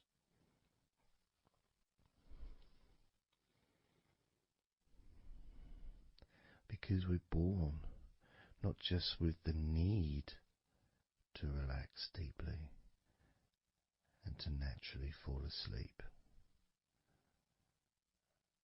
but it's our birthright. It's part of our DNA.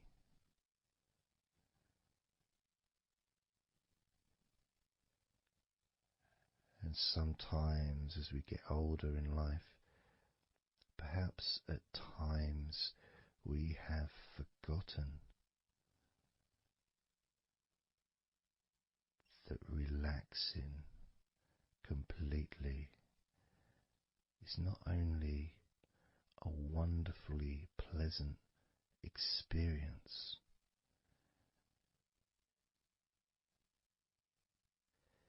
it's also really easy.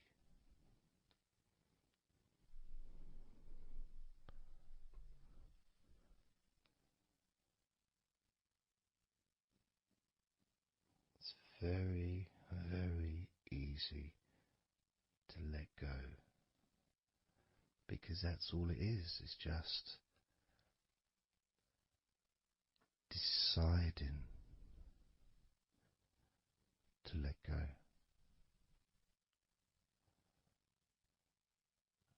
And when you press the play button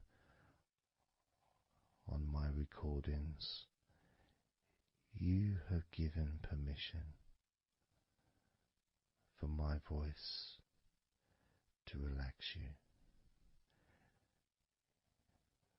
When you press that play button, you have given me permission for my words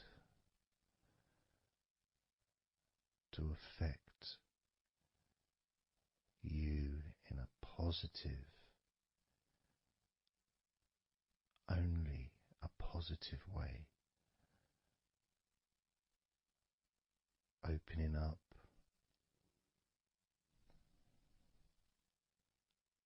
your mind to useful and healing suggestions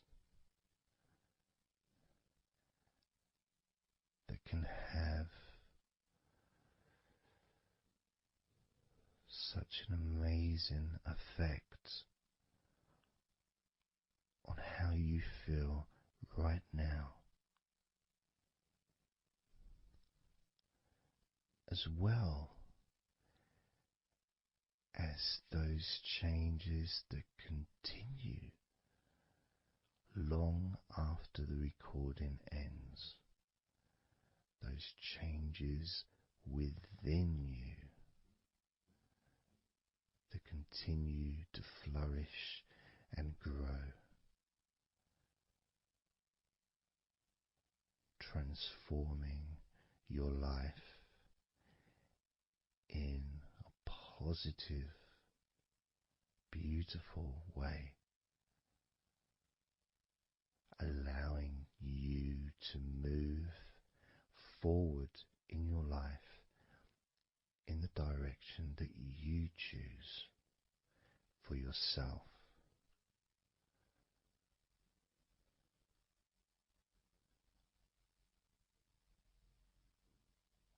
And this feeling that you can experience of safety, comfort, calmness,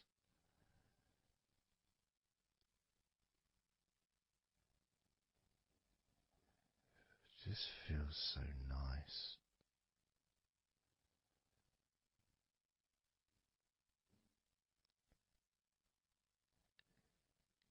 It's such a healthy place to be.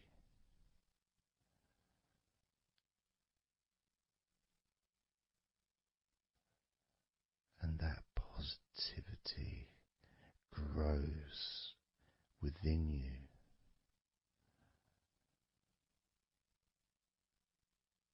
Each and every day, moving forward, you're going to find that you're more relaxed physically and in your mind is more relaxed. And it's not that you're thinking slower,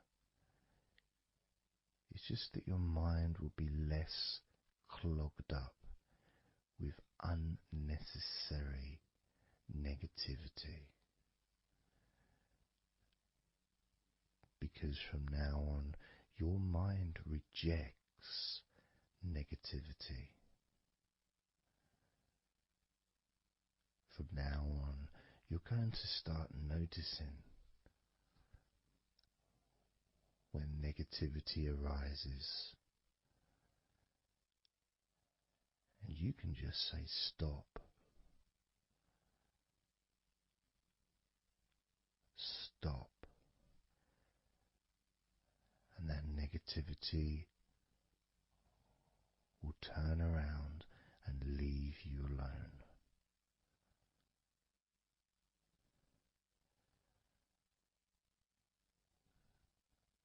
Stop,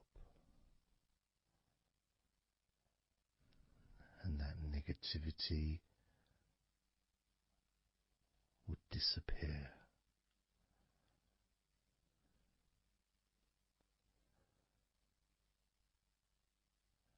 And as you notice that you feel way more relaxed than you probably expected,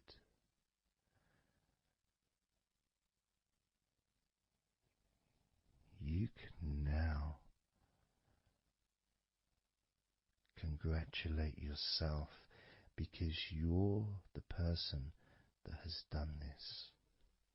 You are the one that has opened your mind up to the simple facts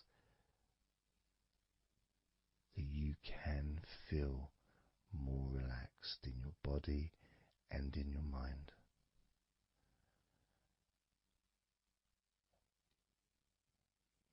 You've opened your mind up to the birthright of being able to just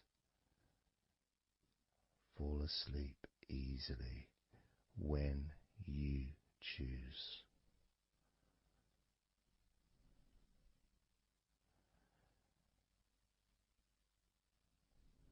And that's a nice feeling, don't you think? It feels nice, doesn't it? To feel calm with all that healing energy spreading through your body and your mind.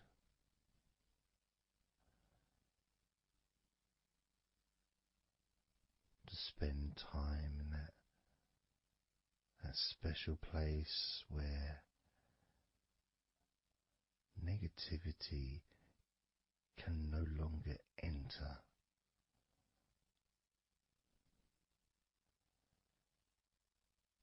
Negativity is banned, it's barred, it's not allowed entry. It doesn't deserve to be here, doesn't belong here. Negativity has no place in your life.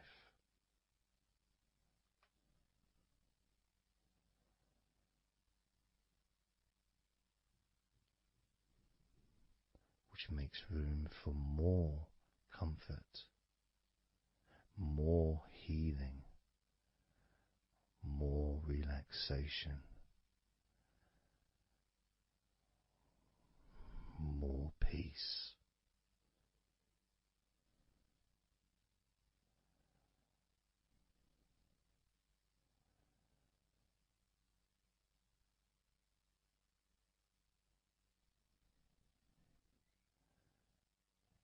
It feels nice, doesn't it?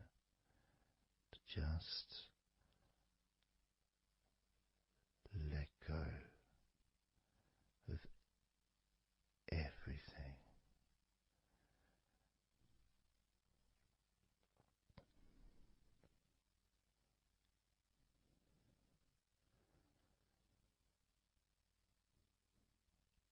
And I'm going to count down now from 20 down to 1.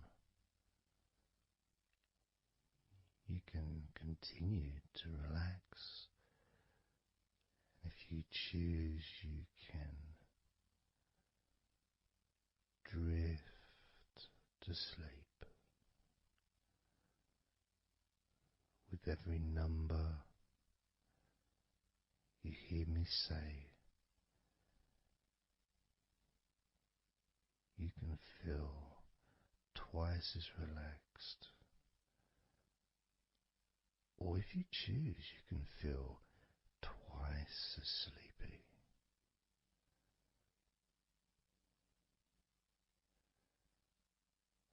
Now,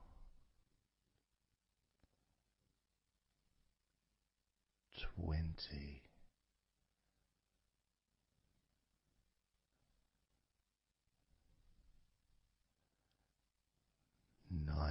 18,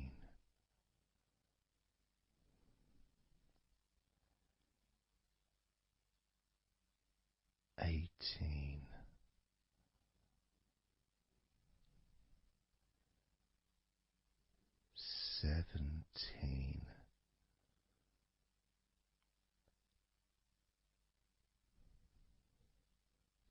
16,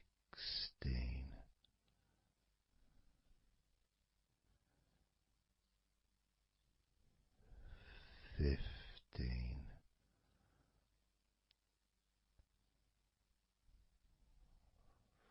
14,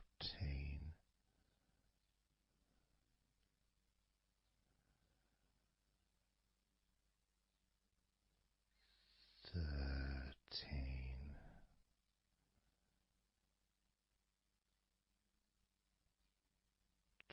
12,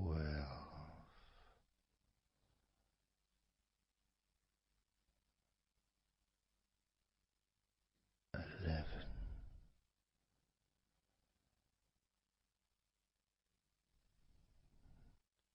10,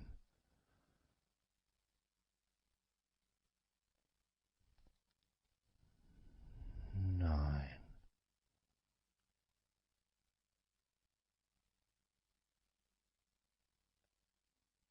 8,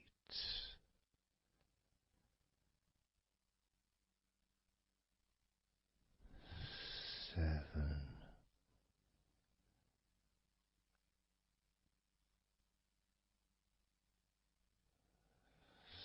6,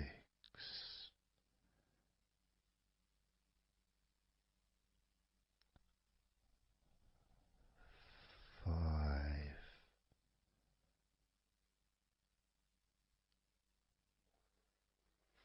4,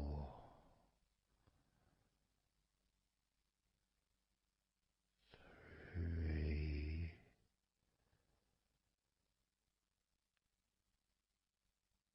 2,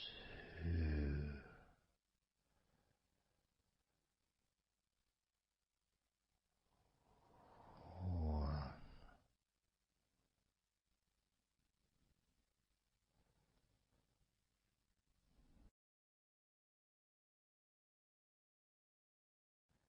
This is your time to just take a break. Your time to relax, to allow your mind to slow down,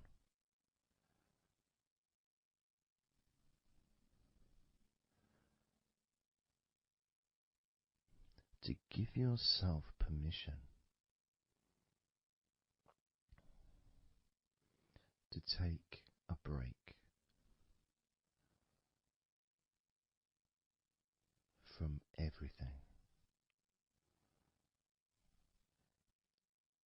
And you're the only person that can make that decision.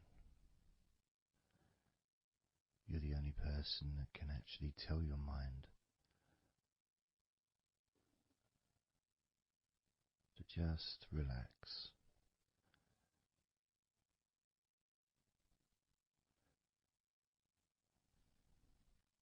To just take some time off.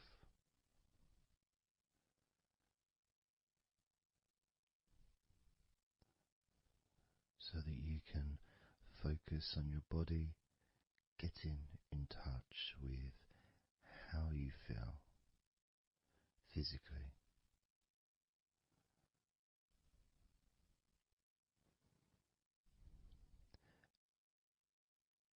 And in the process of this body scan, where you focus on different parts of your body,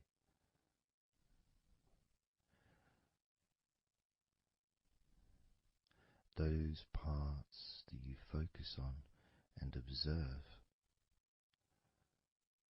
even though you're not purposely requesting for those parts of your body to relax, it's kind of expected.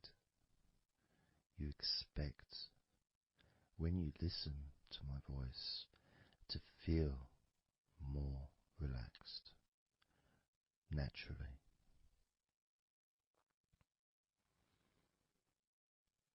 Because when you're listening to me, your attention is focused on my words,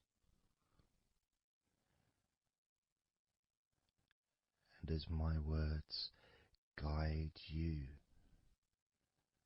to focus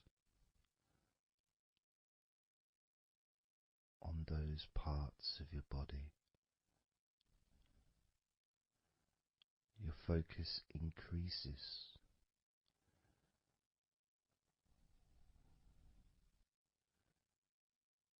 which actually calms your mind.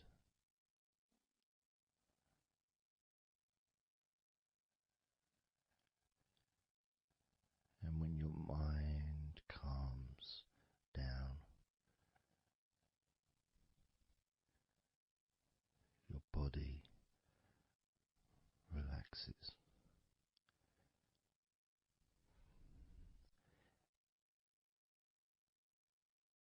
And when your body calms down,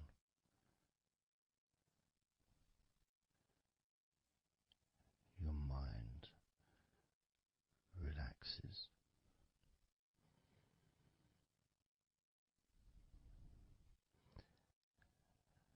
And even though we've not really started to focus on your body,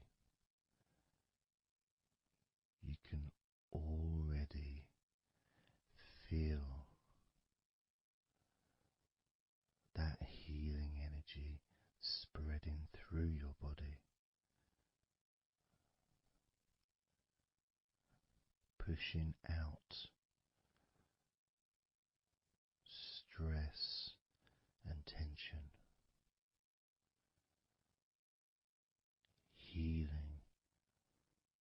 all the parts of your body, including your skin, your bones, your blood, all of your organs inside your body, all of the muscles, all of the fat, all of everything.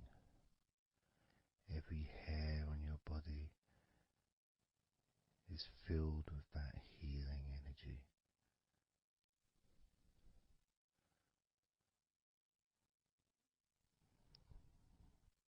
And when your brain fills with that healing energy,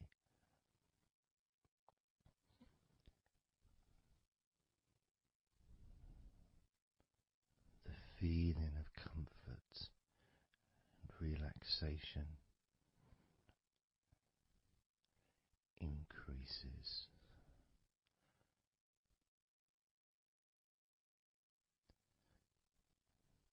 Deeply increases.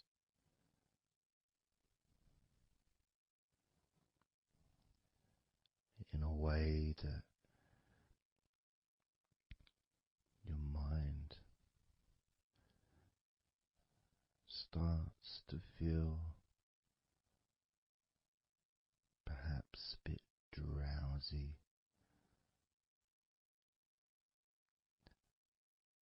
because it's not needed, and it may start to drift.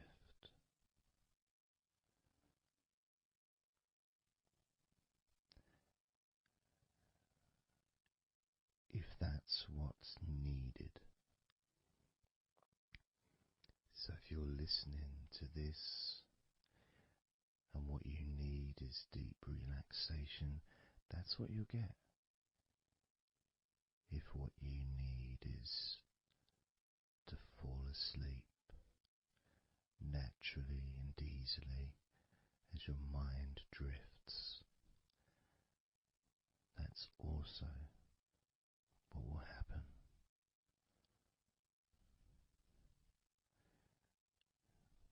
because by pressing that play button on the podcast and listening to me, you give permission for your body and your mind. In fact, you give the command to your body and your mind to relax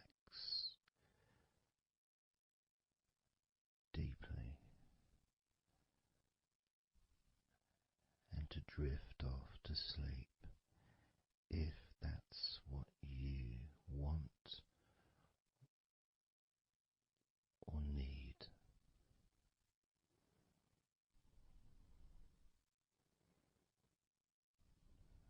And as I focus on the different parts of your body,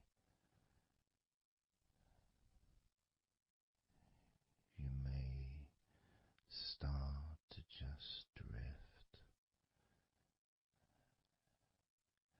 and then you come back again and you hear me talking, and I'm focusing on a different part of your body.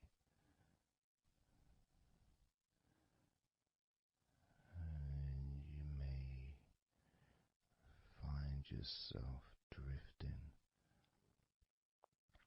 but you don't realize you're drifting until you stop drifting and you're alert again to my voice, focusing on a different part of your body starts to relax even deeper, because that drifting is basically you already in the sleep zone.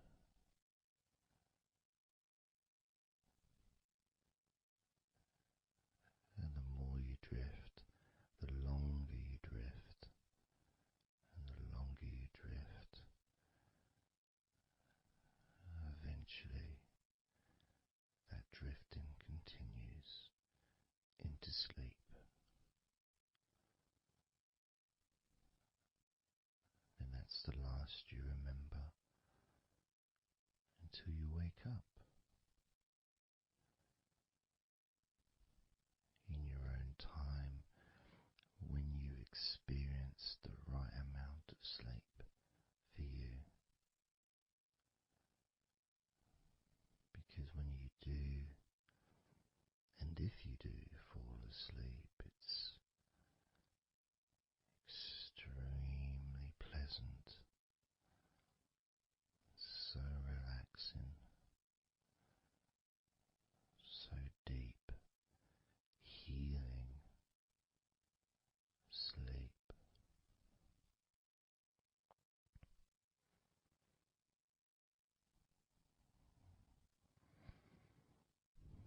And it feels so nice to relax into your own body and mind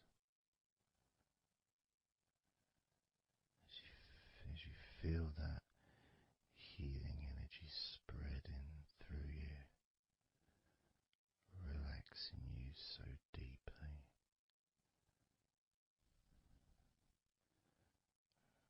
relaxing you so deeply.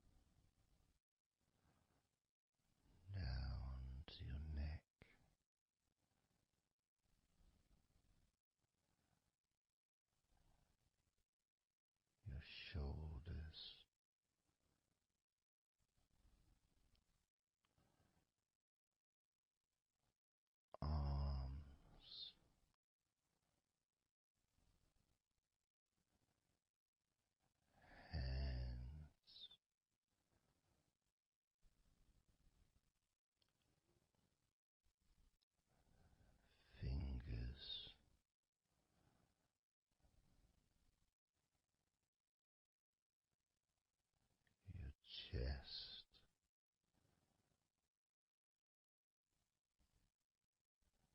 your stomach,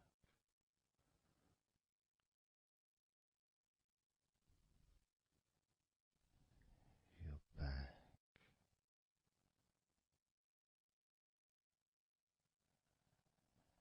your spine,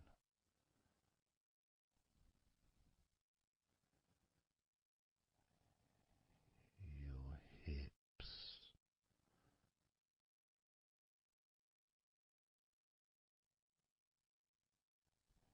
your legs,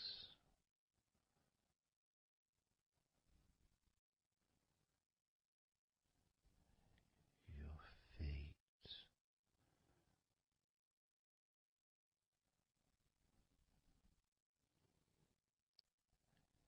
your toes,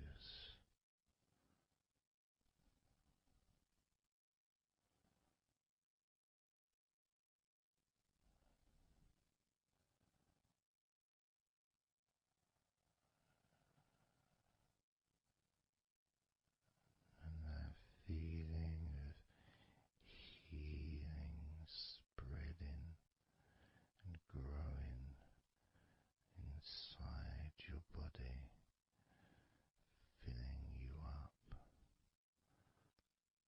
Now, let's focus again on parts of your body. Focusing this time on your forehead.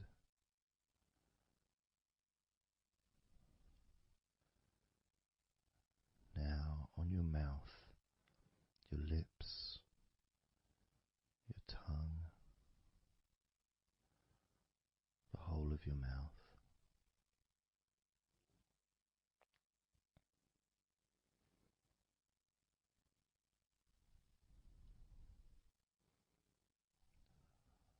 Focusing on your fingers.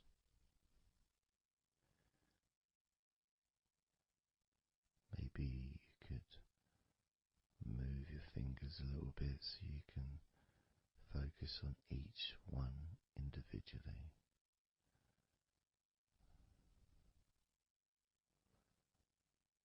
Both hands. And even though as you focus on both of your hands now, they almost seem to just melt into one.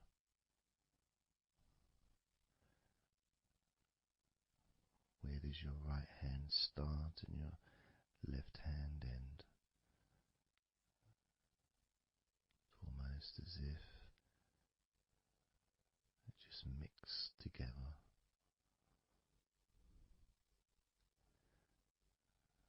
Now focusing on your knees.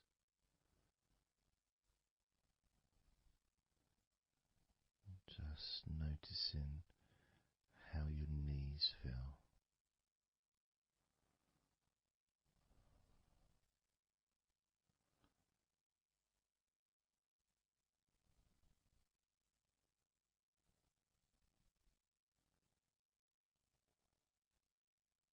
Now focusing on your elbows. Focusing on both of your elbows.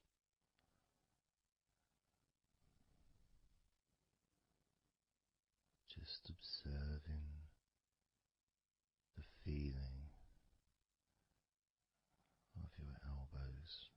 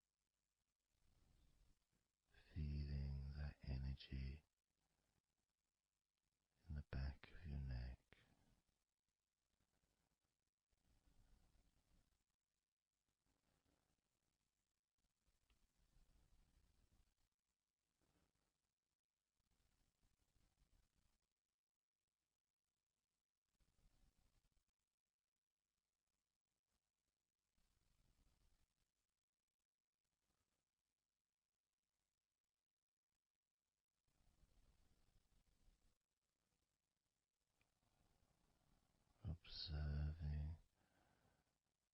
your ankles.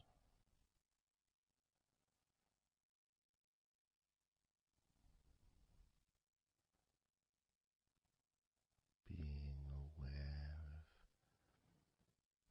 of the physical sensations in your ankles.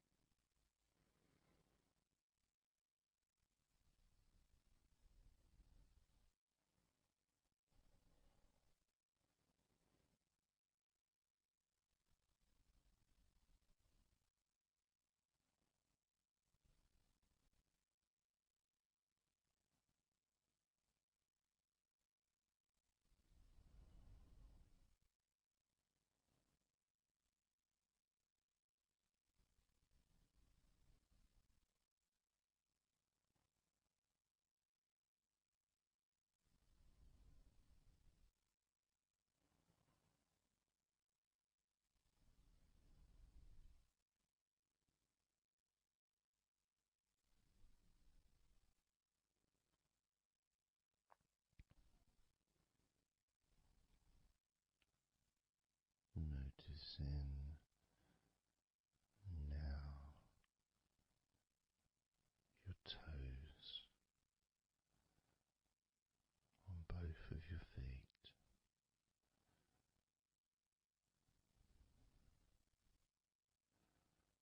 being aware of how your toes feel right now.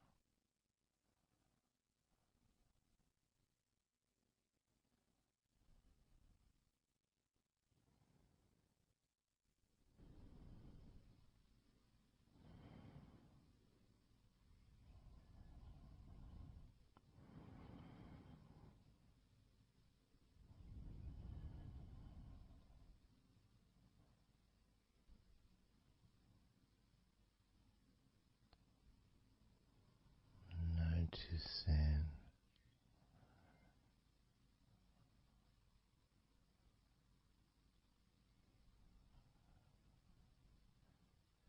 how your entire body feels.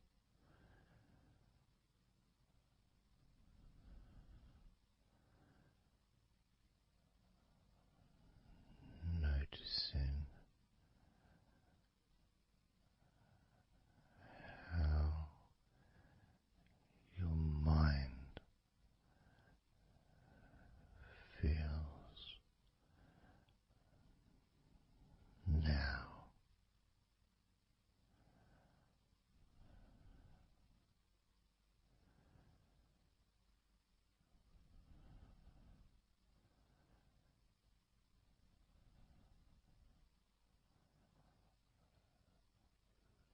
Letting go.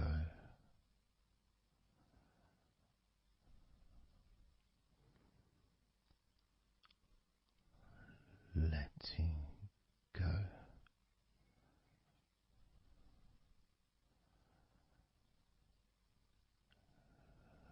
Letting go of everything.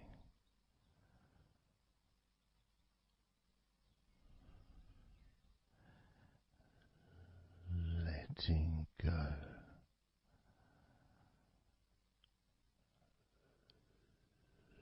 Letting go.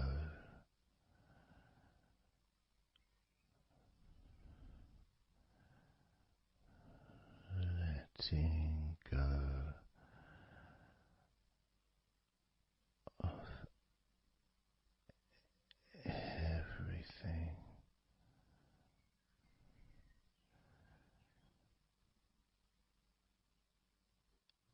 Everything.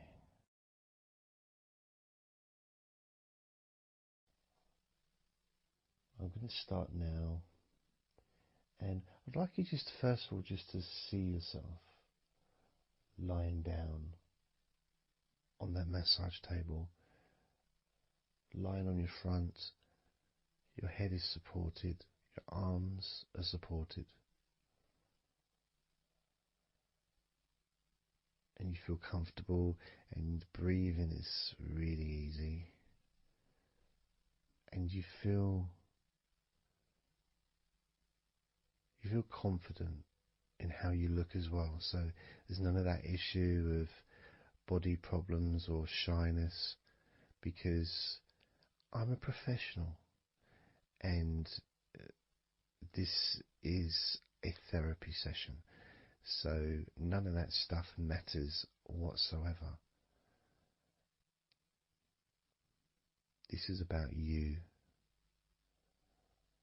This is about how you feel and how you can enjoy that sense of comfort and relaxation that comes from letting go and allowing my hands and my fingers to relax you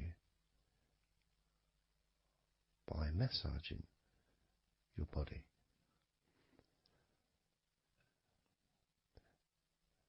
So I want to start off just by placing my hands on the back of your head, just gently, just so you can feel what my hands feel like really on you. So you can maybe feel the warmth of my hands on the back of your head. And I'll move my hands to the side of your head, not pressing, but just holding them there very gently. Maybe over your ears and a little bit on your face, just so you can feel my hands, so you can become accustomed to them.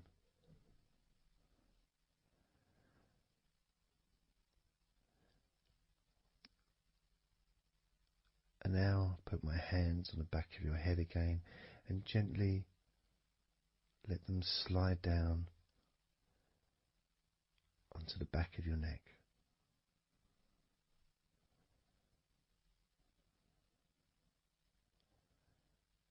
You can feel my hands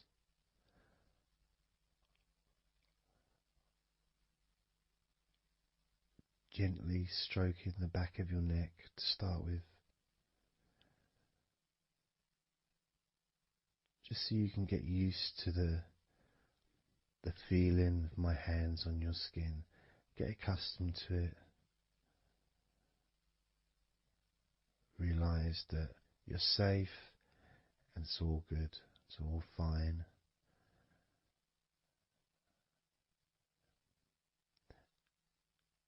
And I'm going to start gently massaging the muscles in the back of your neck.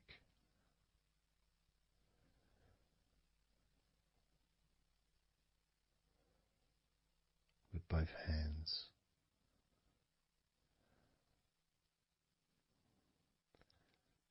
Now this is a very trusting situation really, because our necks are so fragile, and to have someone have their hands around your neck in that way can sometimes be problematic for people, which is why massages are quite good, because it allows you to relax and to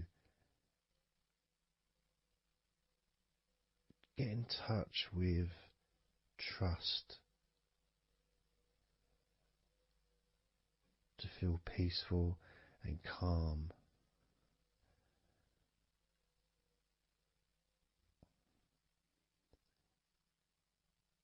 There's a massage the sides of your neck, gently, moving from the bottom of your neck, which would be sort of near where your shoulders start, I guess, all the way up to your jaw, your ears kind of area, that side of your neck. Of course, is a lot longer than the front of your neck.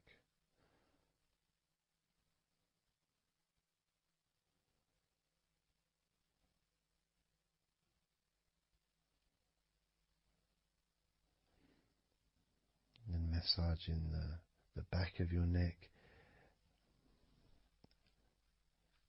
especially that area where perhaps we hold tension. And as that area is massaged, you can actually feel a sense of release in the back of your neck.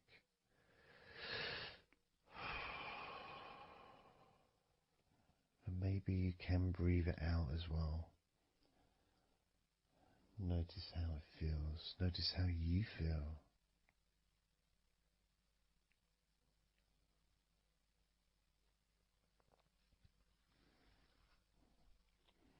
Then moving down to that area between your neck and your shoulders, that muscly area, starting to massage that area on both sides. I mean, this would be the area that a lot of people would massage if they were going to give you like a shoulder massage. Even that's not technically the shoulders, but it's all the muscles that lead to the shoulders, from the neck. And again, that can hold tension and stress. And when massaged, sometimes a nice deep massage is useful. And you decide how deep that massage is.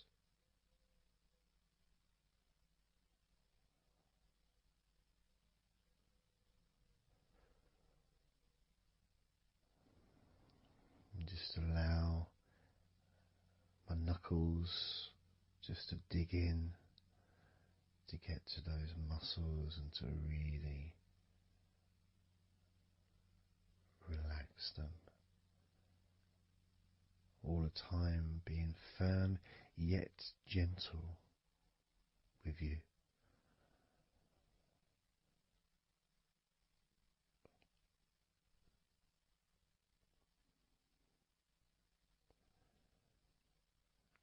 And just stroking down that area to your actual shoulders, moving to the muscles of your shoulders.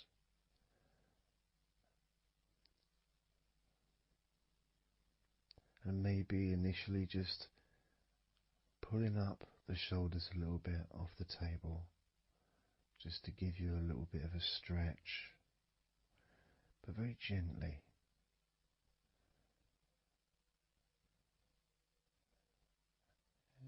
And you've got the muscles at the front of your shoulders, the sides and the back.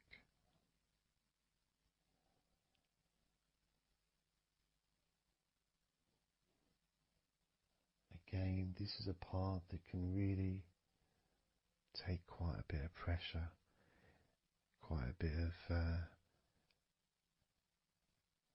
needing, if you wish, to really release the tension, to really get into those muscles, and you can let your fingers in there and it can feel really nice. Sometimes just being stroked gently or being massaged quite strongly can all be beneficial to the relaxation of the muscles in your shoulders.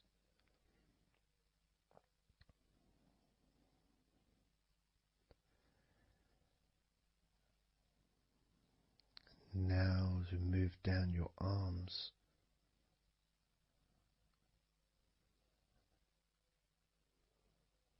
we'll do one arm at a time, starting with your right arm.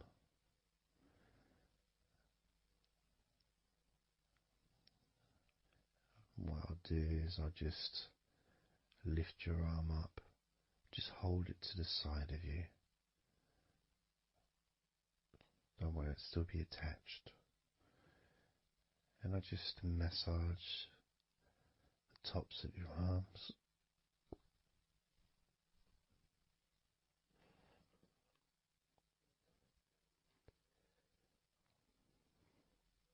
All the way down to your forearms into your wrists.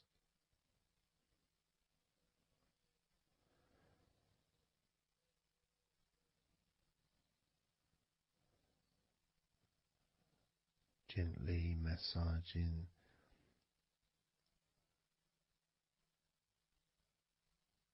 that part, the softer part, which is the under part of the arm, which leads to the crease in your elbow, the inside. It's much more sensitive skin.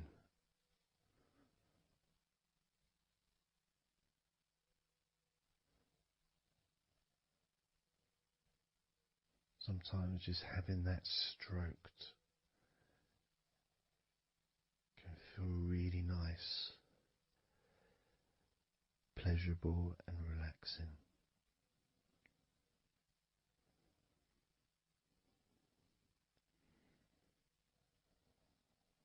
Now moving down to your right hand.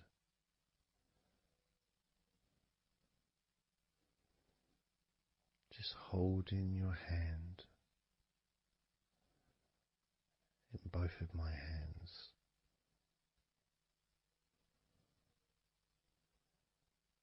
Just pressing gently on the back of your hand and stretching your fingers ever so lightly.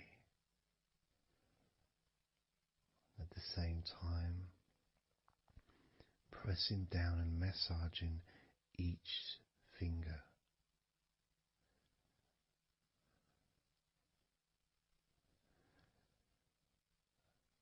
And then starting to massage the palms of your hand.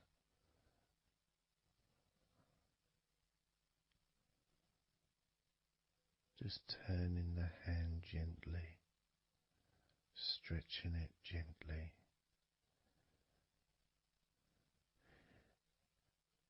And actually having your hand held can really be an emotional experience sometimes, even if it is with a stranger, someone you don't know very well, like a massage person or a therapist maybe, because it's intimate.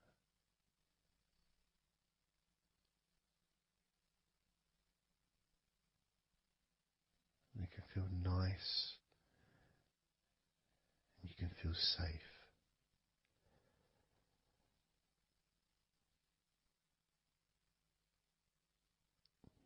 And as I put that right arm back down where it was,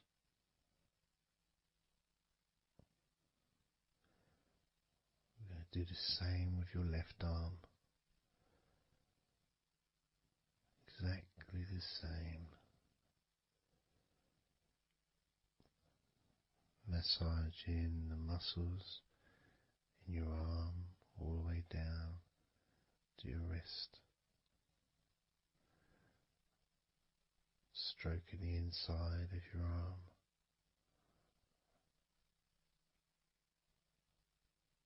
Just being gentle or as firm as you require.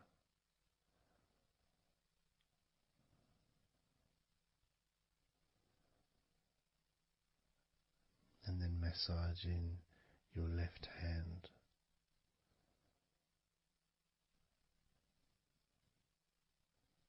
Stretching the fingers gently.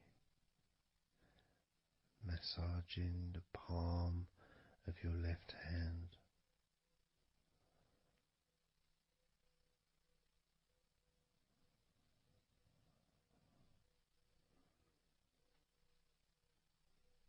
You can feel so relaxing.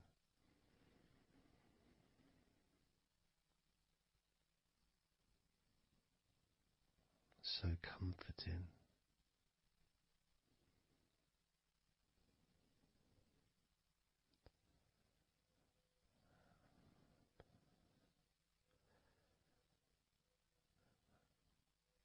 Now just rest your left arm back down.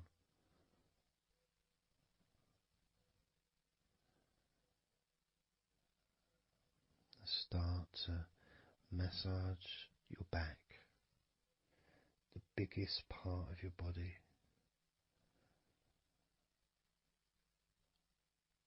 Starting at the top, starting again where we already have been, that area at the top, in between your shoulders, near your neck, going back and massaging that area again, but this time moving downwards.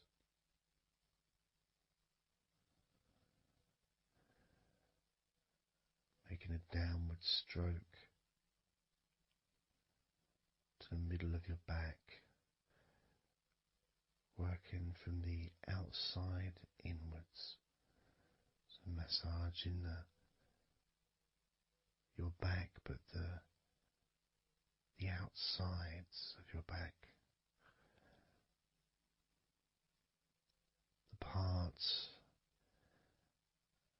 where your arms would maybe rest against.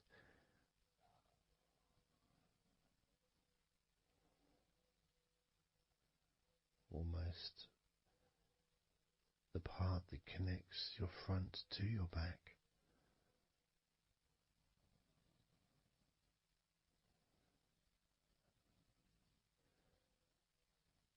And just massaging down firmly but gently, as firm as you want. Moving down and then moving across a little bit and moving all the way down again. Being very gentle, yet firm as you choose.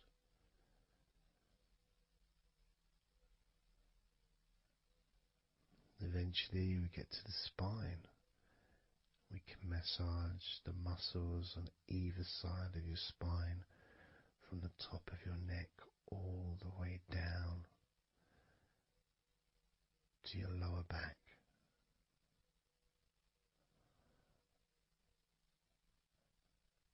We can do that a few times. Sometimes people would use the knuckle or the, two fingers and just go either side of the spine and almost just push down and go all the way down to the bottom of the spine. Each time releasing tension and opening up the body, stretching your body so that you feel more relaxed, but at the same time rejuvenated.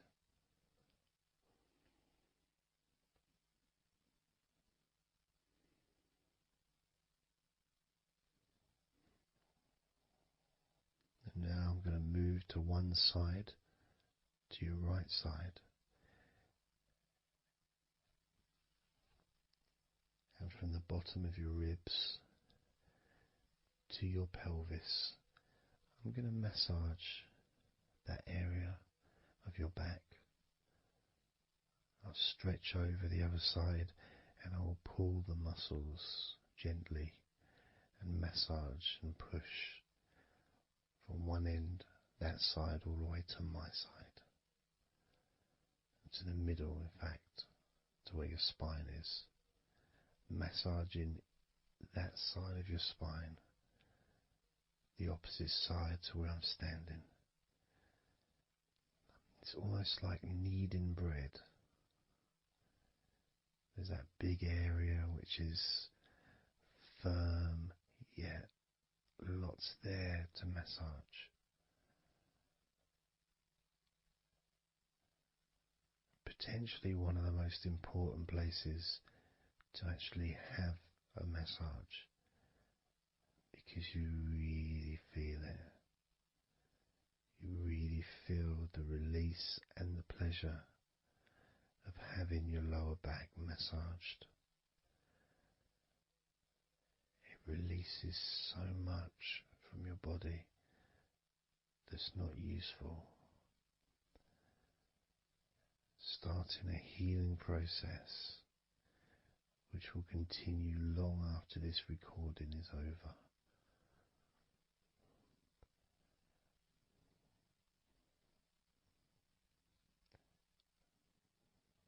And massaging this part of your body not only feels really good for you, but it's actually fun to do, because it is, as I said, like kneading bread.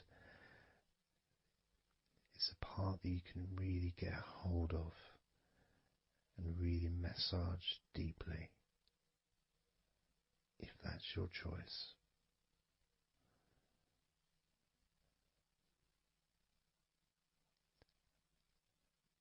Then I'm going to move over to the other side of your body and do the same with the opposite part of your lower back, kneading and massaging from your sides all the way to the middle of your back where your spine is. Pressing and kneading,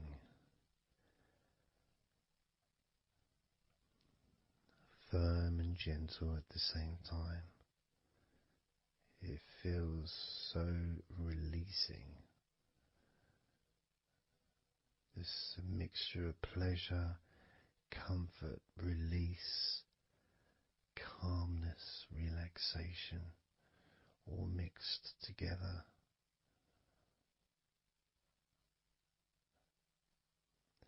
Plus there's that feeling from your stomach as it's being stretched.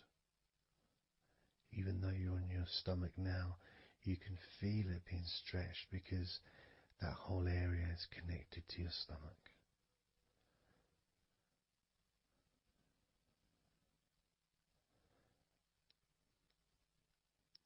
Now we're going to move further up to your top of your body, and I'm going to do the same. This time starting with your upper back, put my hands forward over and massaging that area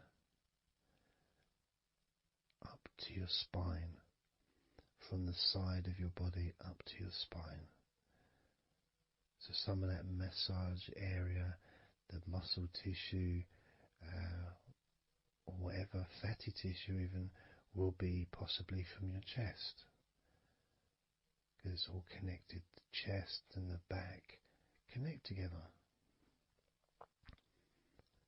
I'm going to be massaging and just pulling some of that skin from your side up and massaging that area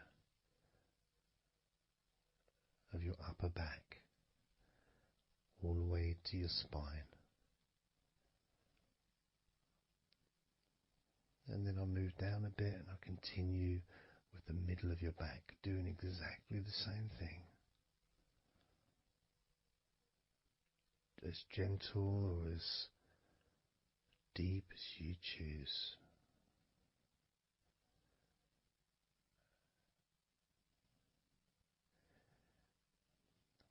Now I'll move the other side again and do the exact same thing with the top of your back on the other side, from pretty much underneath your arm area really,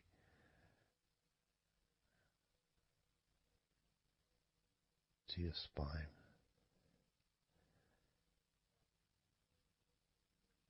And then continuing that all the way down, including your middle of your back.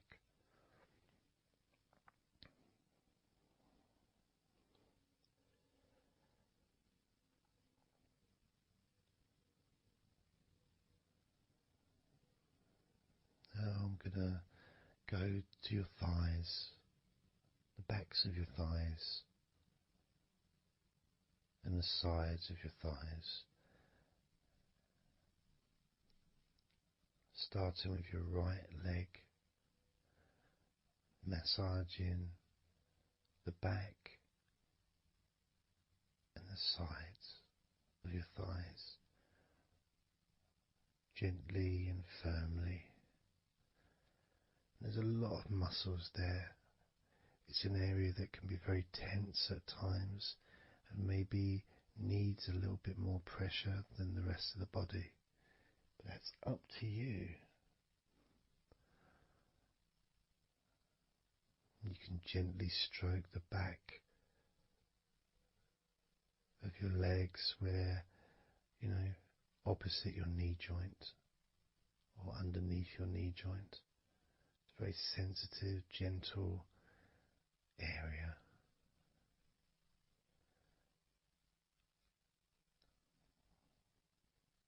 And working down to your calf muscles, massaging your calf muscles thoroughly and deeply if you choose, using both hands and fingers digging deep.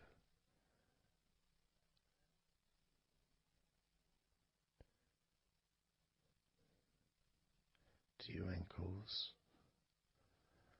and the back of your ankles, just gently massaging that area.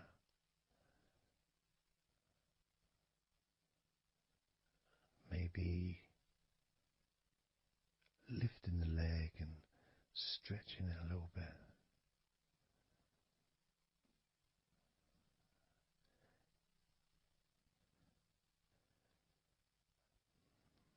Moving to the right foot.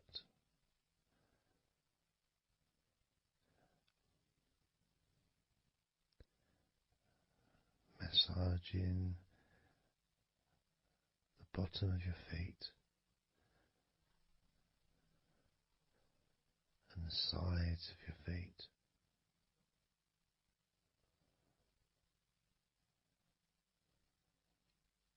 Gently but firm enough so they don't tickle.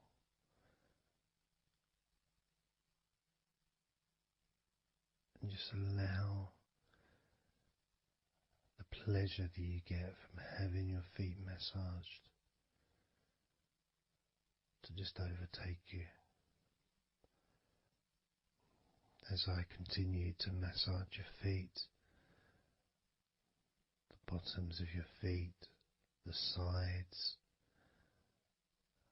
your arches, your heel. You can put a lot of pressure into your heel and it feels amazing. Yet the arches need to be a bit more gentle. Stretching your toes gently and massaging the bottoms of your toes with my fingers, each one individually.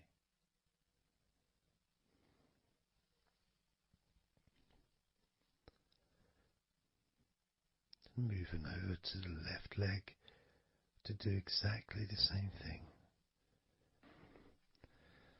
Starting at the top of the thighs, working the back of the thighs and the sides, massaging deeply and gently that whole area, working all the way down.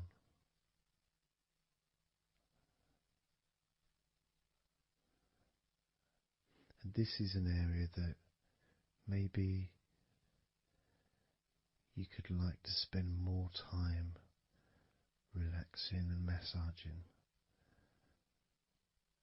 So perhaps if you wanted, I could make a future recording where I spend more time on one particular area.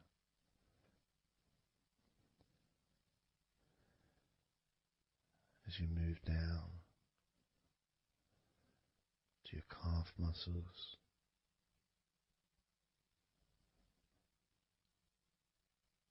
massaging your calf muscles firmly and gently.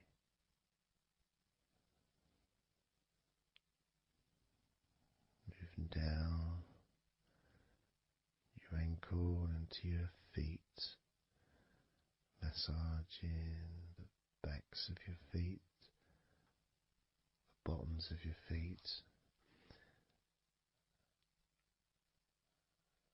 stretching your toes and massaging each toe individually. And that feeling of pleasure and release that you experience when you're having your feet massaged feels really good.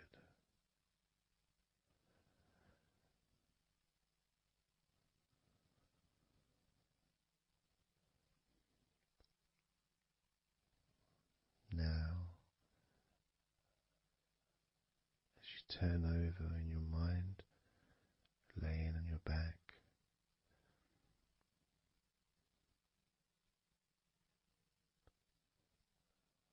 I'm just going to start again at your neck area.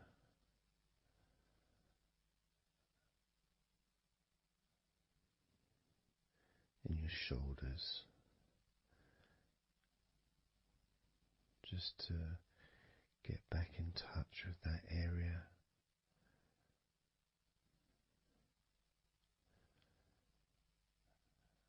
And as we move up,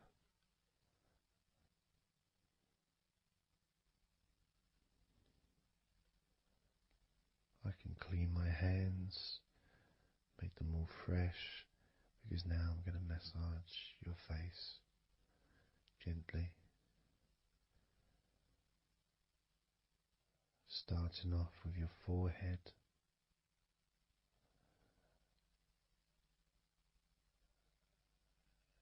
your eyes are closed, and I can just stretch your eyes a little bit, pushing up on your eyebrows.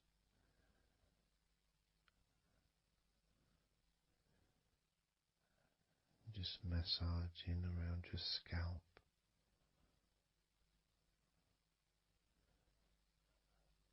Massaging down your cheeks, around your ears,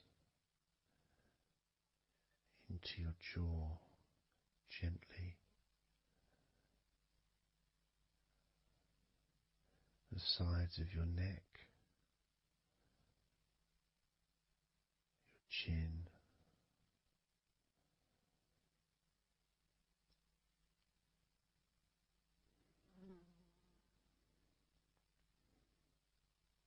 then just moving down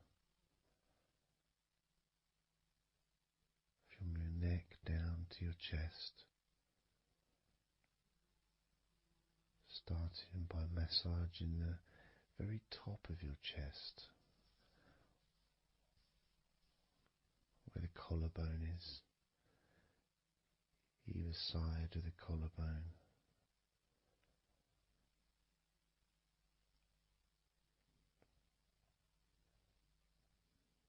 And then just massaging the whole of the chest.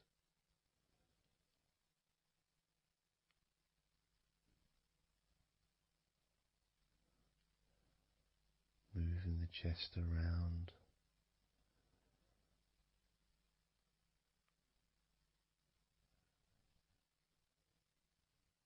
Because it's quite a large area, you can move from one side to the next. Moving my hands from underneath pretty much where your arms are, stretching up, stretching some of the muscles of your back in the process. Moving up over your chest, and then moving down again.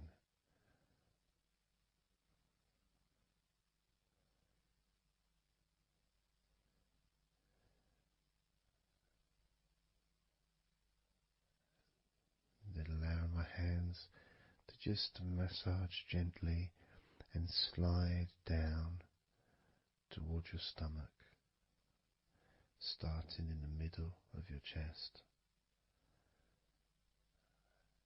And then gradually my hands moving apart and massaging and sliding at the same time, moving down to just below your rib cage.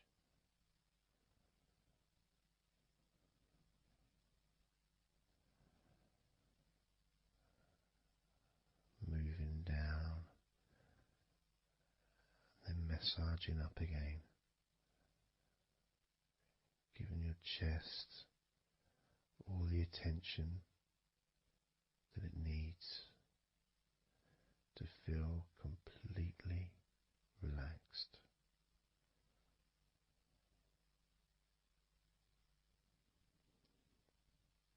Remembering that I'm also going to be focusing on your sides as well, an area that really doesn't get much attention,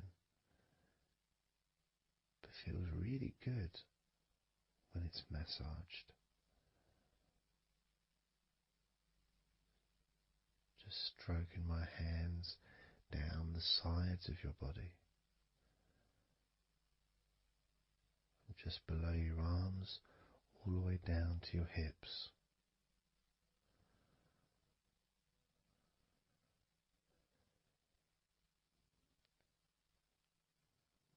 Now, moving to your stomach area, I'm going to stand one side of you like I did when I did your lower back. I'm going to do a similar process of just stretching the muscles from your side, gently massaging from one side to the next, moving that whole area from below your ribs all the way down to below your belly button.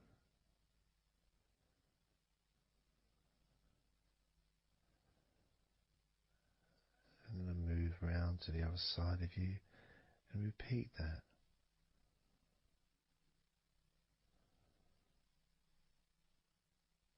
Process of relaxing deeply,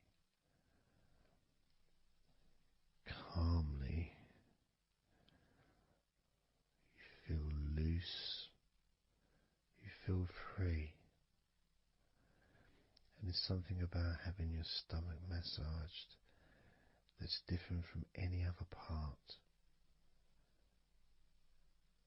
because we do have a tendency of holding a different kind of stress in our stomachs that we may not be aware of.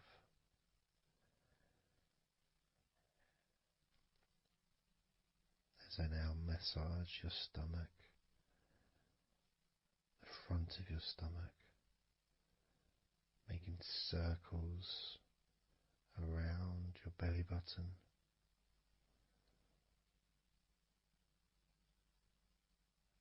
and then going the other way around.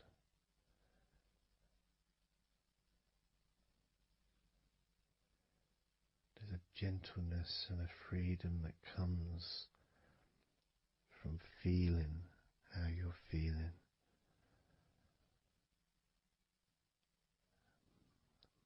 As I now move down the tops of your thighs, the muscles, massaging them, and I can do this two legs at the same time, pressing down,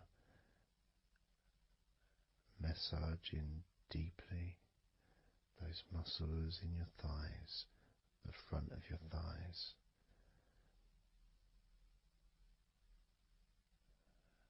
And moving down to your knees, gently massaging your knees, sliding down your shins, putting pressure on either side of your shin gently, softly but firmly, moving down to your ankles, stroking the tops of your feet.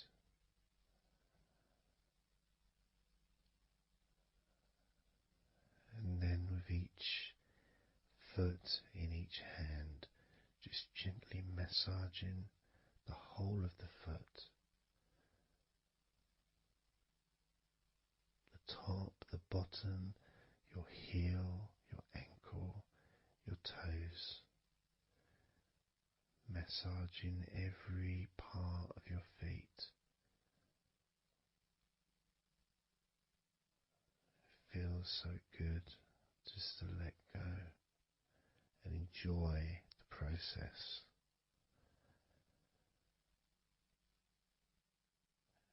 Enjoy feeling so deeply relaxed.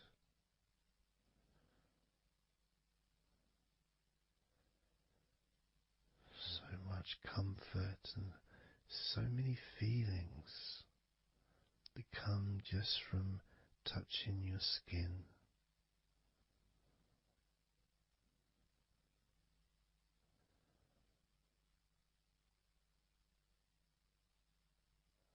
And you can just lie there for as long as you choose, enjoying the feeling of deep comfort from being massaged by me.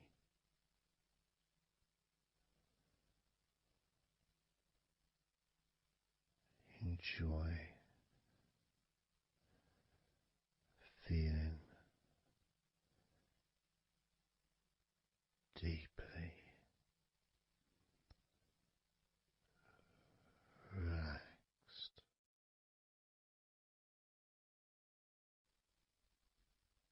And all we're going to do is blow out some candles in your mind.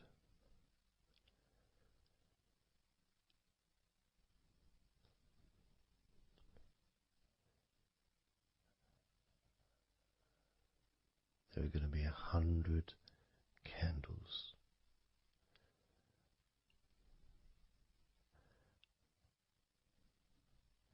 And you're going to blow each one out individually, one by one,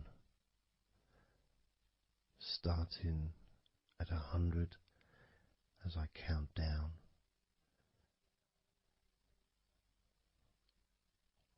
all the way down to 1. And each time I say a number,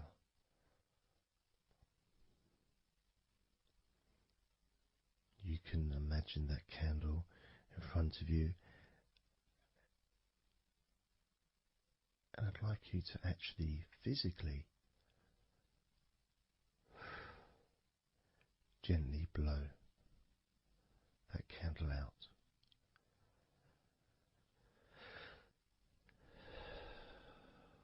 Just so it's not a big blow, it's just a gentle, and that candle will extinguish. And then I'll say the next number as we move down, and you can just blow that one out as well.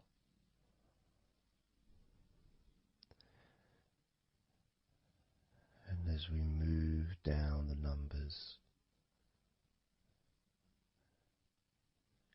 you'll find yourself feeling more and more relaxed.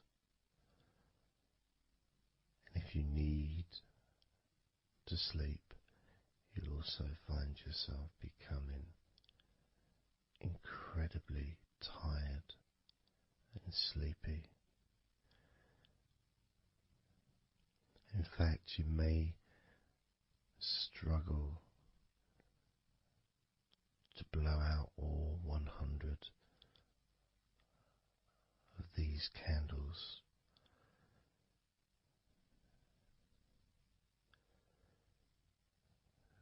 as you feel more and more deeply relaxed,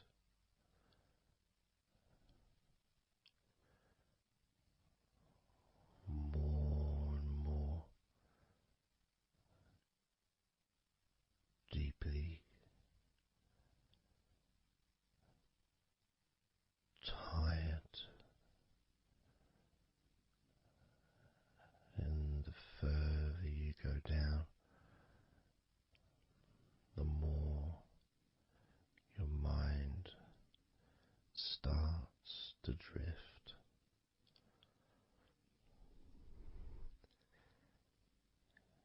And you may find that you stop listening to me after a while.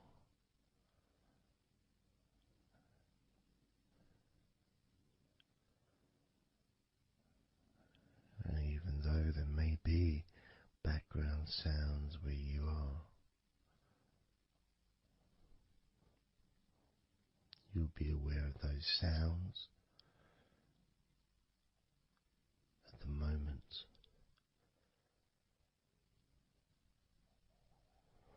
You may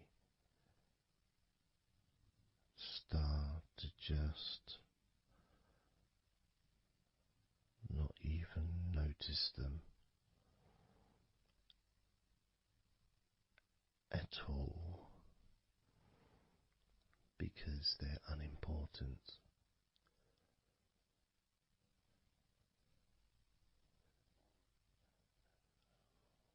Where I am, I've got the sounds of the birds. There's Horace the pigeon, who likes to say hello sometimes. And there's the odd plane that goes by. Maybe traffic and trains in the distance.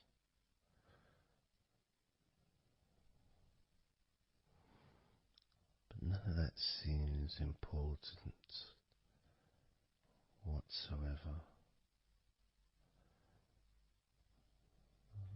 The more candles you blow out, the less important anything is. The more candles you blow out, the further you seem to move away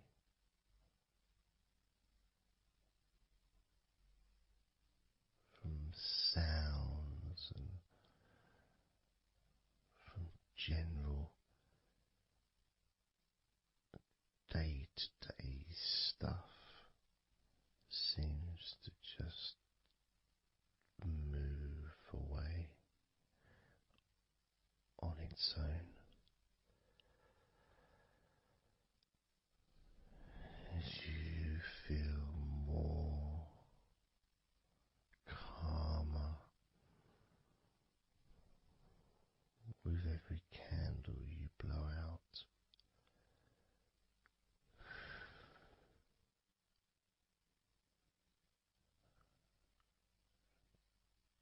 Guiding you to the next number that you hear me say.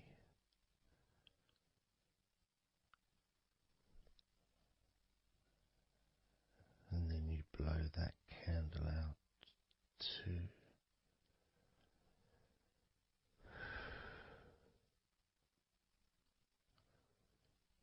So easy,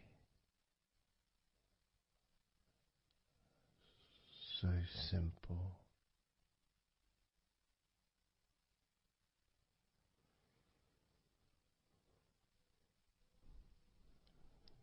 going to start by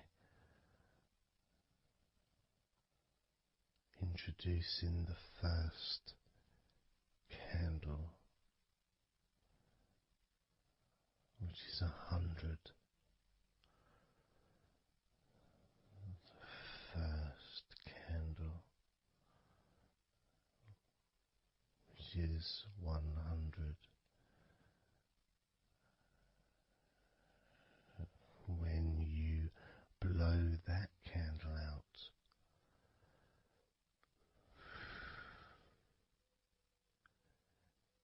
you'll find immediately a slight change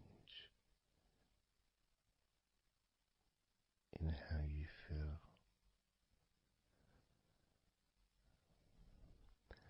as well as a real sense of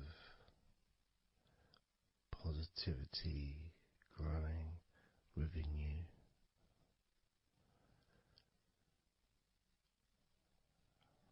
Relaxation and sleepiness expanding,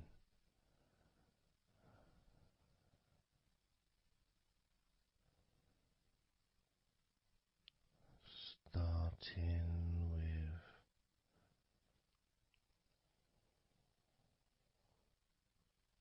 100. Blow out that candle now.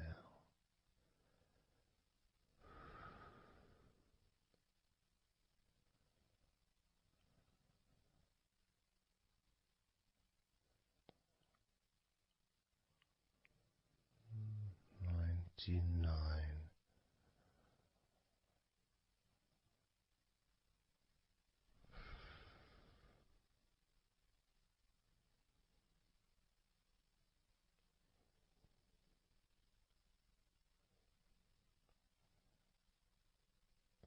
Candle 98.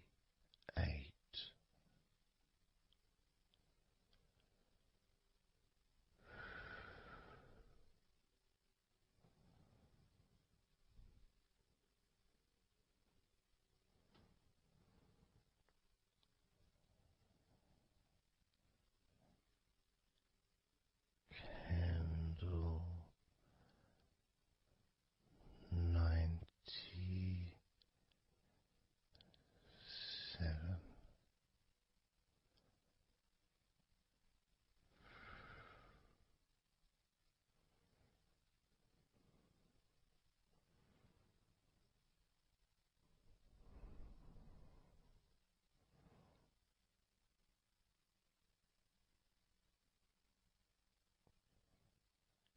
Candle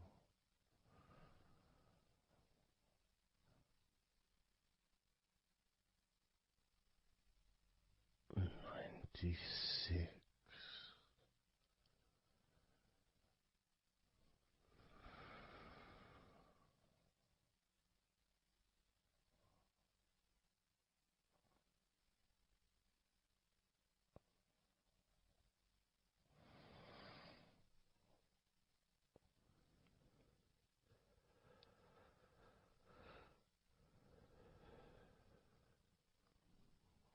Candle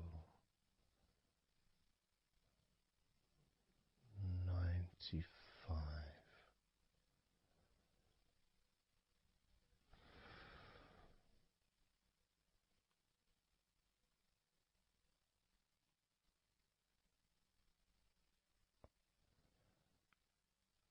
Candle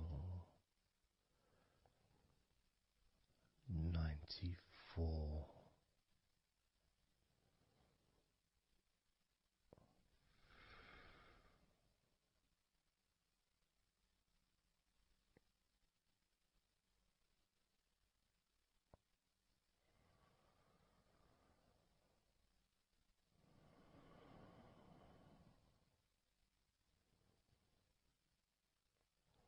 Candle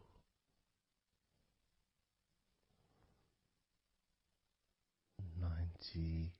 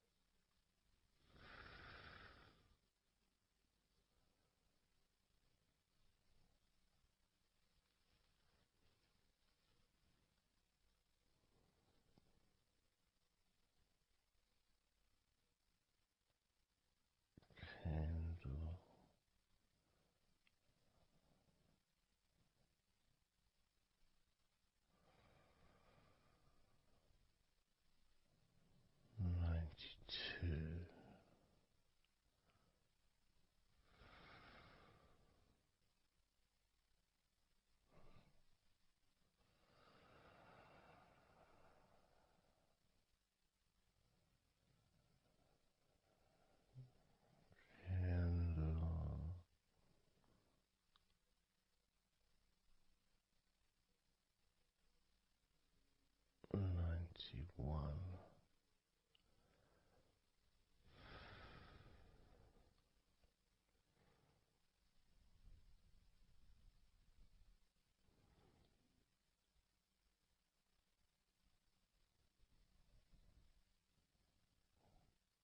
Candle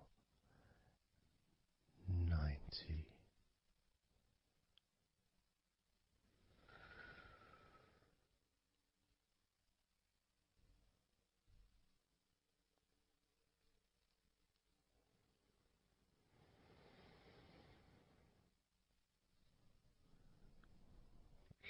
Candle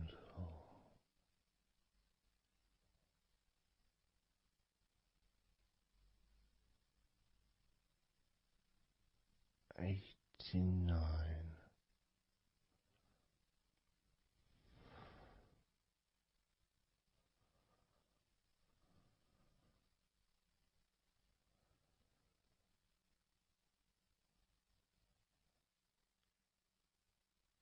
Candle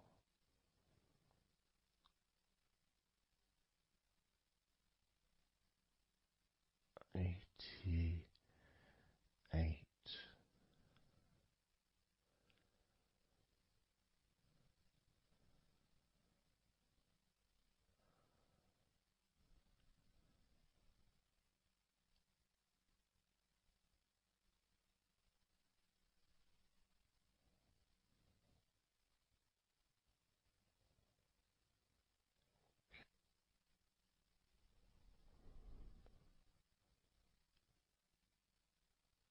Candle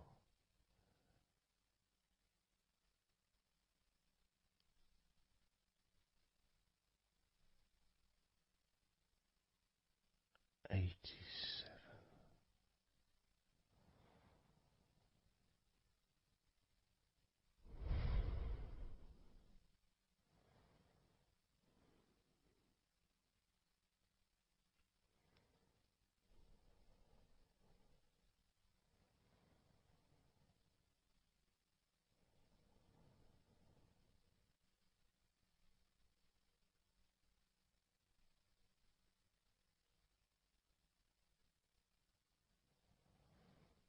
Candle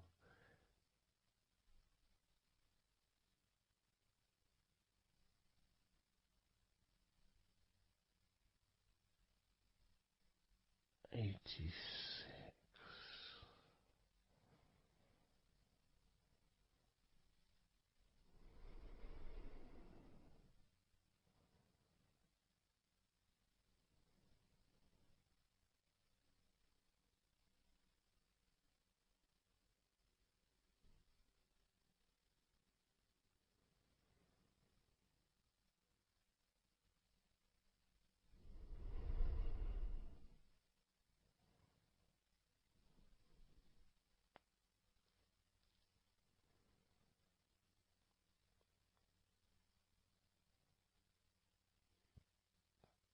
Candle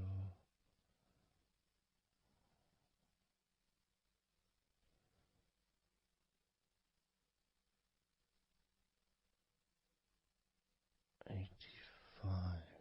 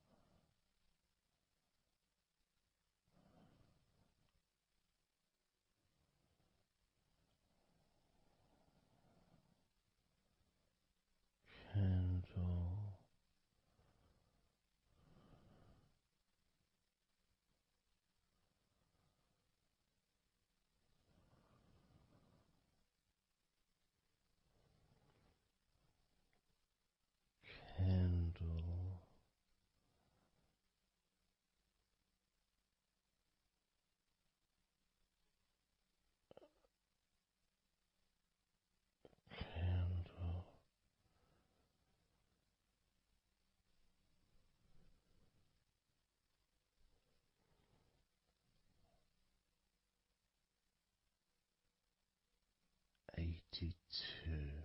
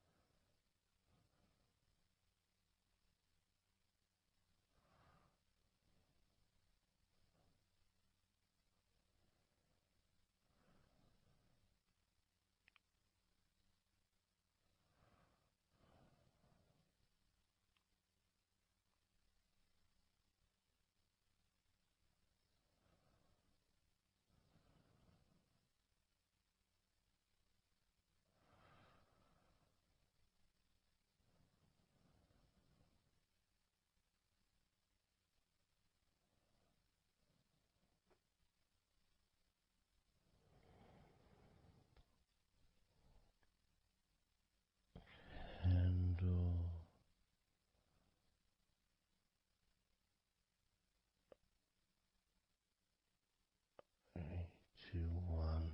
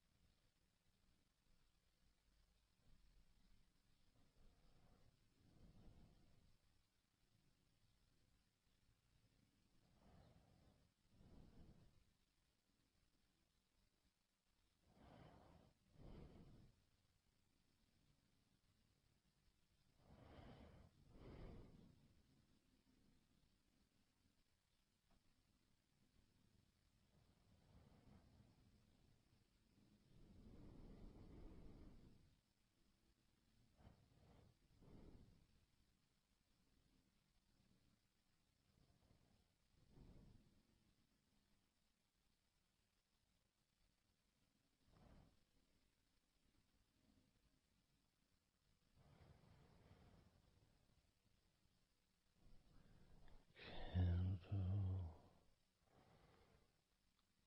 79.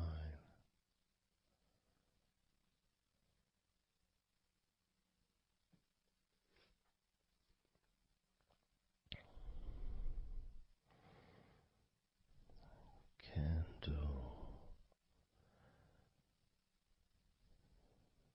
78.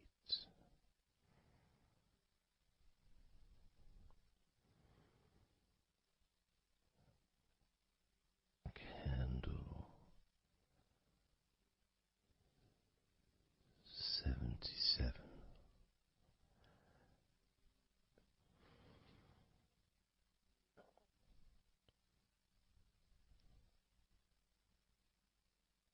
Candle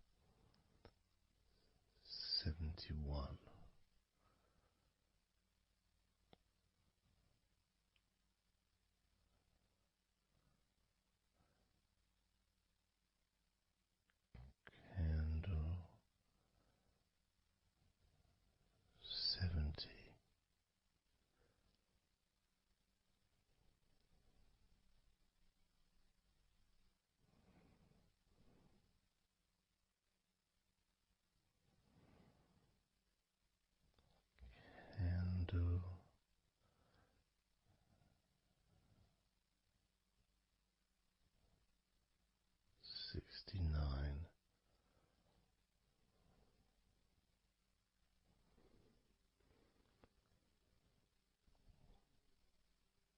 candle 68,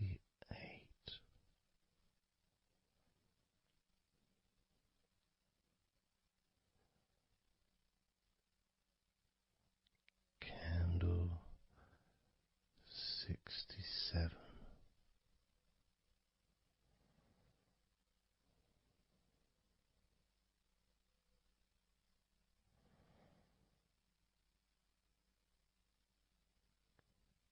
candle 65,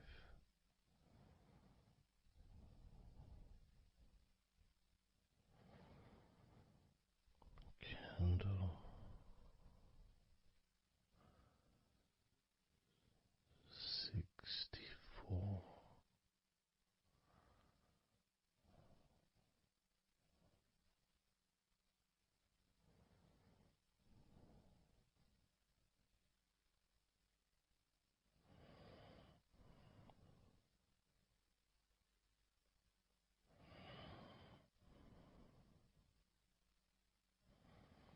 candle 64,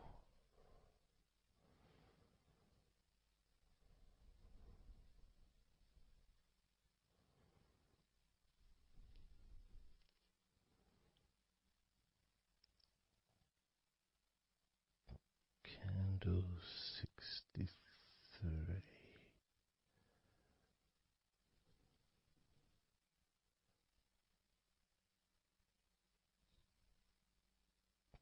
candle 62,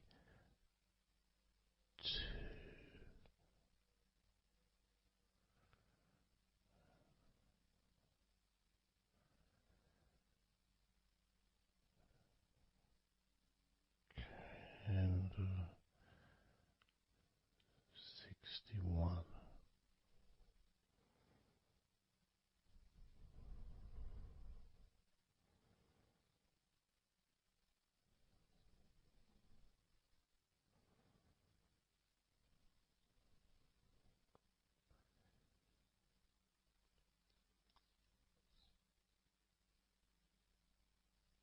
candle 60,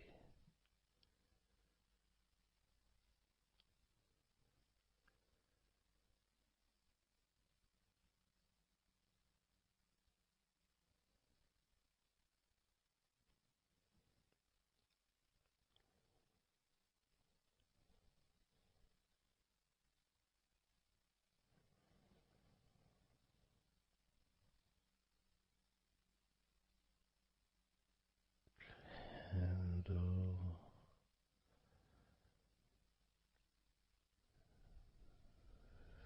59,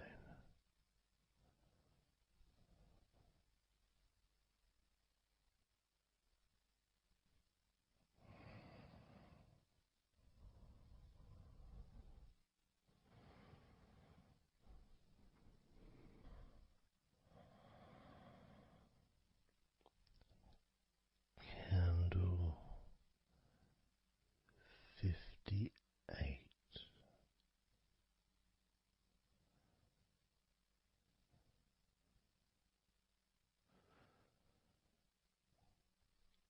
candle 57,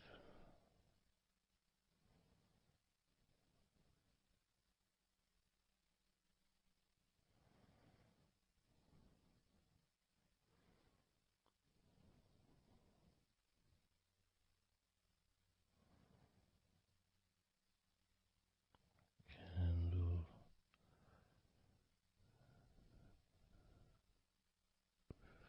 56,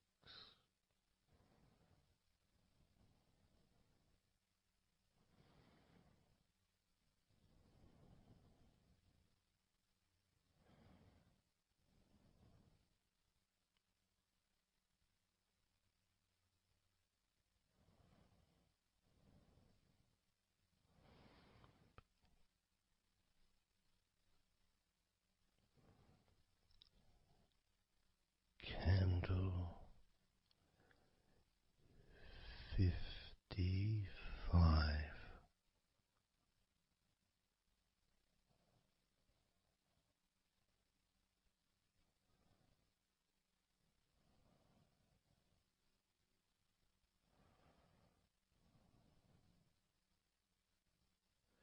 Candle 54.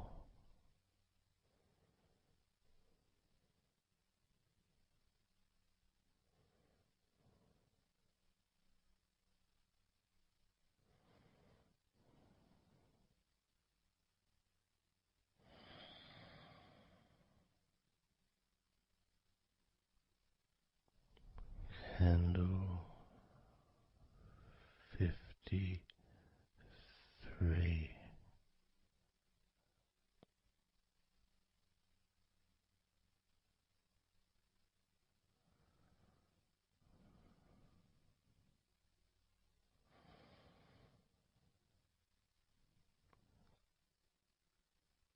Candle 52.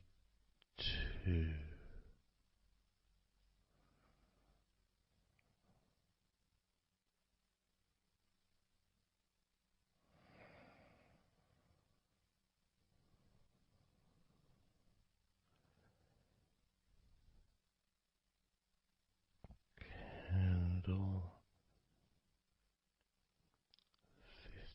52.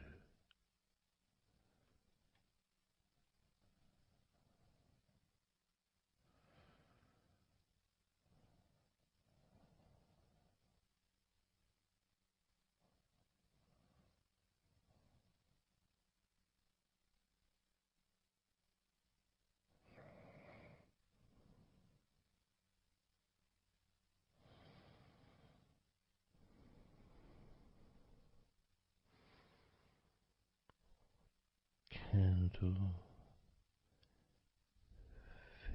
52.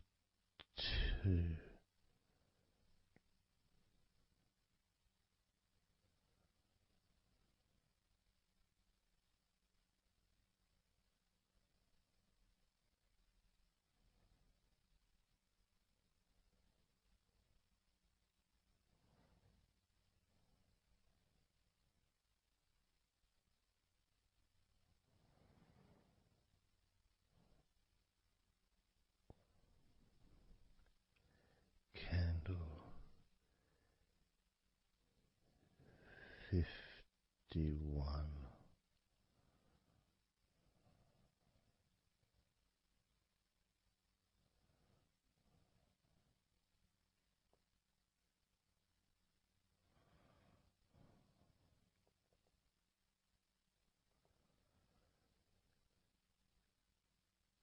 Candle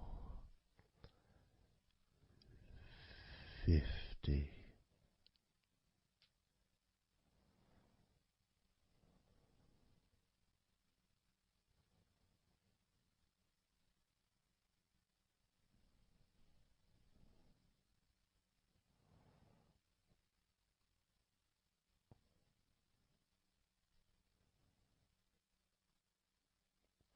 Candle 49.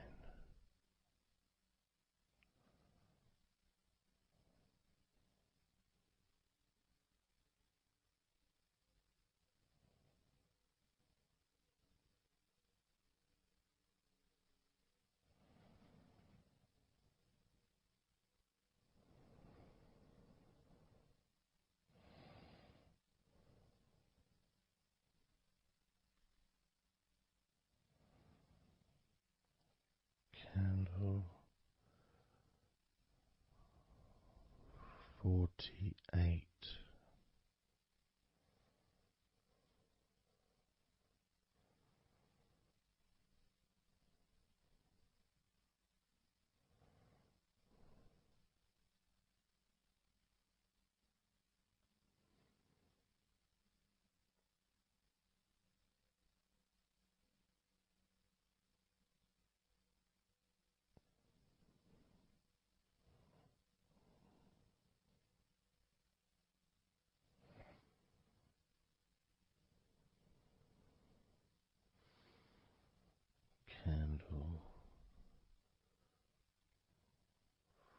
47.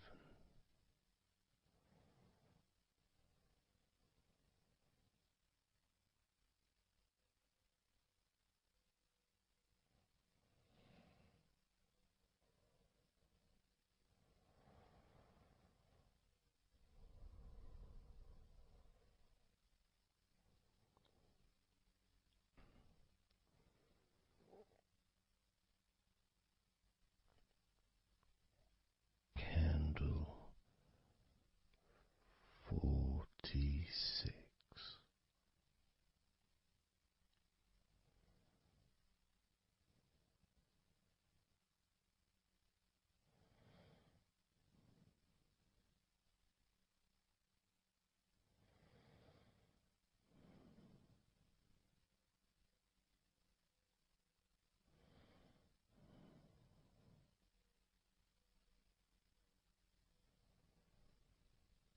Candle 45.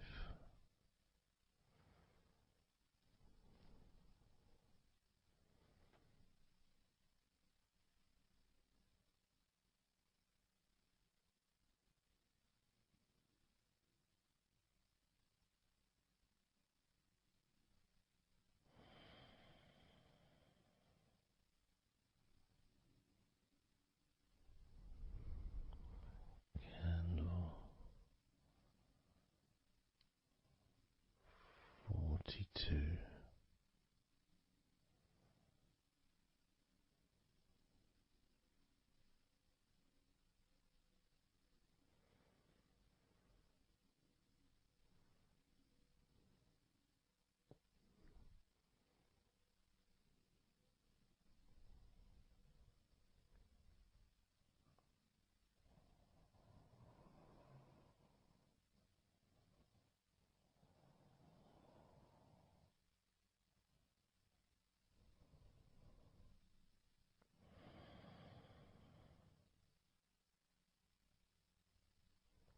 Candle 41.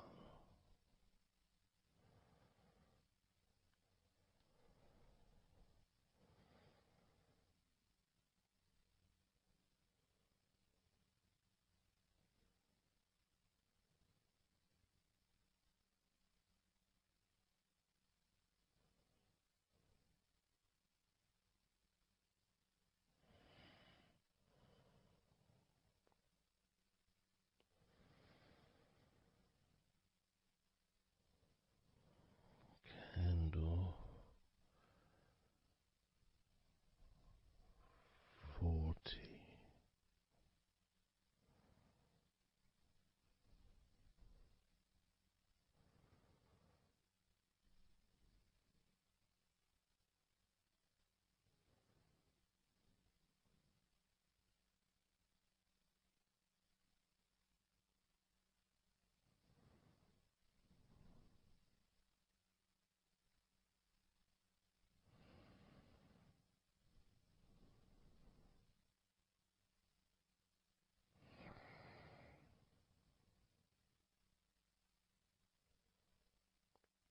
Candle 39.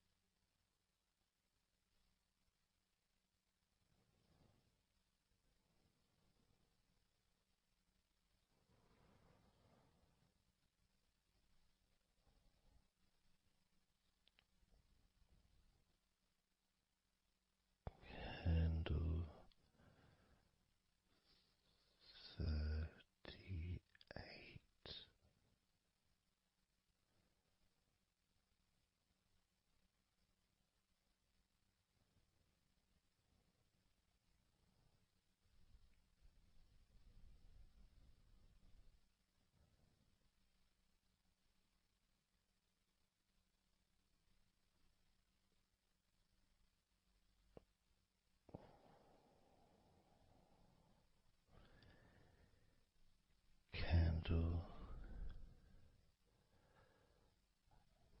37.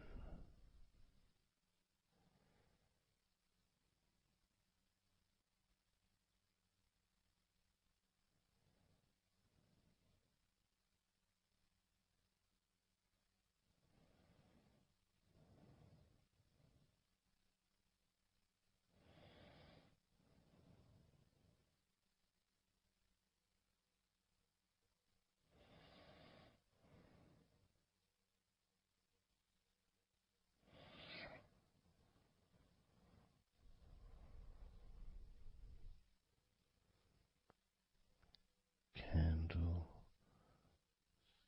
35.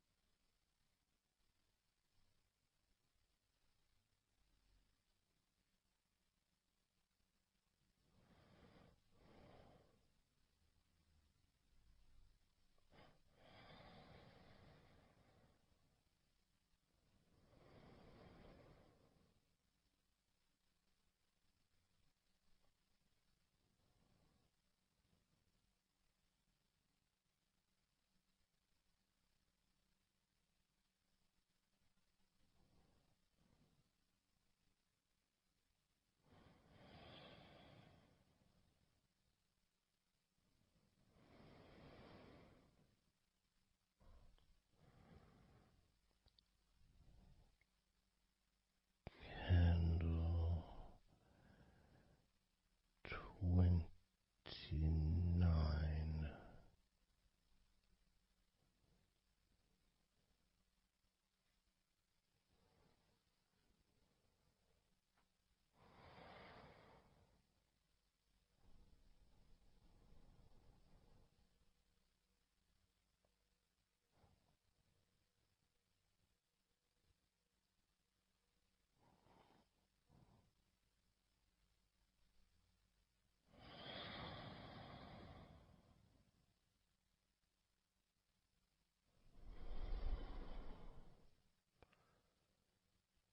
Candle 28.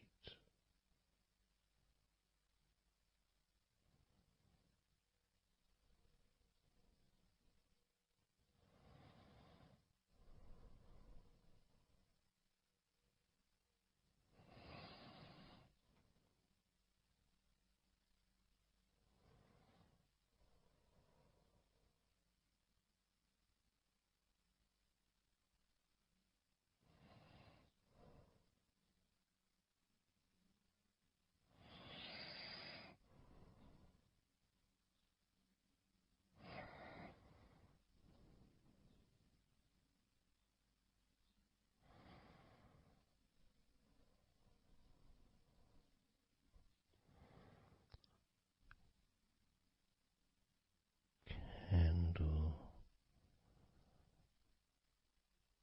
27.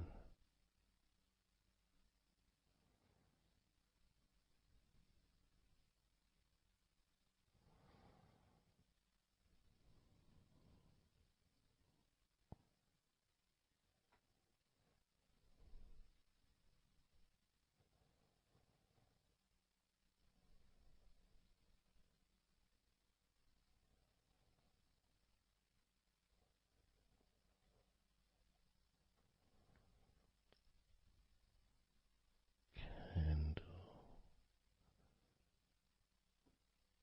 26.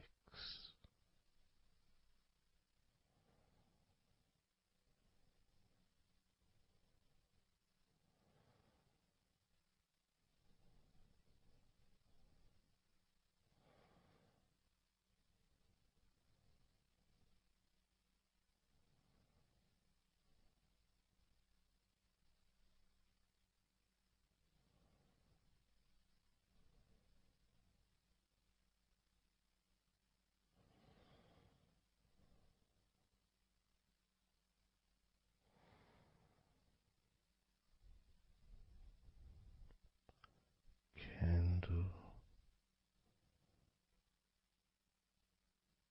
25.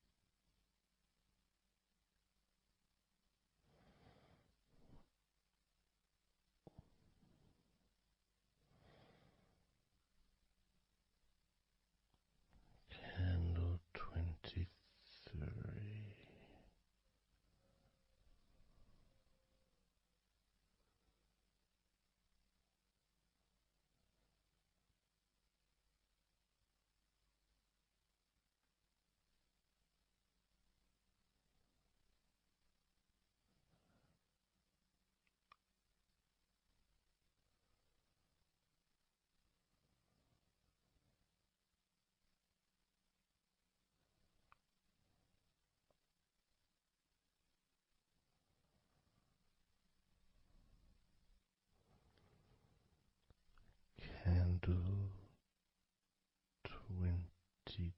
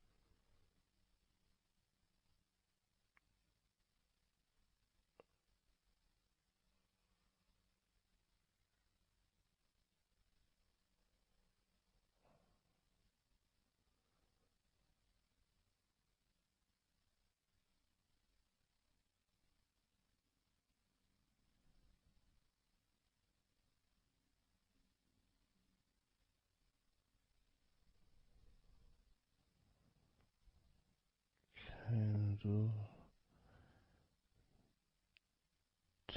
10.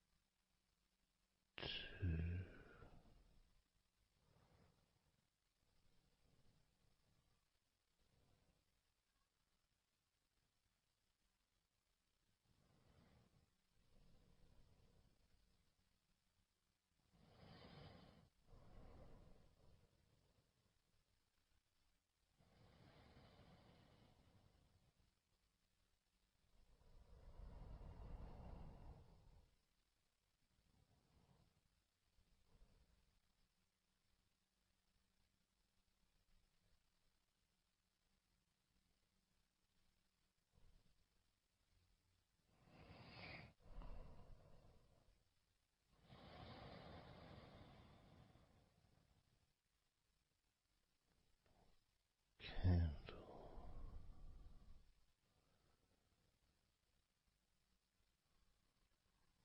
One.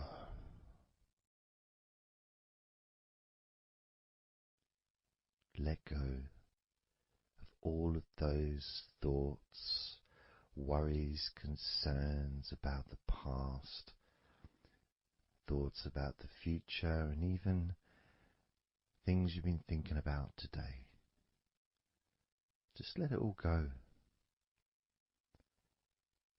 because none of it is useful in this moment. This is your opportunity to just focus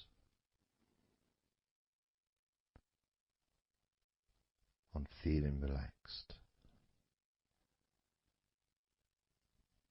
allowing yourself to get in touch with that natural sense of peace that we all have within us. It's available for everyone. It just sometimes takes a little bit of effort to set up the right time and place in order for you to just let go. Because when you do decide to let go and relax,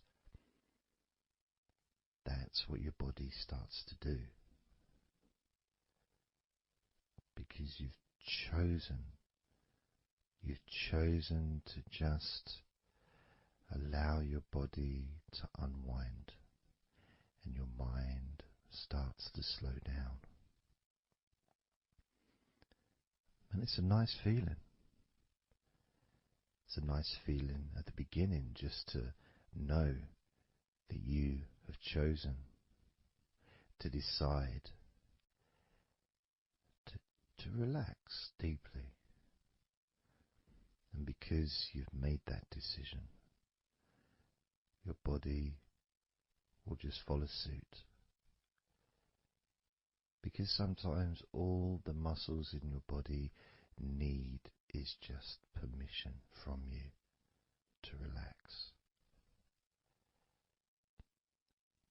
Because so often we're busy, we're going from here to there, we're walking around and we're doing stuff, and the body doesn't have any time or space to really relax deeply. So it kind of waits for you to lead the way, waits for your permission. And when you do give your permission, when you give the say-so, when you say, okay, it's time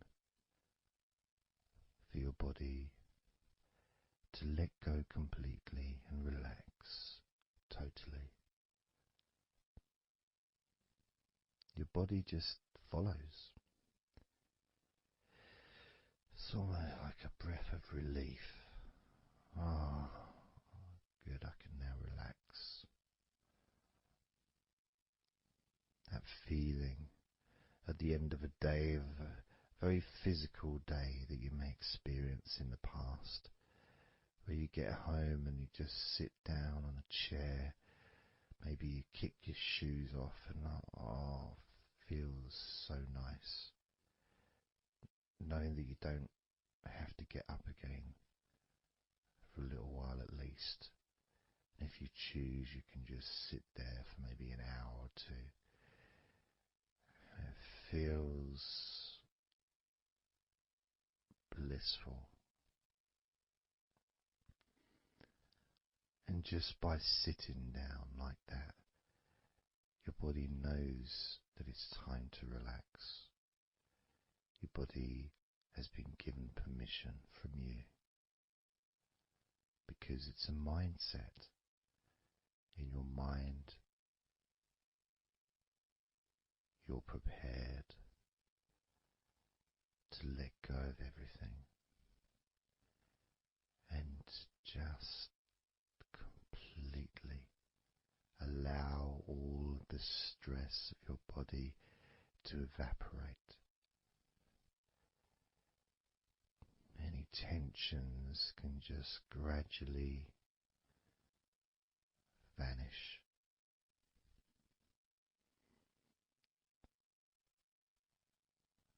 It's almost like magic, really.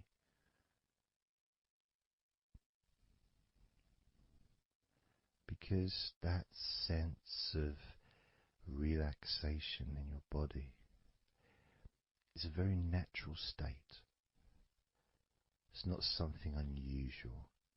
It may feel unusual when you first start to relax if you haven't really spent a lot of time focusing and giving yourself this space to let go completely and relax. It may seem almost alien, but it isn't. It's actually the most natural thing in the world to let go completely, to relax totally. The most natural thing in the world to allow yourself to feel really calm in your mind. And it is almost like a literal unwinding. It's like you press a button and all the tension just releases. And it's like a wheel, like a cog, like the inside of a clock just unwinding. And it's almost like you could see the little wind up knob that's used just going the opposite way that you would use to wind it up. And the energy, that frenetic, stressful energy, gradually winding down, losing its power, losing its strength, as the sense of relaxation becomes stronger and deeper. And you may find that the more relaxed you feel, that your mind starts to wander. Maybe you seem to stop listening to me for a while and your mind goes somewhere else, and then you realize you're listening to me again. And that was just your mind drifting to sleep, which is quite natural, because sometimes when we're stressed and tense, we may not actually be aware of what we need, what we physically or emotionally need in this moment. But when you allow your body and mind to relax completely, and you let go of all thoughts, concerns, worries, ideas, all letting them go, allowing them to drop onto the floor,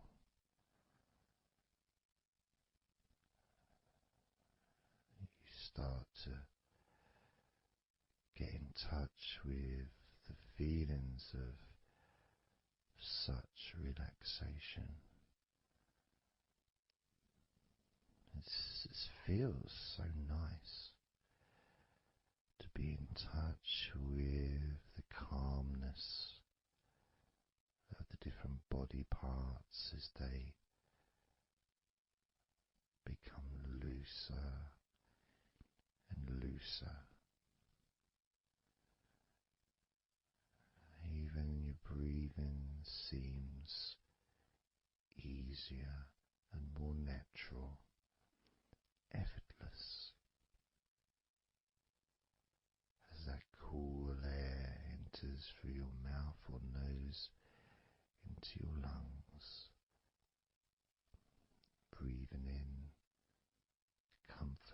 and relaxation,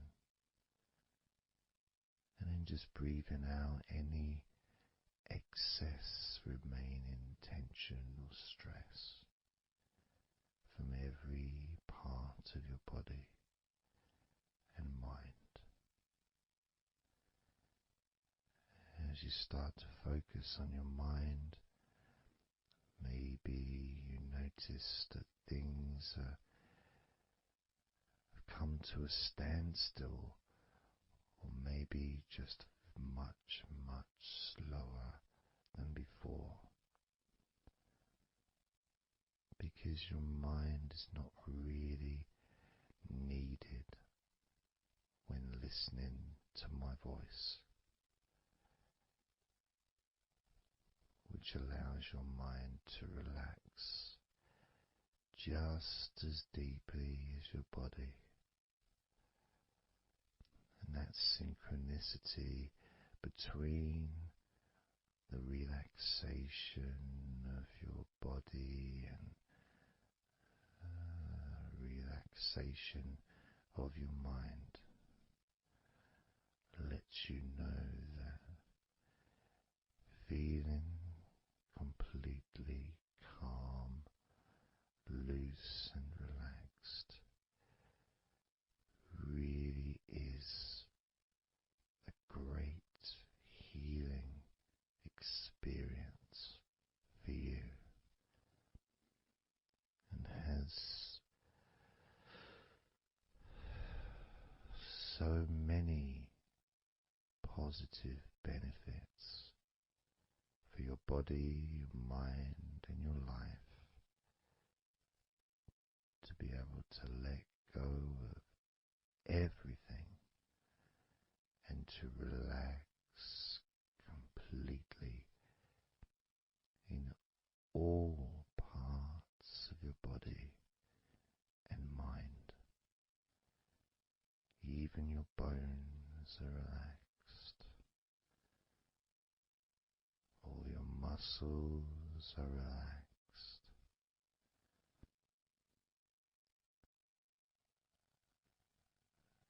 Even the skin that covers your body is relaxed. Every hair that you have is also deeply relaxed.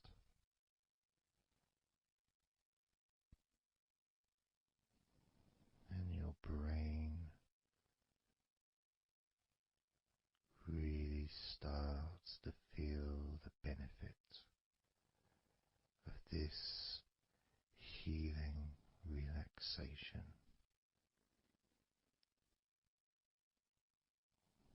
And as you focus on the inside of your scalp where your brain is, you can start to realize and notice the benefits of your brain relaxing deeply. And as your brain continues to relax, it sends those messages to the rest of your body and your mind to really relax even more deeply, relaxing even more completely,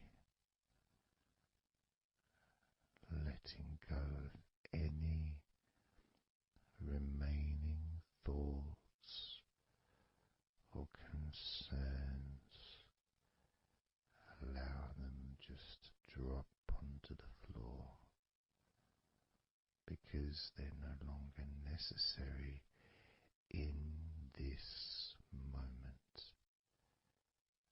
this moment of deep relaxation and calmness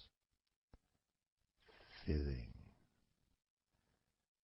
your brain with deep, concentrated healing,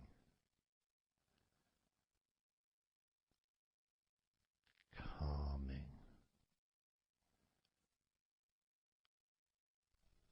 relaxing every part of your brain, feeling so loose and comfortable, so relaxed and peaceful.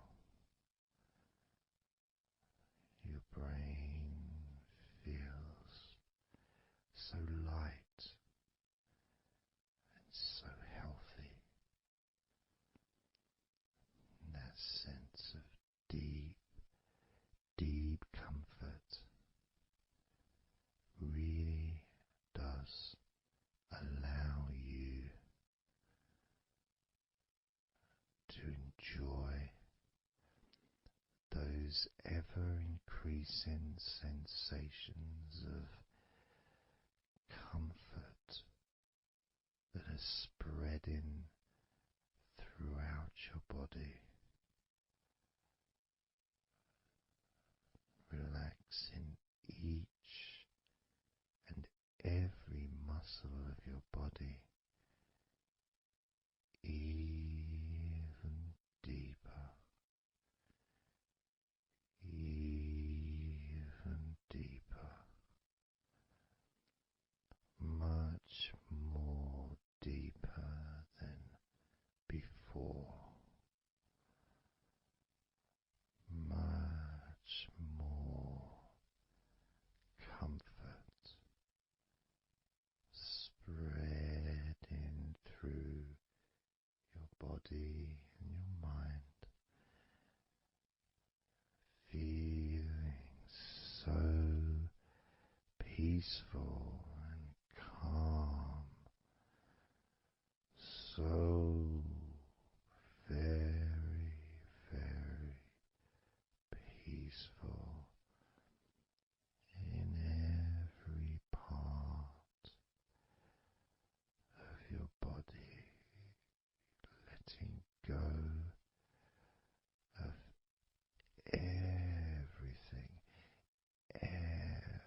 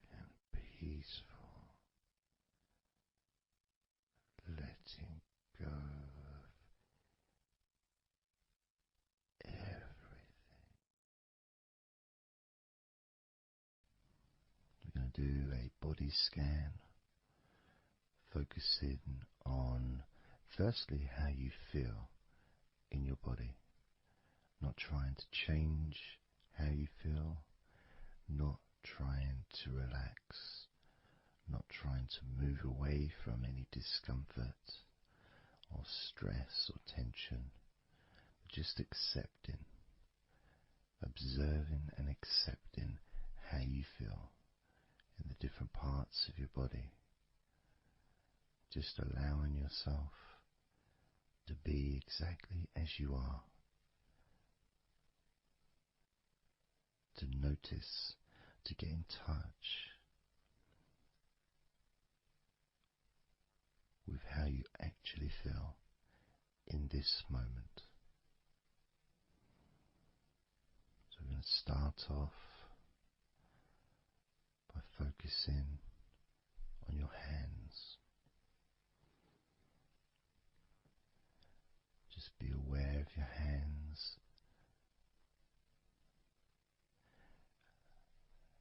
I'd like you to move your hands around.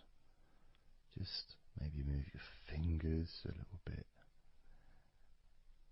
opening and closing your hands very gently, just so that you can get in touch with how your hands and your fingers feel, with very, very slow movements.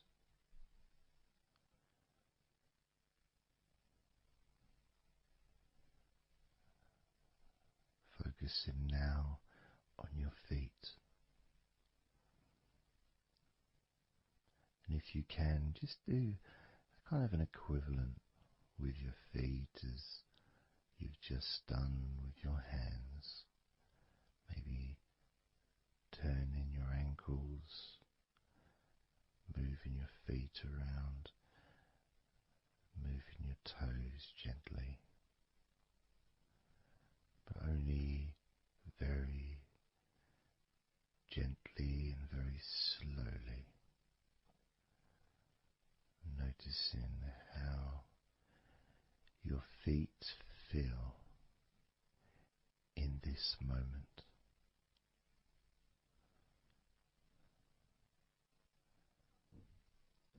Focusing now on your eyes. I'd like you to just focus on your eyelids.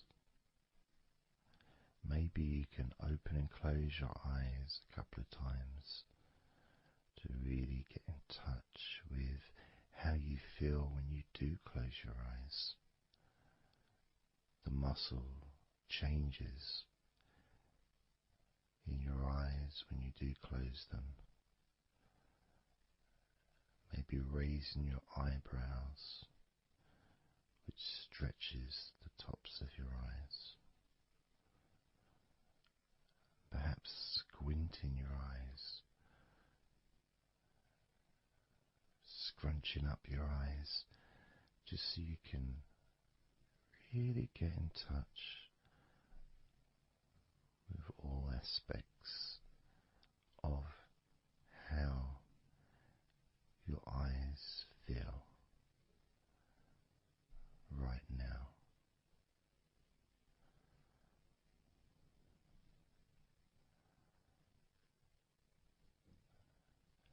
Now focusing on your thighs,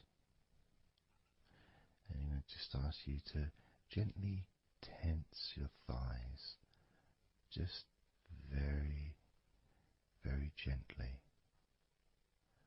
just enough so you can become more attuned to the physical sensation of your upper legs, the front of your thighs and the backs of your thighs. Noticing and observing how your thighs feel right now.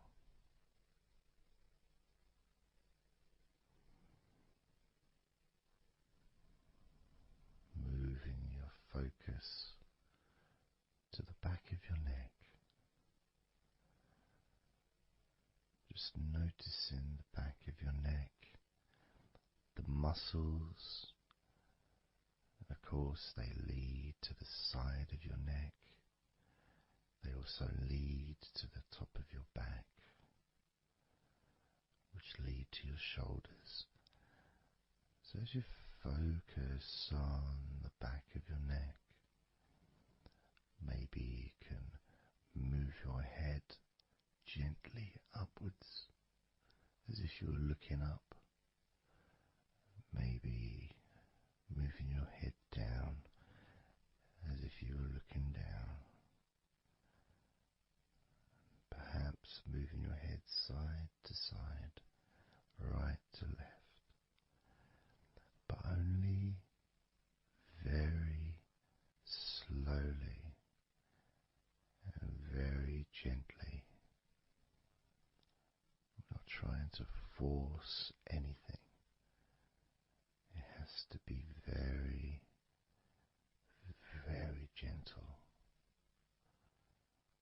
just so that you can be more in touch with the feelings, with the sensations, the physical sensations of how the back of your neck feels right now.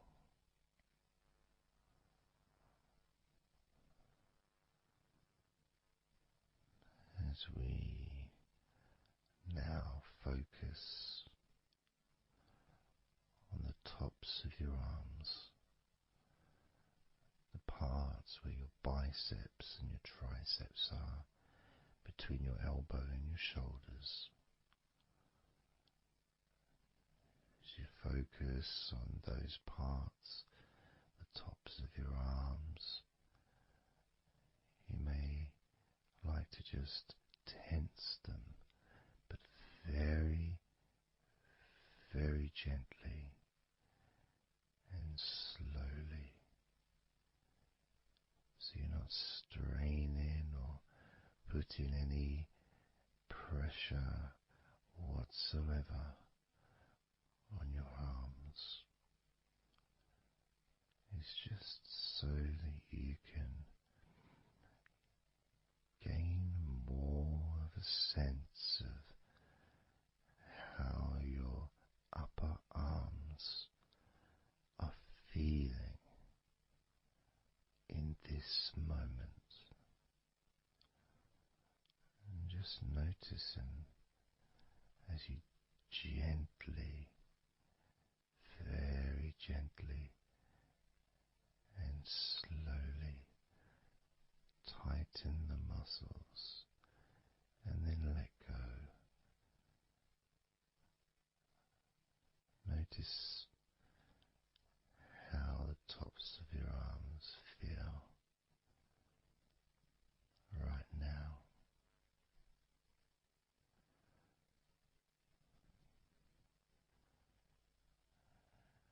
As we now focus on your stomach, the area, the lower abdomen area below your belly button, moving all the way down to your hips, just above your groin.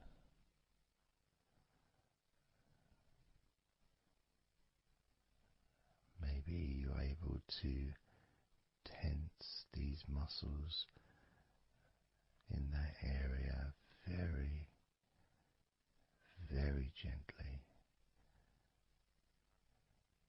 and slowly.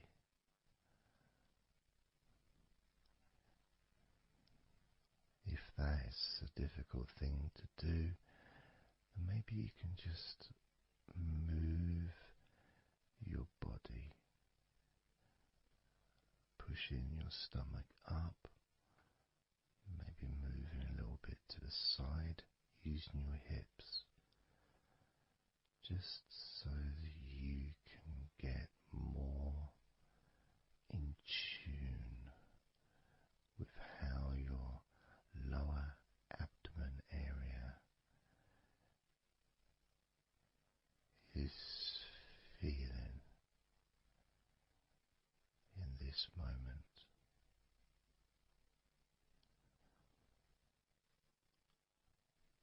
Just noticing the physical sensations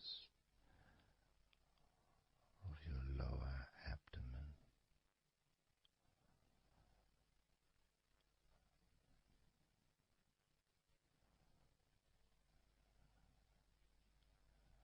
As we move your attention to your mouth,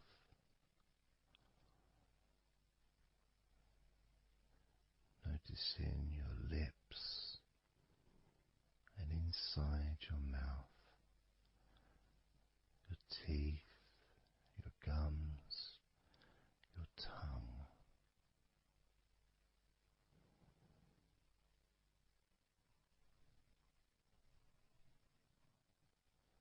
Just noticing how your tongue and your mouth feels,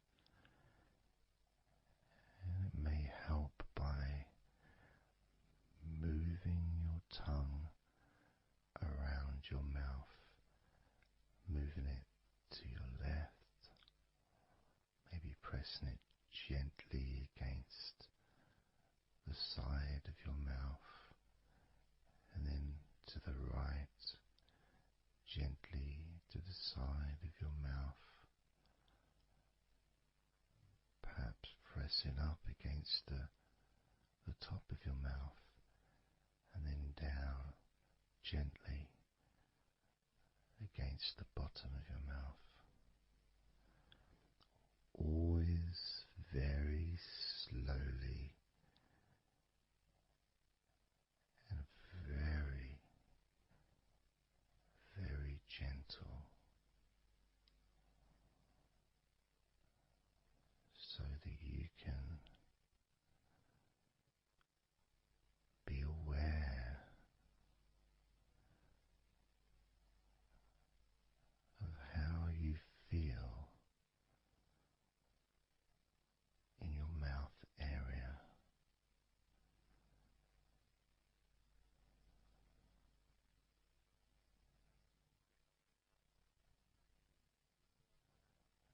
Now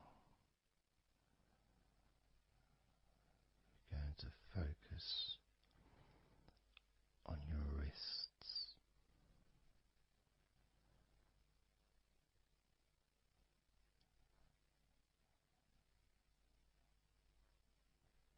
And I'm going to ask you to maybe just rotate your wrists by moving your hands in a circular motion very gently and slowly,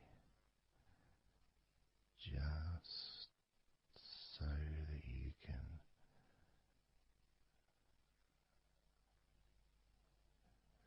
feel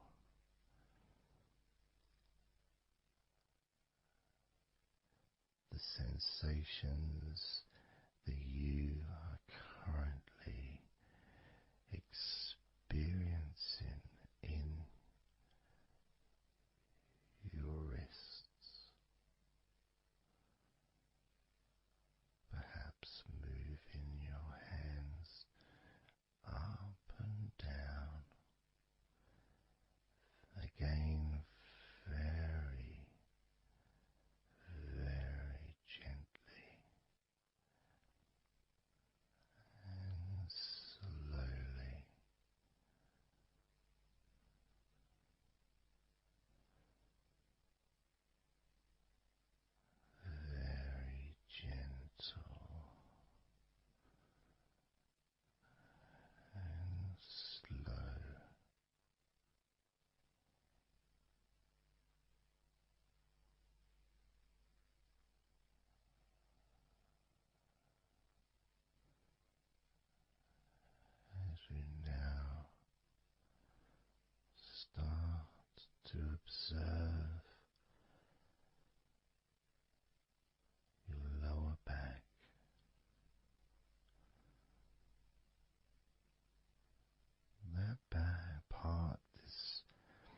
just above your hips, where your coccyx are,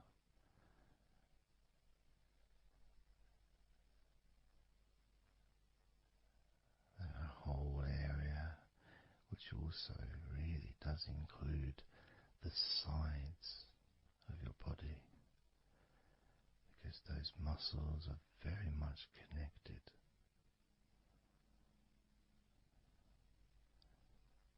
As those muscles also move into your hip area, connecting to your buttocks,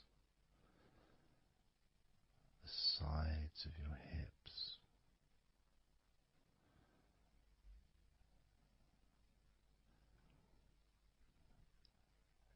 and if you're physically able to do so, maybe you can very gently just move your body ever so slightly, very slowly, from side to side, just enough for you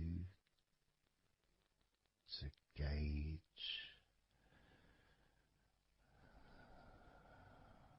how you feel in your lower back.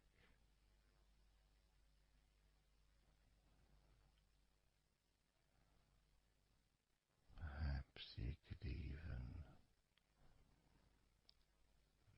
move your hips gently up and down, gently and slowly, in order to really be in touch with the physical sensations of your lower back.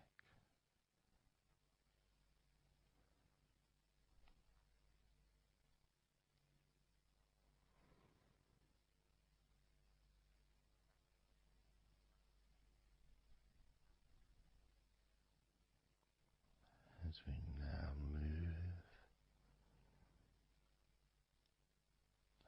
your attention to your jaw, that area from your chin all the way up to near where your ears are, the whole of your jaw.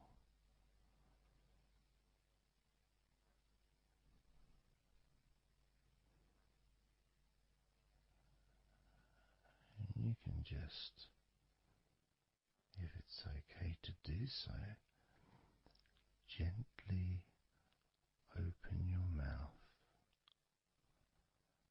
not wide, no stretching, just very gently and slowly opening your mouth and closing your mouth very gently and slowly.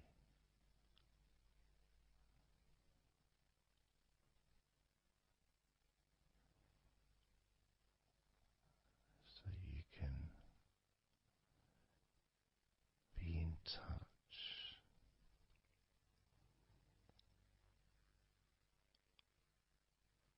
with how your jaw feels now.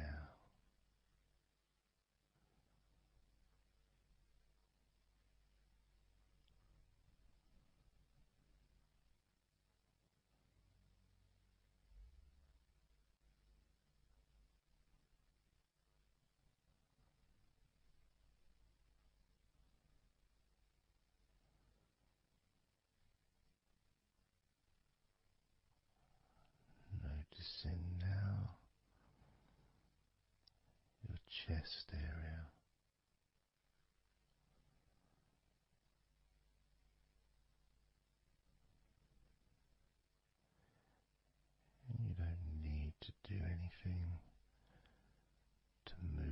chest because it moves every time you breathe.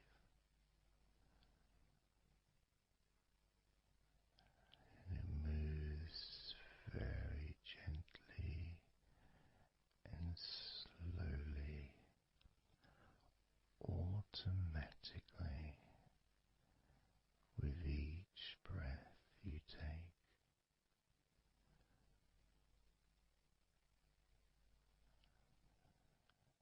As you focus on how your chest feels when you breathe.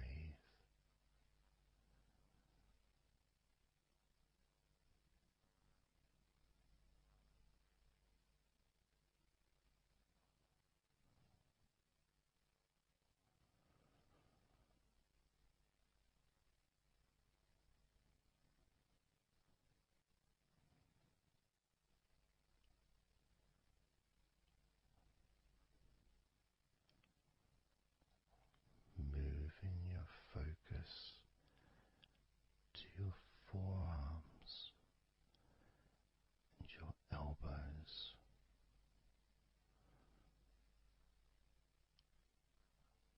Maybe you're able to very gently and slowly tense the muscles in your forearms.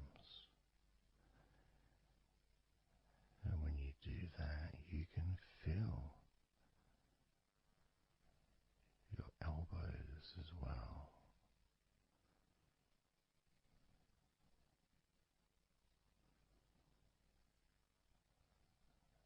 Very gently and slowly.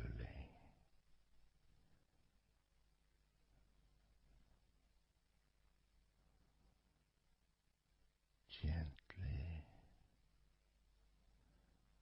and softly, observing your forearms and elbows.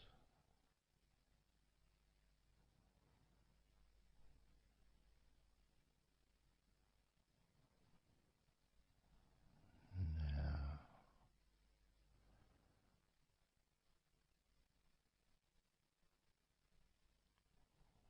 we can focus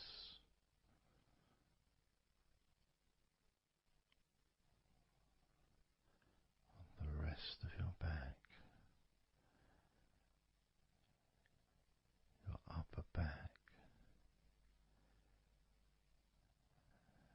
and the middle of your back.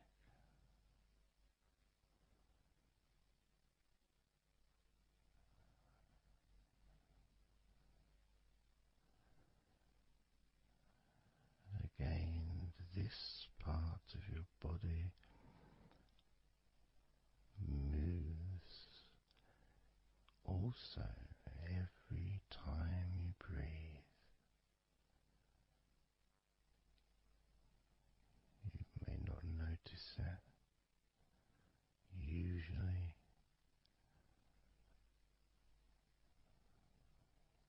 but as you observe your upper back and the middle of your back, you can really feel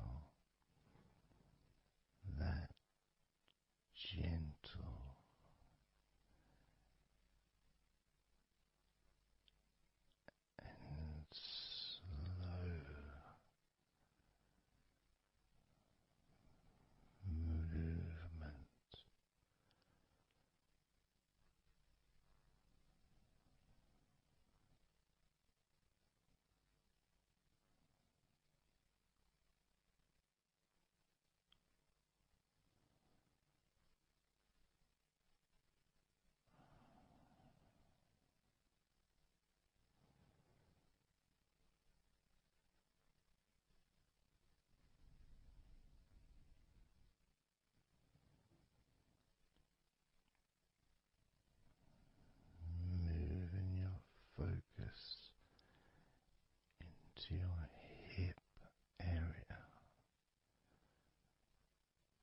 your buttocks, your groin, those muscles and those bones in your midsection.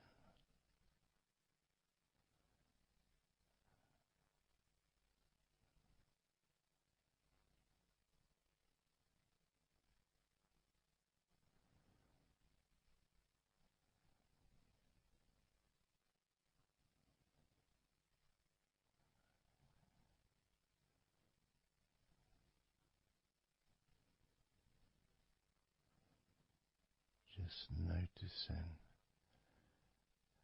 how your hips feel right now.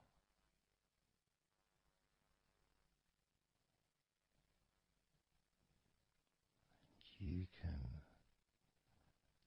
very, very gently move your hips,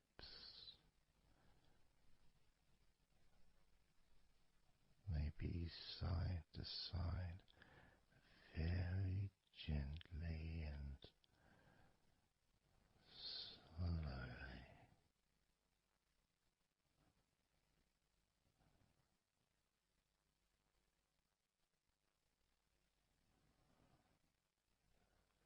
Very, very gently,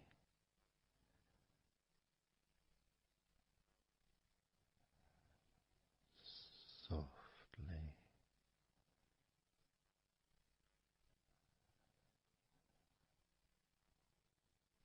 and slowly.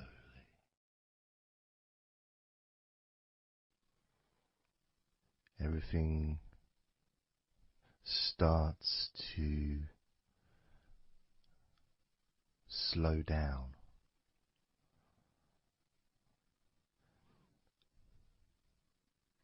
including the thoughts in your mind, and your mind itself just starts to gradually, it doesn't have to be instant, but just gradually starting to, it's almost like time is stretching.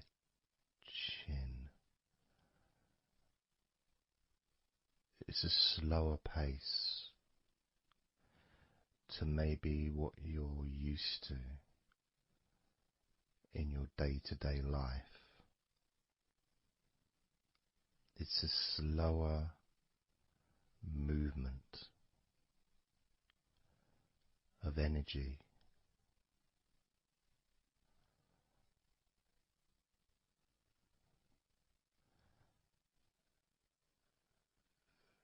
very small movements which make up the larger movements, which is always the case.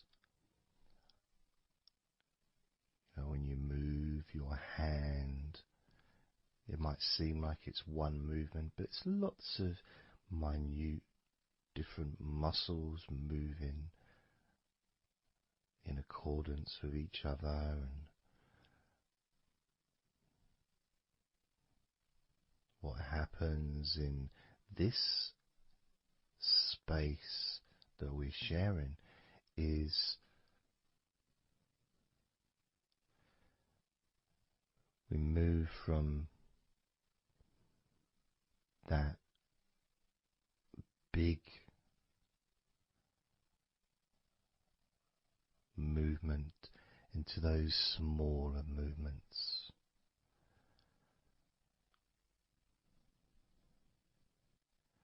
Starting to focus on how your body feels, but not just as a whole, not just, oh, I'm feeling this way, I'm feeling stressed or tense, or I'm feeling relaxed and calm. I'm feeling this way, I'm feeling that way. Starting to notice that your body begins to present to you small feelings around your body.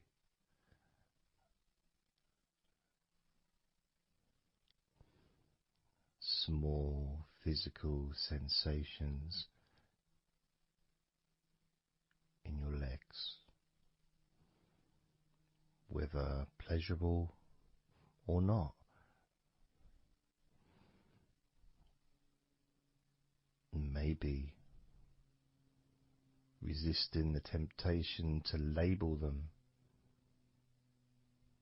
or to judge them, those feelings, just thinking about them as just being neutral, just feelings.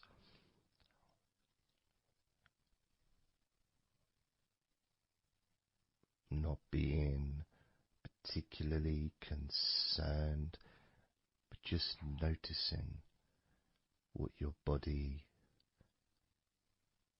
is telling you.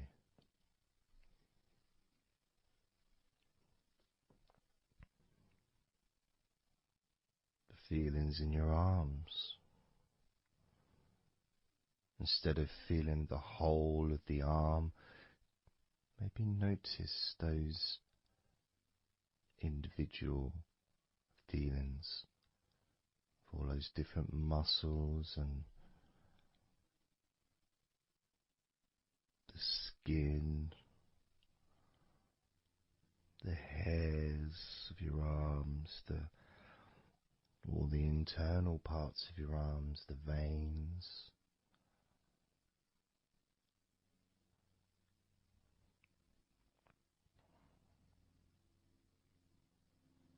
the bones. Just being aware of maybe your elbow on your right arm has a certain feeling. Maybe your left wrist also has its own individual physical sensation.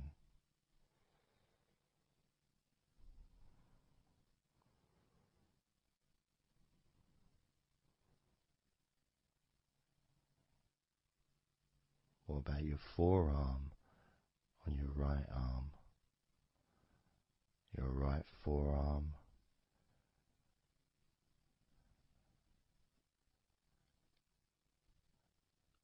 There may not be any particular feeling that you could even give a name to. May not feel like anything other than just a feeling. You know, it's there.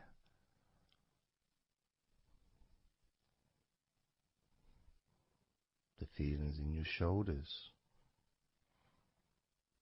Perhaps your shoulders, when you think about them, they're kind of almost like they're the same, you know, the same feeling. Almost like both of your shoulders are just one thing. But of course they're not.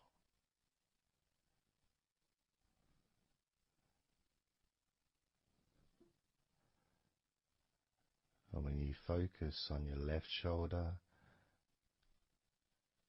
and then on your right shoulder, maybe you find that you move the muscles a little bit. Maybe tense the muscles gently.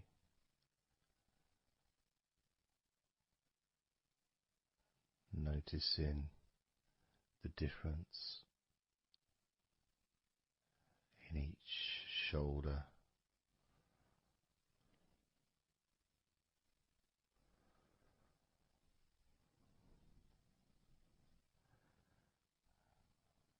Your lower back.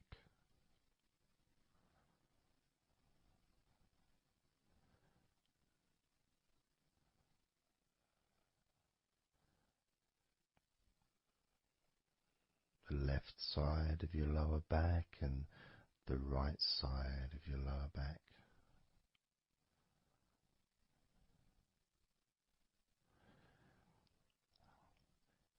Of course, that connection to your buttocks and to your hips,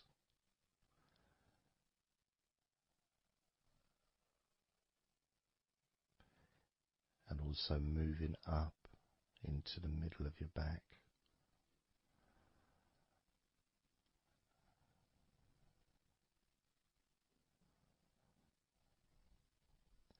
And sometimes, like right now actually, when I focus on that part, when I focused on my buttocks, and then I focused on the middle of my back, it almost felt like the muscles in my lower back were being stretched very gently, but just stretched a little bit, even though I wasn't doing anything to try to stretch your lower back. It just seemed to happen. The feeling of very gently stretching your lower back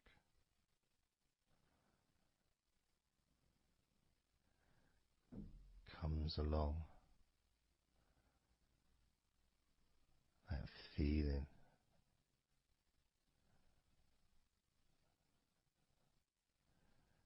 in your chest.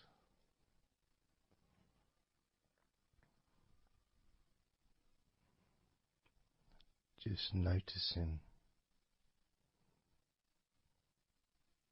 what sensations you are experiencing in your chest right now.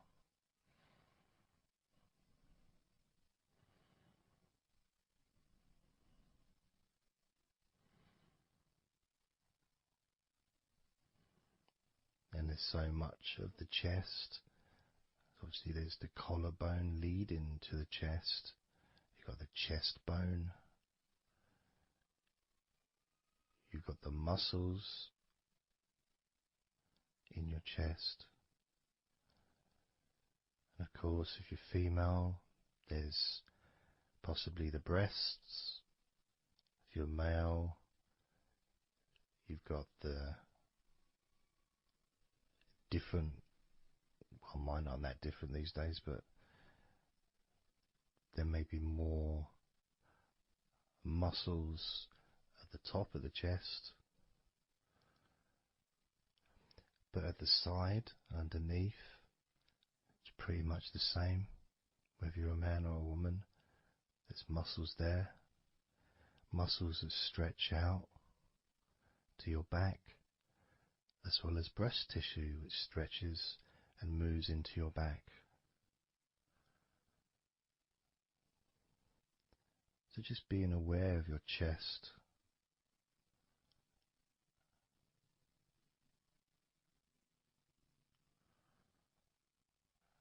being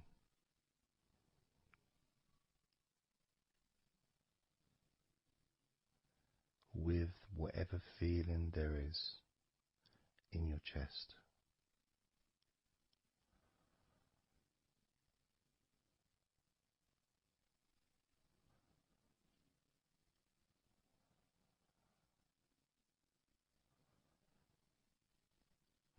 And when I notice that I focus on my chest, I feel it in my back, my upper back. I mean, I guess the obvious reason would be because, I breathe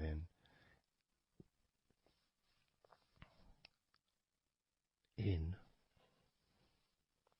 and it stretches my chest and my back at the same time.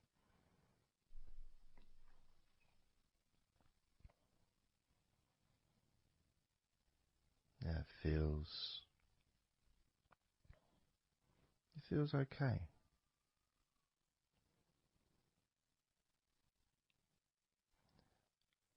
Doesn't feel I got a little bit of pain in my right chest. A little bit, not pain, but little discomfort, maybe stiffness possibly. I don't know. I notice my shoulders are also wanting to flex for some reason. I think that's probably part of my upper back.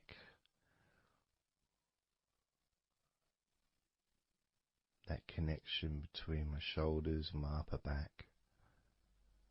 Because I can move my shoulders and stretch the muscles in my back. Moving the shoulders backwards or up, which then moves I think it's the scapulars in your back.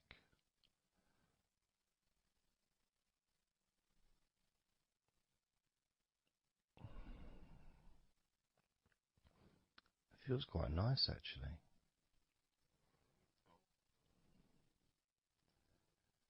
The good thing about this is you can, if you want to, you can just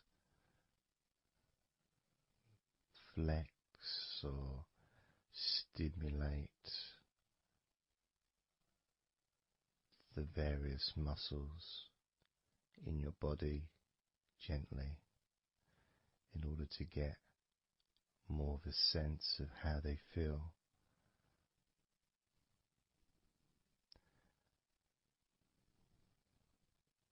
And when you're relaxing,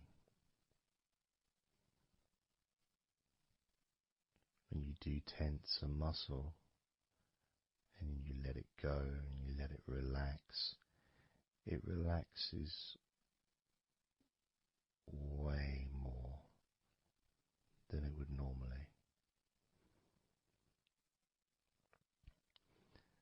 But you have to feel that you're able to do that. There's no point doing it if there's an issue with a part of your body. You need to be gentle with yourself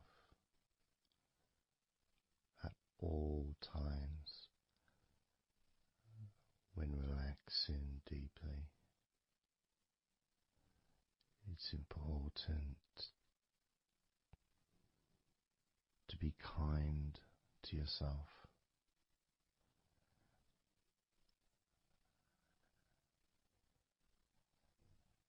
As you notice your mind, how much has your mind slowed down since we started this recording?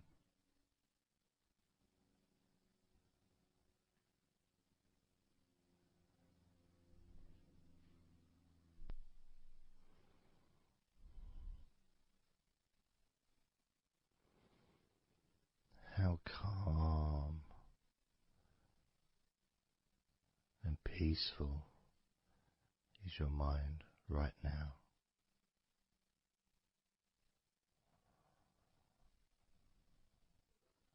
With nothing to think about and just my voice to listen to, because you know the intention behind this recording is relaxation. At the very least, for you to feel more relaxed at the end of the recording than you did at the beginning.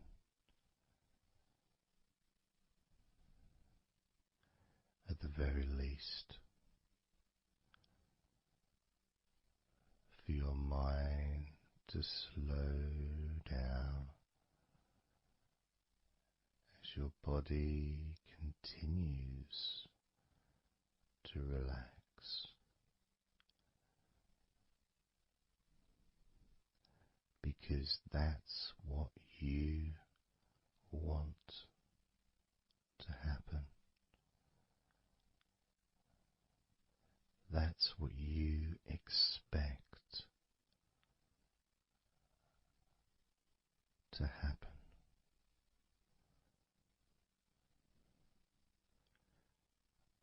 For relaxation to fill your body.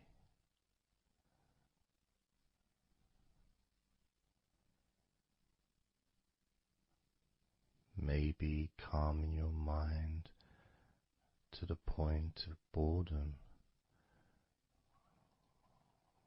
when you start maybe to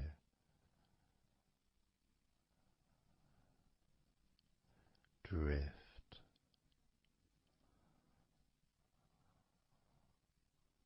away.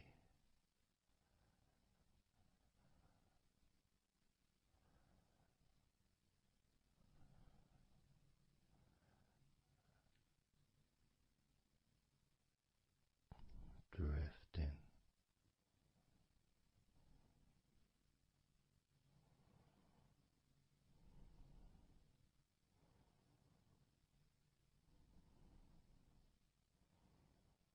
It's almost as if you're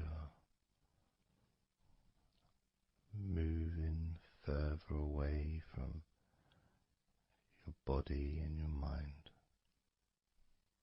just leaving that there.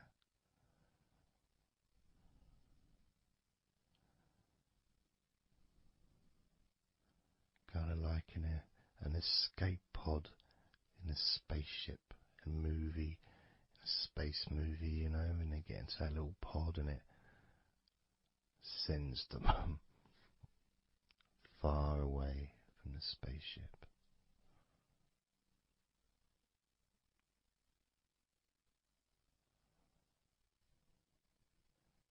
Safe to dream.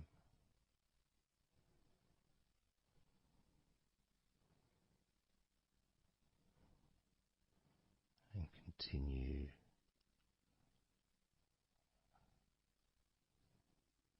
to relax.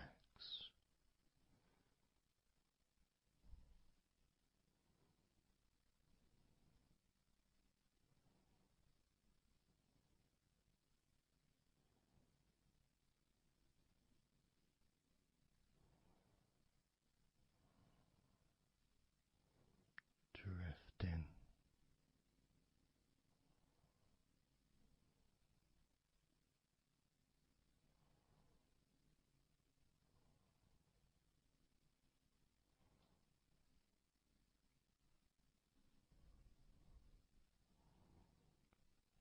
So slow.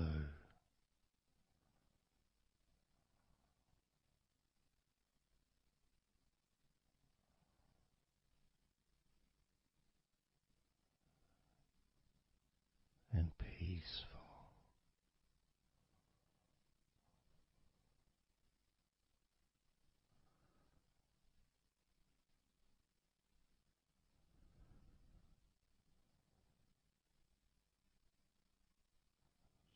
So relaxed.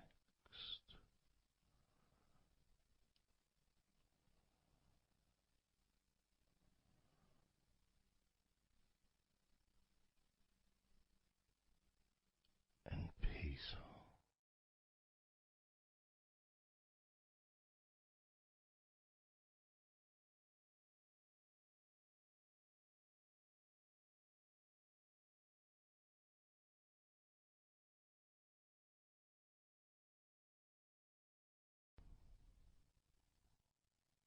And focusing on the feeling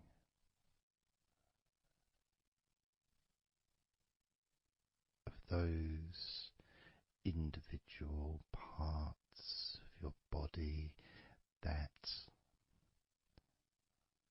are relaxing one by one.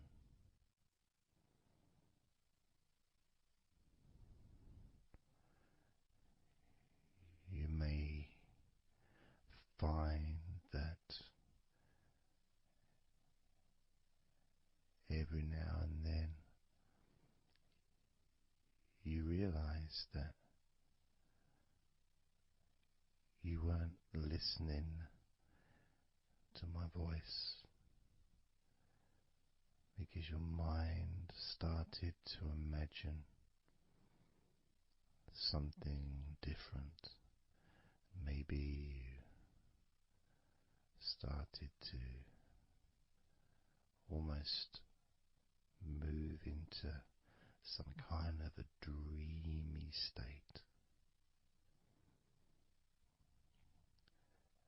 And then you become aware of my voice again. And even though you may want to focus on my voice, you may also wish to allow your mind to just drift naturally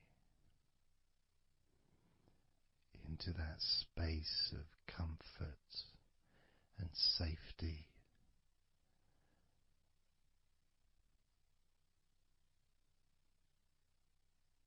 As you feel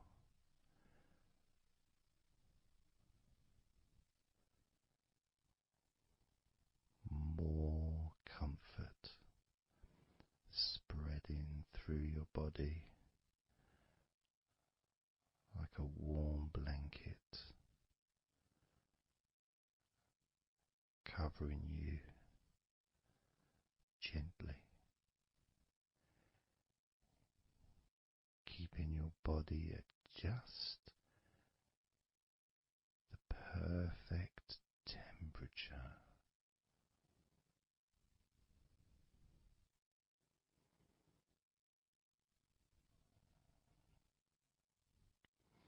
And even if you can hear background sounds,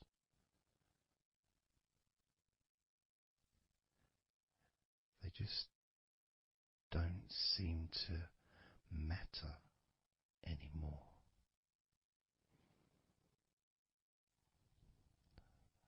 As that sense of peace spreads through your mind,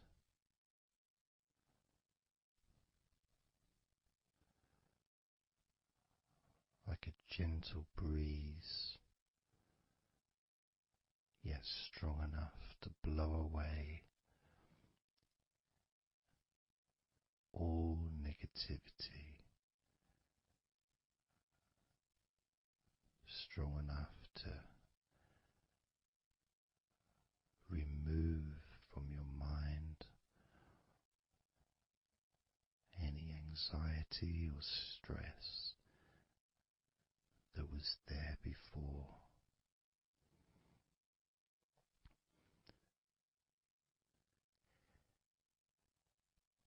And blow away any other thoughts or feelings that just don't fit with the sense of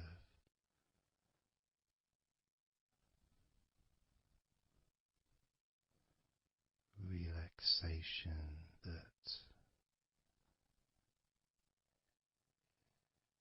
is filling your body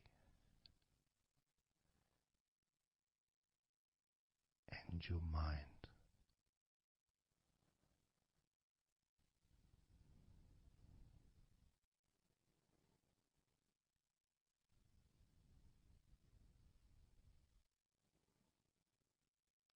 And as you focus on your mind, I'm going to count down from 10 down to 1, and with each number you hear, your mind will become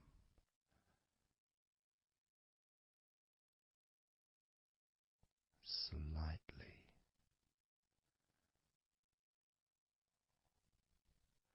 more relaxed, just slightly.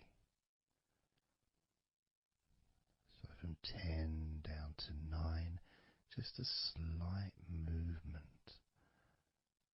From 9 down to just another small change in how you feel.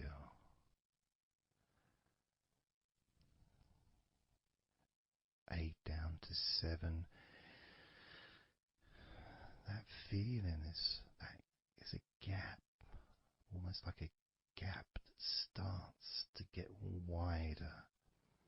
The gap between those feelings that you used to have in your mind compared to the feelings you have that are growing now. Feelings of comfort and security and confidence. And that gap becomes wider. 8 down to 7, 7 down to 6. And when you get to 5, your mind will start to have a certain physical sensation, almost like there's a magnet outside of your head sucking the tension and the stress and any remaining feelings that you don't want, sucking them out through your skull.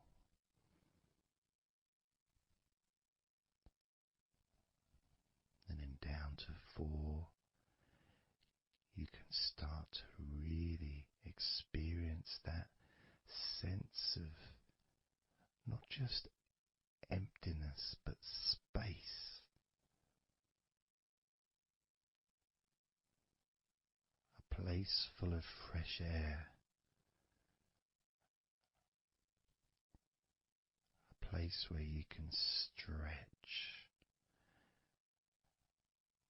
It's almost as if as you go down to 4 and 3, your mind is expanding with this sense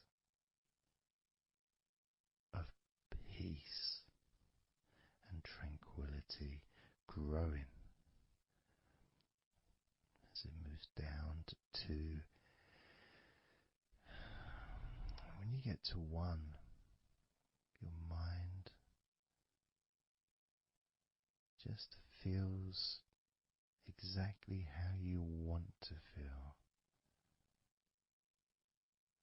It's almost a perfect feeling.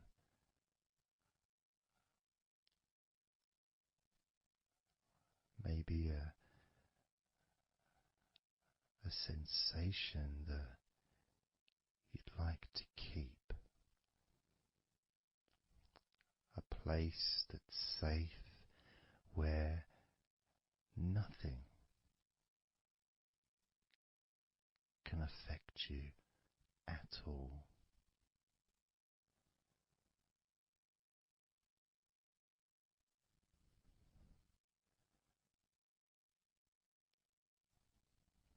And you can stay in that space of comfort and confidence. Confident in your own ability to create this space and this feeling of comfort within your own mind, just by counting from 10 down to 1.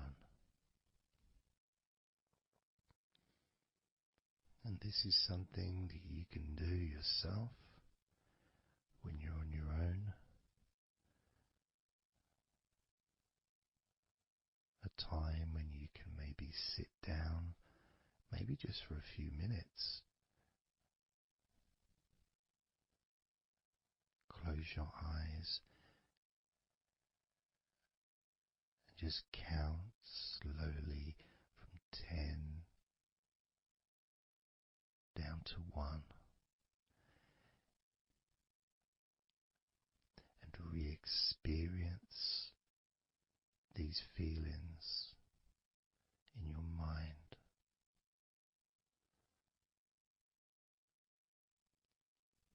And when you feel that way in your mind, your body copies your mind.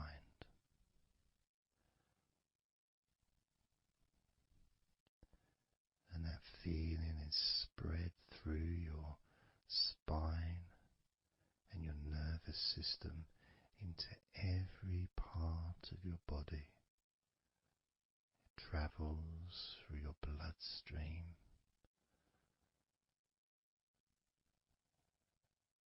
healing and relaxing every particle of your existence.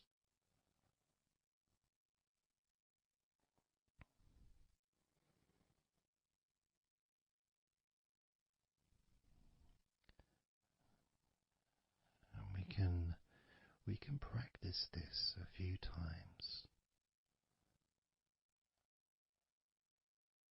before the end of the recording, and then you can practice on your own.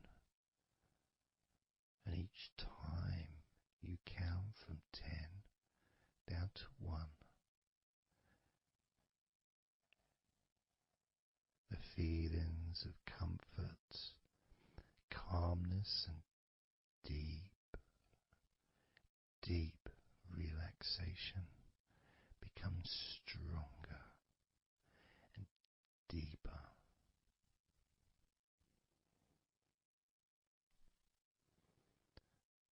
Filling your mind and your brain with these positive chemicals that spread throughout your body, relaxing you so quickly, relaxing your whole body and mind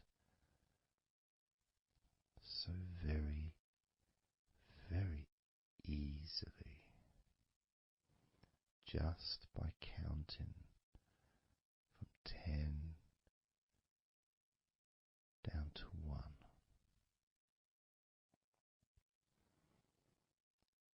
So we're going to do it now. I'm going to count from 10 down to 1, and I'd like you to repeat the number after me. So when I say 10, you can just repeat to yourself 10.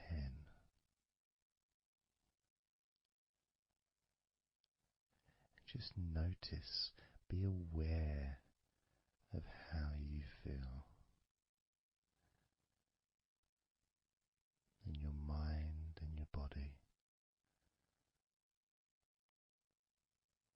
Then when I say 9, you can repeat to yourself 9.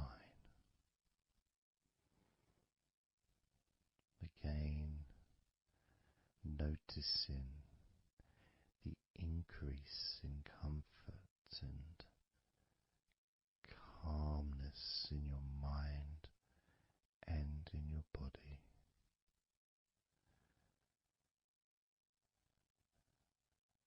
The same when I say 8, when I say 7, 6, when I say 5, 4, when I say 3, 2, and lastly when I say 1, you can repeat that number.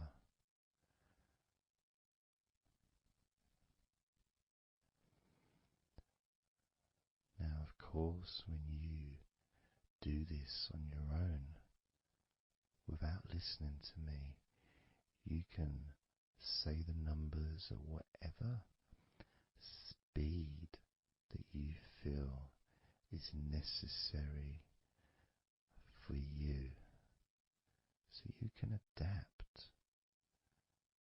So if you feel you want to say the numbers 10 down to 1, faster than I do, then go ahead and do that. Or if you feel when you do it yourself that you'd like to have more space between the numbers, maybe take a lot longer to get from 10 all the way down to 1. That's your choice also to do.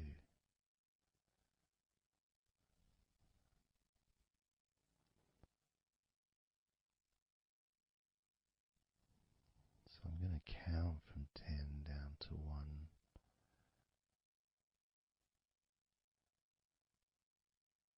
And when I get to 1, that will be the end of this recording. Unless, of course, you're listening with music, then the music will continue.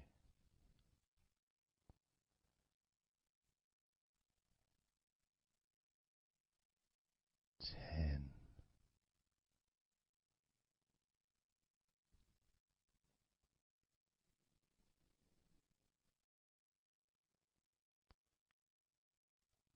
Nine.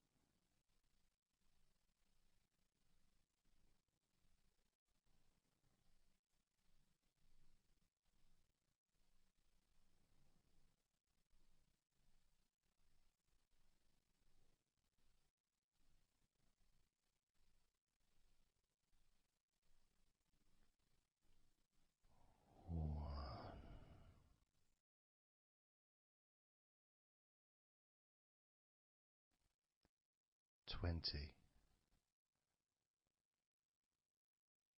19,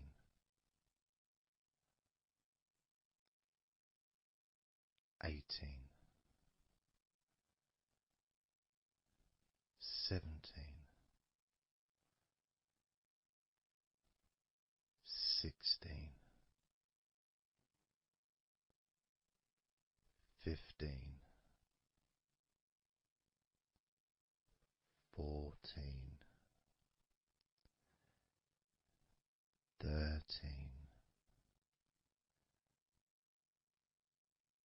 12, 11, 10, 9, 8, 7, 6,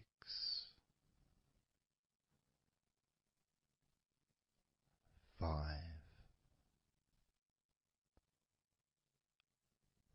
4, 3, 2,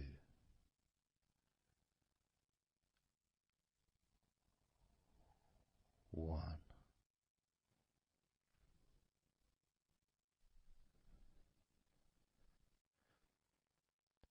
Now open your eyes,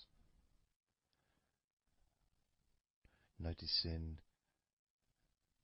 how you physically feel, having counted down from 20 to 1, allowing stress and tension to leave through your fingertips and your toes. And as you focus on your fingertips, maybe they feel a little bit tingly, which is, I suppose, quite understanding considering the tension has been exiting your body through your fingertips.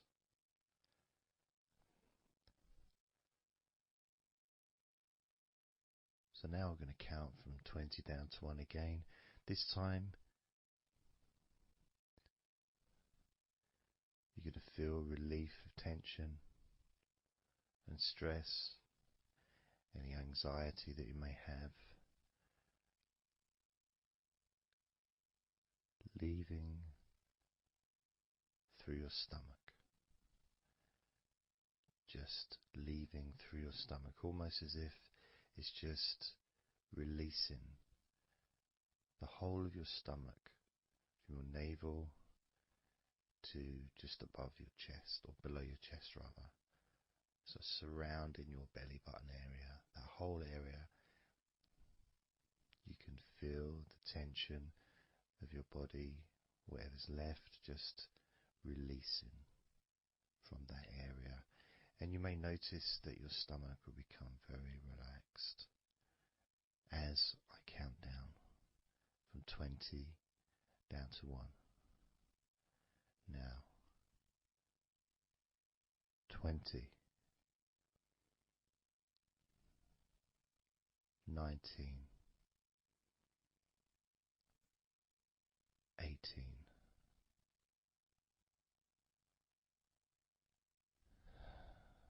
17,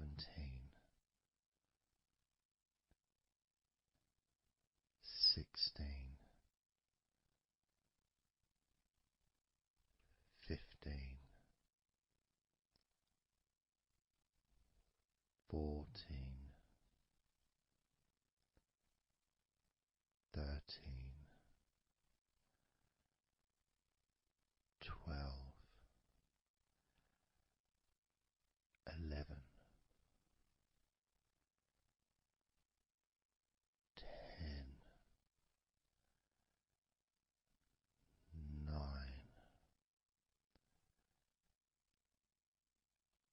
8,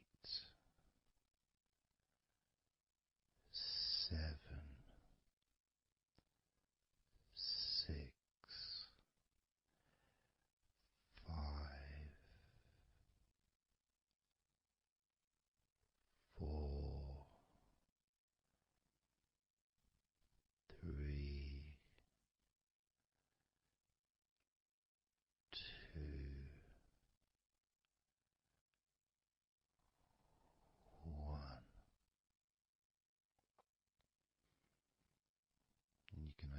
eyes again if you choose, or you can just keep them closed because it feels relaxing.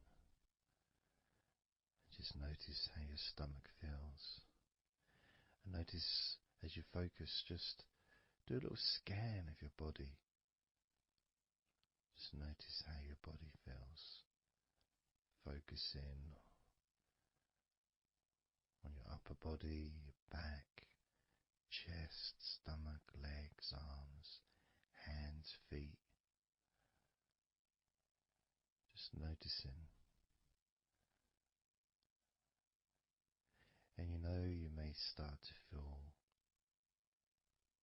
more of a sense of tiredness, which may be the reason you're listening to this recording, because you would like to let go completely of everything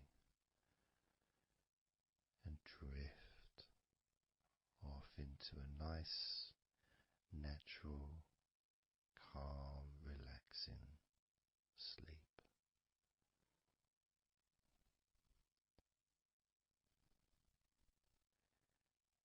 So now we're going to focus on your forehead. And if you choose, you can incorporate your eyes in this focus as well.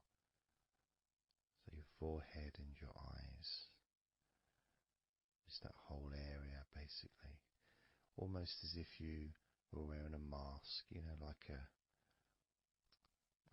Batman mask or something. Or I'm trying to Zorro or something. The kind of mask that covers your eyes but also covers quite a lot of the forehead. And focusing on that area, because that's the area that we're now going to release tension and stress from your mind, from your brain and from your mind, and any tension that you may have remaining in your face, in your neck, in your jaw, in your eyes, your forehead, or your scalp. So basically any tension within your head area, including your mind and your brain. And that's going to be released through your forehead and your eyes. As I count down again from 20 down to 1. Now, 20, 19, 18, 17, 16, 15,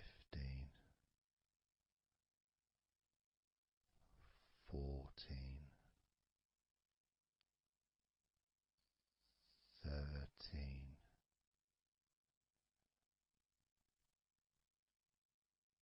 12,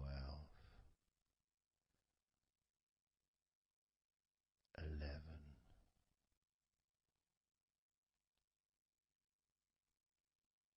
10, 9,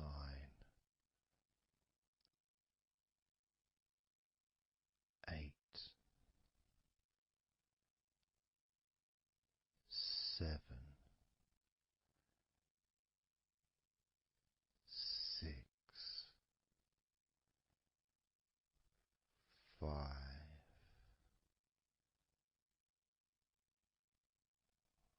4, 3,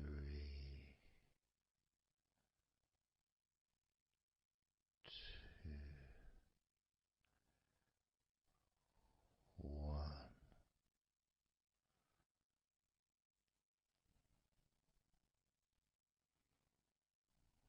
Noticing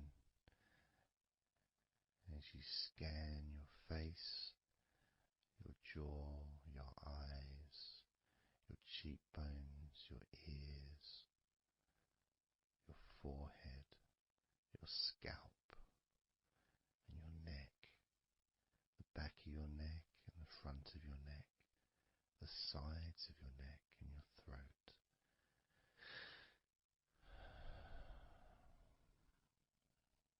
Noticing, being aware of the comfort, the increased feeling of relaxation, not just in your head and neck and mind, also the rest of your body.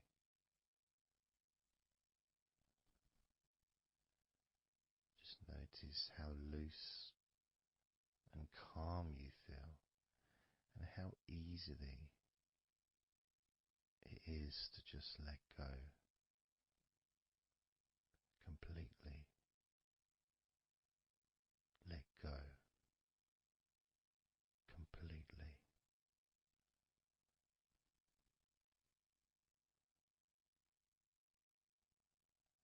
How easily.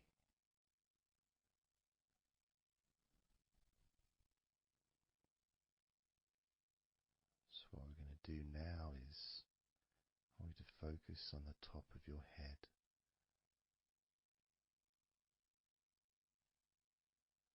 And we're going to allow every last piece of tension or stress that might be lingering or hiding in your body or mind or head to just be sucked out at the top of your head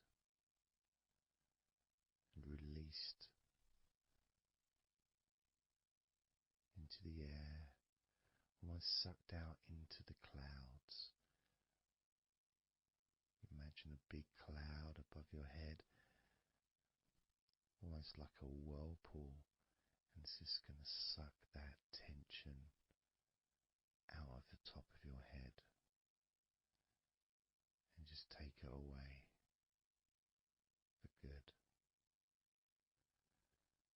As you focus, imagine an opening in the top of your head where that tension and stress and any remaining issues, maybe worries or concerns that are of no use to you now, can all be sucked out of the top of your head and taken away.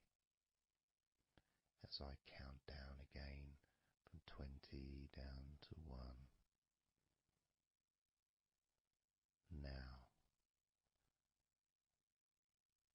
20, 19,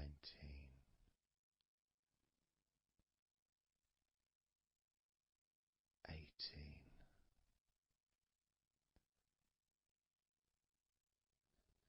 17,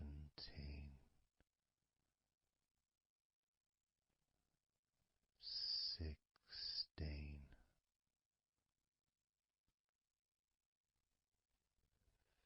15,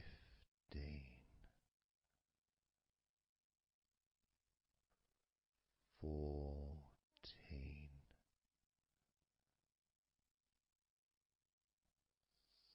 13,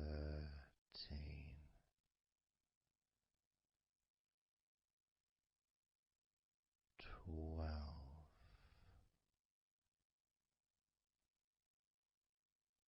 11,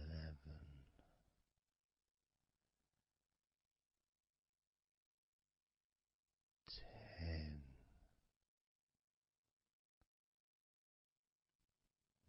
9,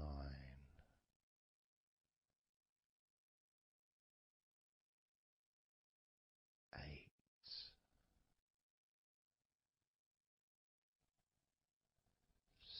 7, 6, 5,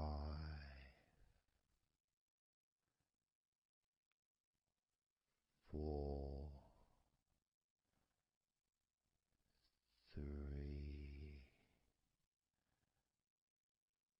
2,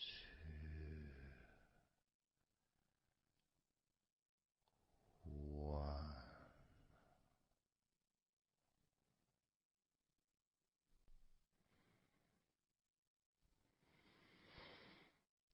breathe,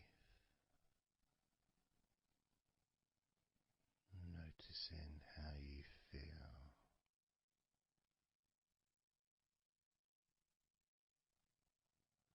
how relaxed and calm you physically and mentally feel right now.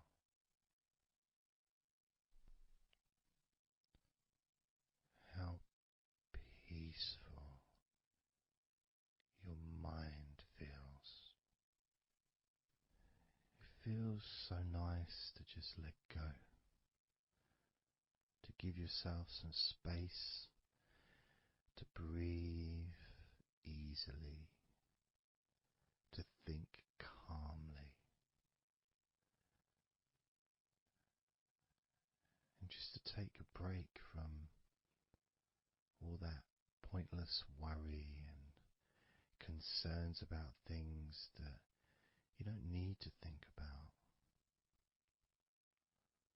right now,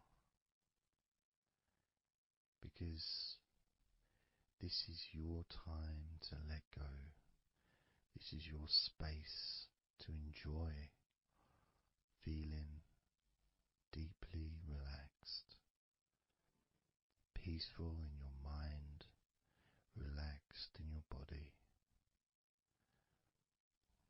It can feel so good, so nice to just not have to do anything,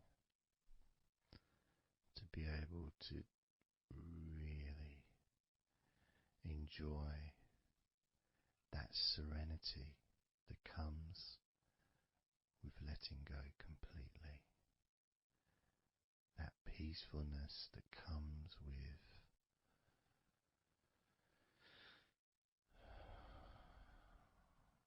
being in this peaceful space.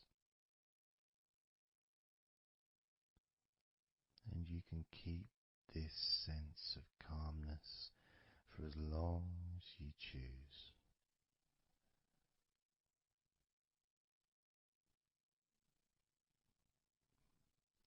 If you choose to drift off into a deep, healing, natural sleep, then you can do that. It's completely up to you.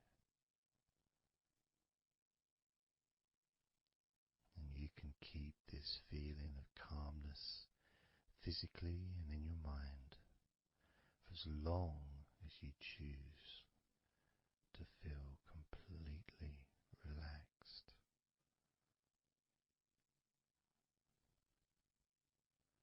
Completely relaxed.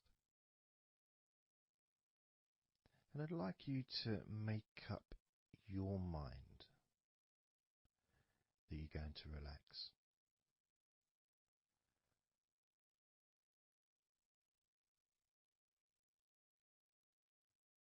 And I want to explore that with you, what it feels like when you actually decide that you're going to relax. Not forcing yourself, but giving yourself that. I guess it is a command, really, isn't it? When you're telling yourself, relax. In a gentle but firm way that only you can really tell yourself in that way. You can't really have someone else saying to you, now relax, relax, you know. It needs to be gentle, but someone else can't really have the same kind of influence or power that you have over your own physicality, over how you feel.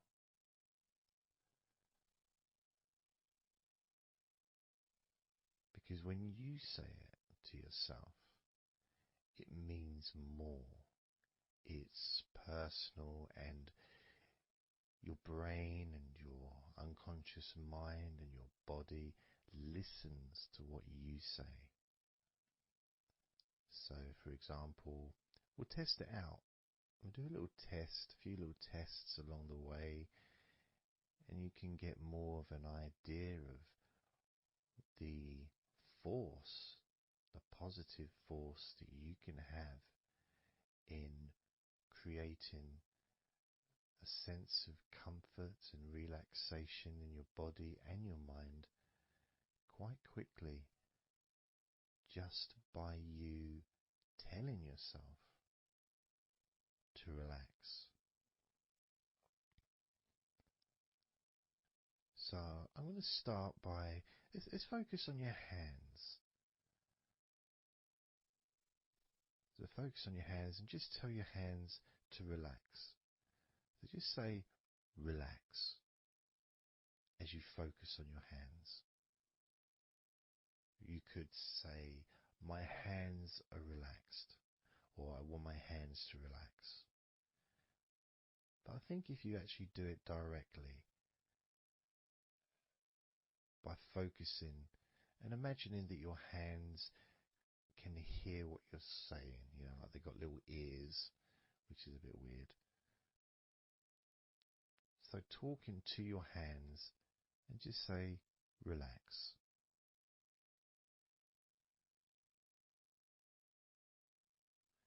Noticing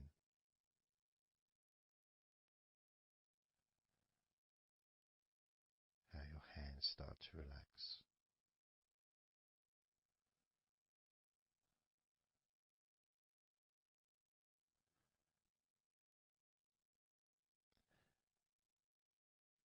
Now focus on your eyes and tell your eyes to relax. So you're just saying the same word, relax. And find the right tone for you. I might say relax, but you might say relax or relax. You might say it differently to yourself, and that's important for you to gauge what feels right for you. So just tell your eyes to relax whilst focusing on your eyes, your eyelids, the muscles around your eyes, your eyebrows, and just tell your eyes directly, relax now.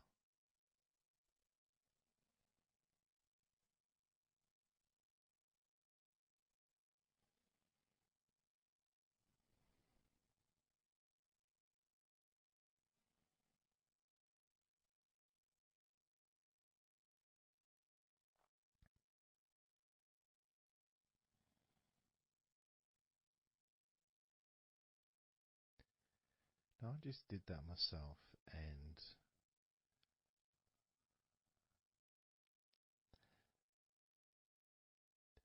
sometimes you may feel that you need a bit more time for the different parts to relax, because I start talking again and maybe that part hasn't relaxed fully. But what will happen is it will just continue to relax even though I'm talking. And that's happening with my eyes. Something else I noticed is when I started focusing on my eyes, they actually they got worse before they got better in a way. Sort of, I felt a degree of tension growing in my eyes and then disappearing. So I think what that was really was just me becoming more aware of the tension that was already there, that I wasn't focusing on it before. So I wasn't really acknowledging it or really conscious to those feelings.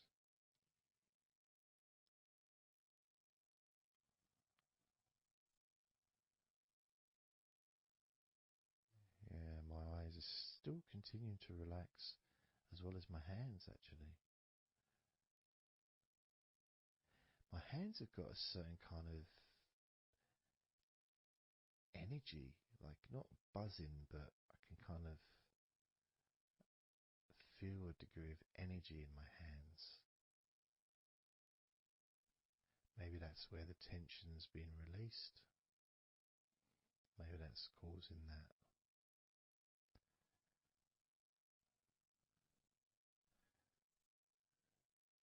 The next part, I think we should focus on the back of the neck. That's the part which quite often, well for me, holds tension. I don't know about for yourself, but I think it's quite a standard place where tension is sometimes held. So, and I'm doing exactly what you're doing as you do it as well. So I'm telling my body parts to relax as well.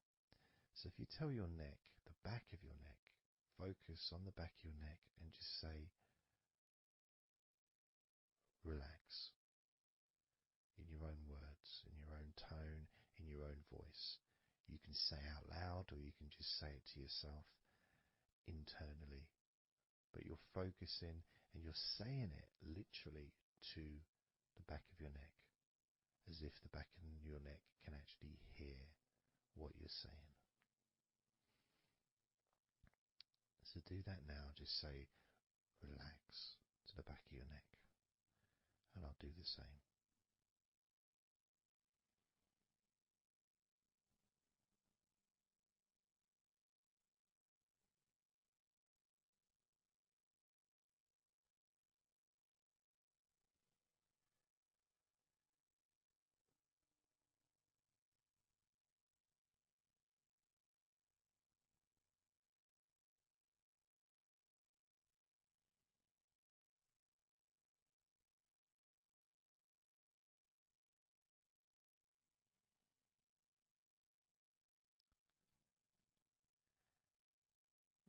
Now what I noticed, and you may have had a similar thing, is even though I was focusing on the back of my neck,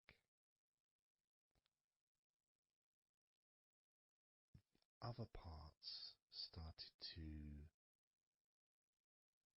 I don't know, show themselves to me, or maybe because they want to be relaxed as well, but I started noticing the feelings in my shoulders, the tension in my shoulders and in my upper back. Whether that was because my back of my neck was saying, well, I'm pretty much okay.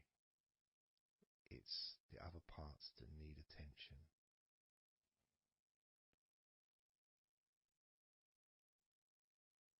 But my back of my neck is still relaxing. But I just became more aware of other parts that needed attention. Now this might happen, and it's not, it doesn't mean that it's going wrong. It just means you're being notified of more places that also want to feel relaxed. So I'm going to focus on my upper back. So you can do the same. Even if you don't have any feelings of tension that are obvious in your upper back, if you just focus on your back and the whole area from your shoulder blades down to the middle of your back, down your spine. I mean, with me, it's more the shoulder blades that are more, yeah, that's the parts that are really sort of giving me the nod that it needs relaxing. So I'm just going to ask that part to relax. And you can do the same now.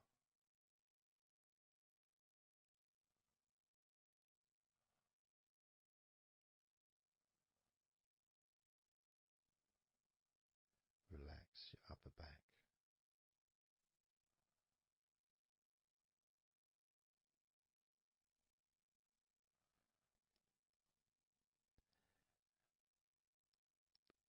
Something strange happened there, and this often happens. I've been doing this for 16 years or something, and often, I don't know I'm surprised, but amazed really, that there can be a feeling. So when I was focusing on the back of my neck, my upper back was starting to feel quite stressed and in need of attention.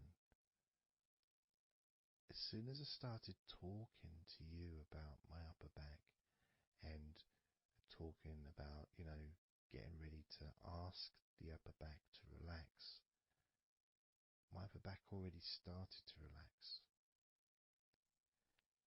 It's almost as if it doesn't need to hear the words, just needs the attention, just needs to be noticed.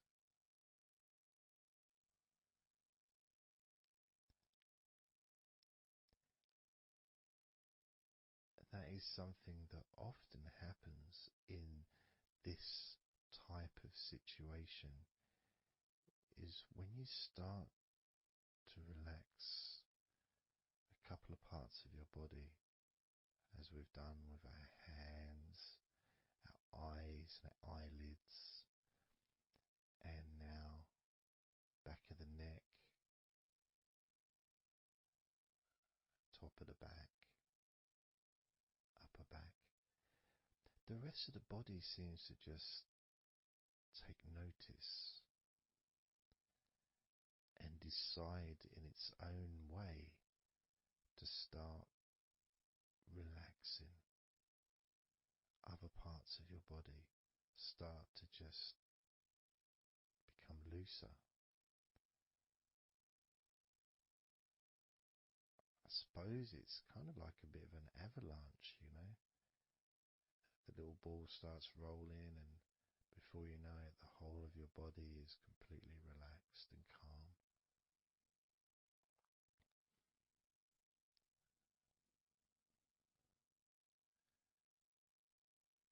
And if you focus on your face,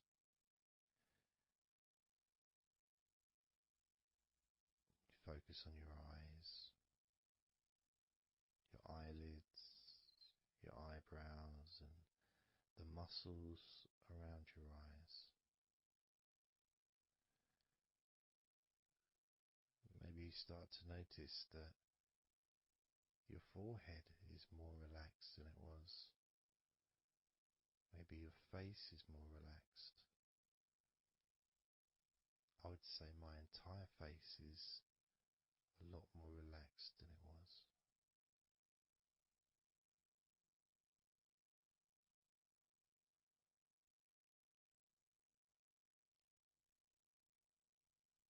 So we're going to focus now on your shoulders. Again, just like before, just tell your shoulders. I mean, you can do them individually. You can do right shoulder, left shoulder. I just generally do both at the same time. And just tell your shoulders as you focus on them in your mind. Focus on how they feel. Maybe you can see them in your mind's eye. And just tell your shoulders to relax.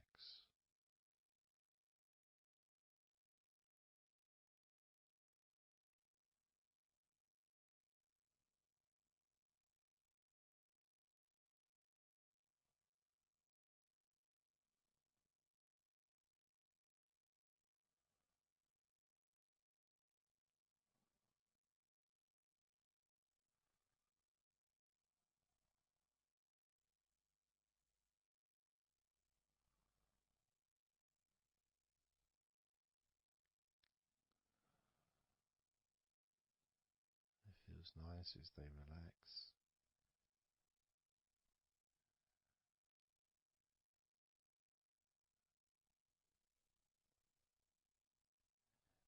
But I do notice, probably especially with my back, is the connection between the different parts. The back, the shoulders, the neck.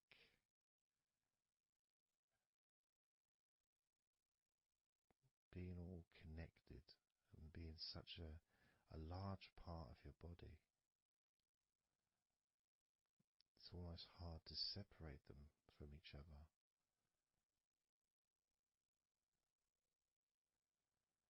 And my lower back has started to relax on its own.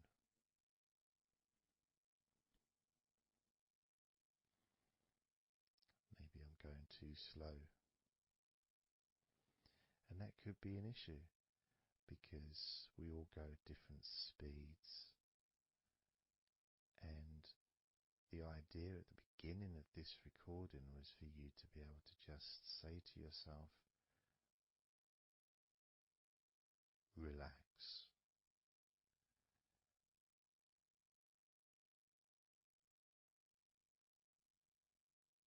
Without focusing on any particular part of your body. Because when you know that telling your hands to relax, and your hands relax, you tell your eyelids and your eyes, the muscles around your eyes and your eyebrows to relax, and they relax.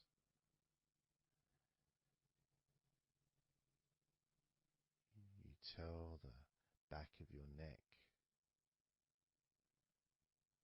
to relax, and it relaxes.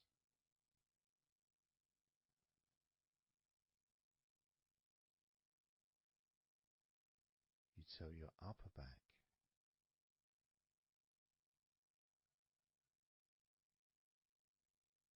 to relax,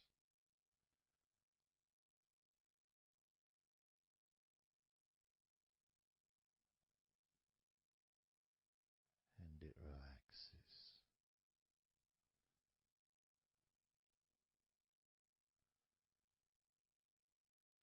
You tell your shoulders to relax,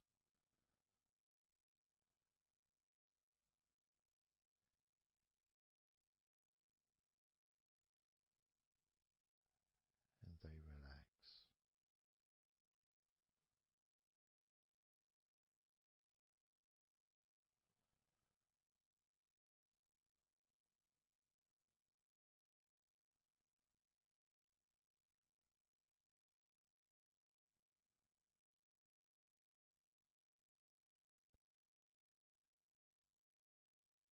And when you told your hands to relax, they relaxed, and they continued to relax.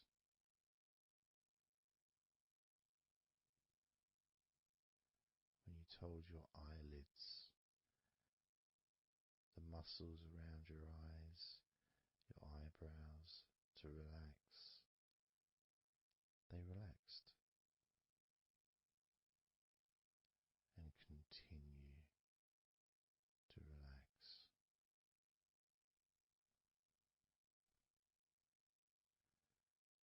When you told the back of your neck, focus on the back of your neck, and told it to relax, it relaxed and continued to relax.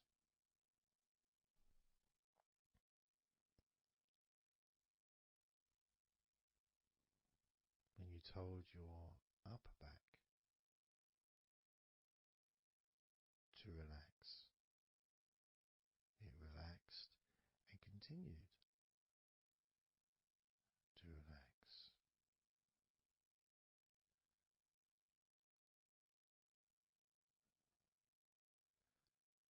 As with your shoulders,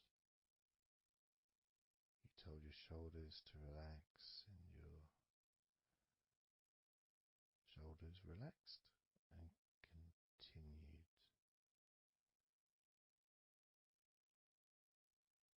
to relax.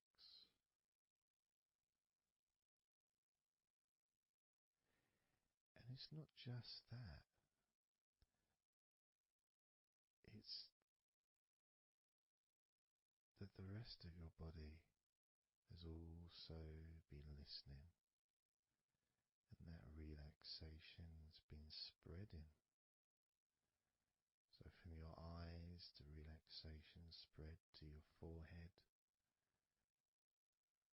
around your face, into your skin, into your jaw.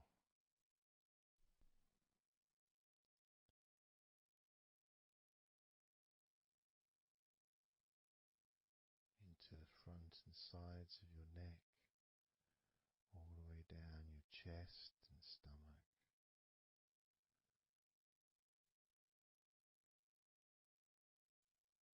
Your relaxed hands and shoulders meet up through your arms, relaxing. Your forearms, your upper arms, your elbows, your wrists. Letting go.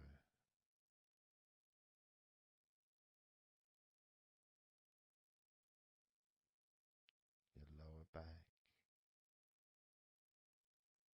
your hips, buttocks, groin, all just start to relax or continue.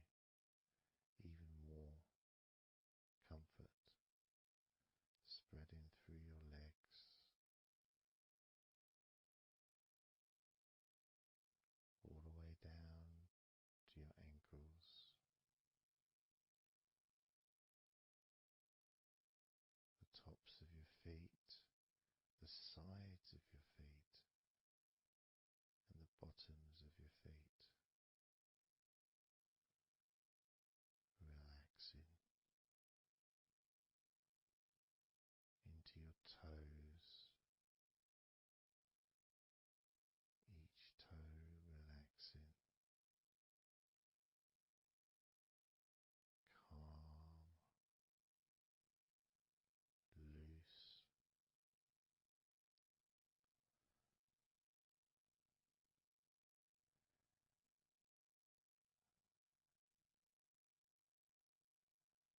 And as your body relaxes more, your mind becomes slower,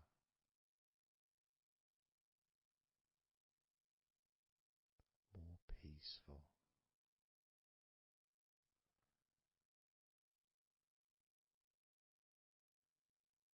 to the point where if you choose to fall asleep,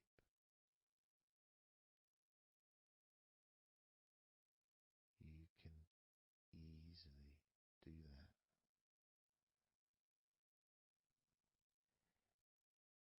Easily drift away,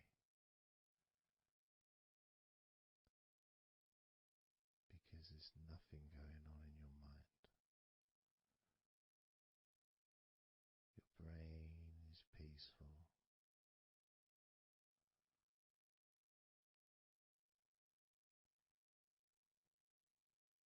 Your body continues to relax.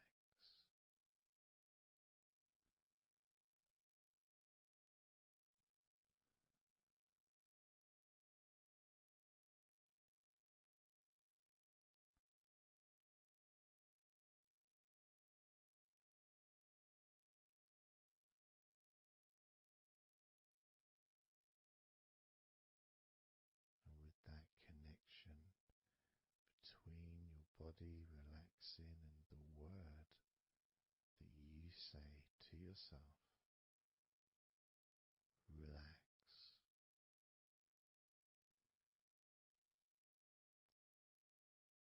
means that you don't need to focus on just one part. You can just focus on your entire body.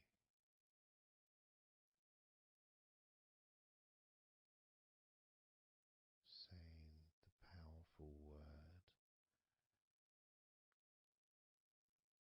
relax.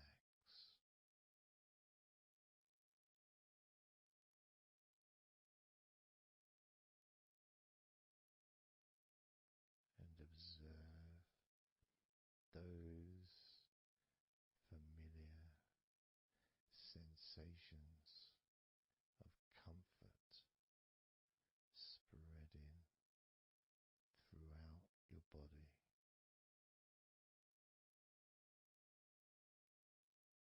Loosening and calming and healing every part of your body, feeling more relaxed.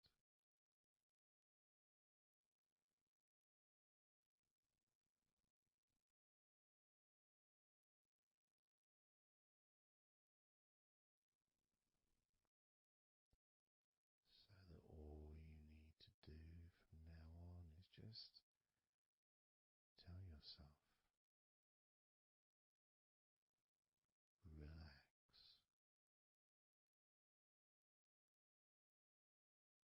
and observe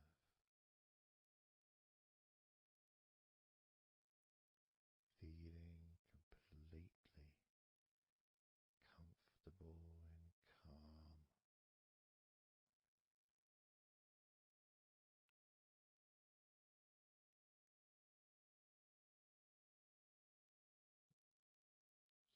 So relaxed.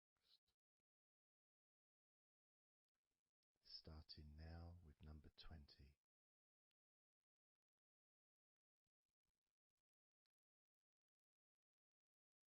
19.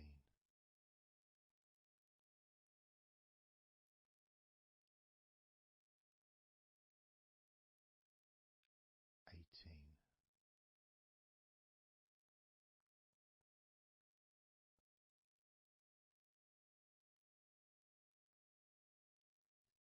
17.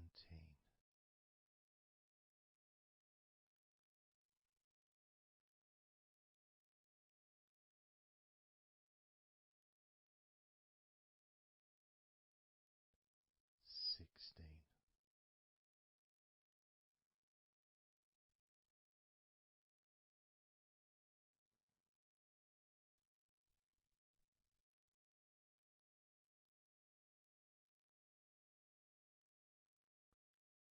15.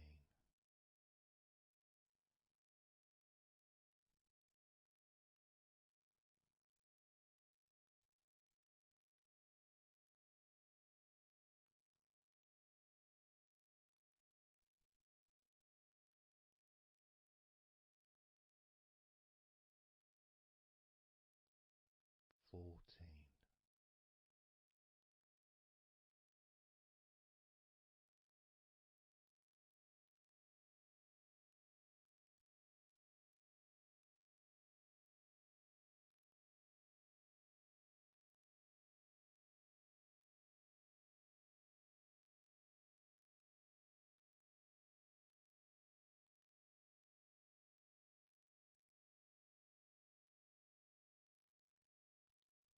13.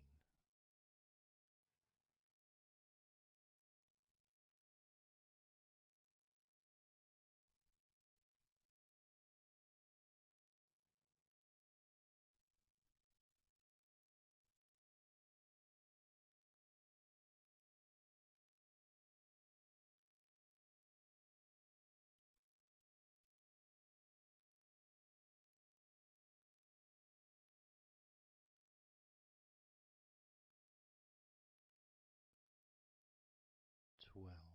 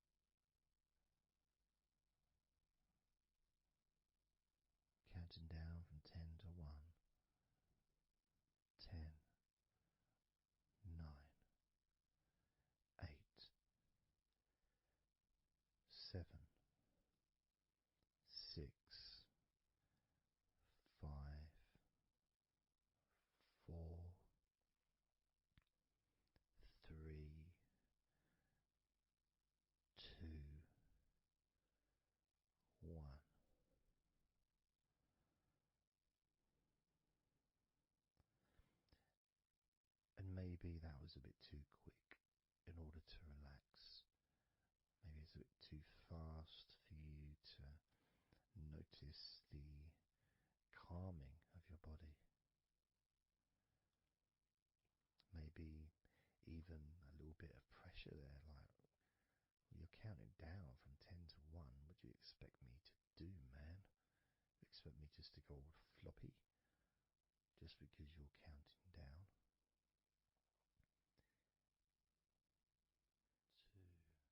We could try again, but this time I'll go a bit slower. This time, as you focus on the whole of your body before we focus on your legs, just notice how your body does start to feel more relaxed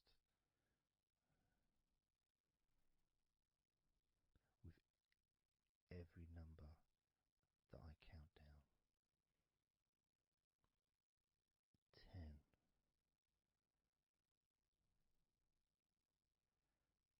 9,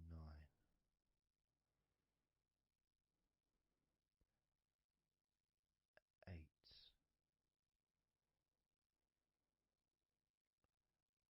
7,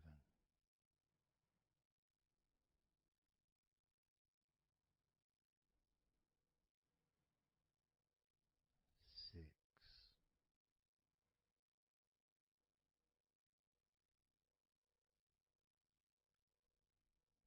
5,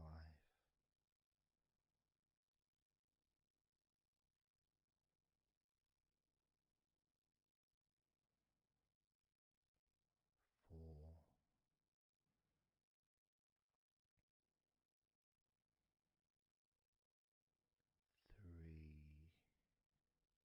2, one.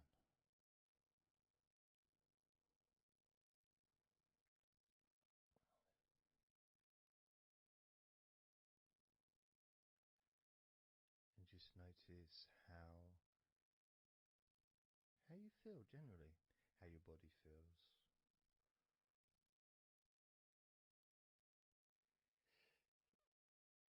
It's not necessarily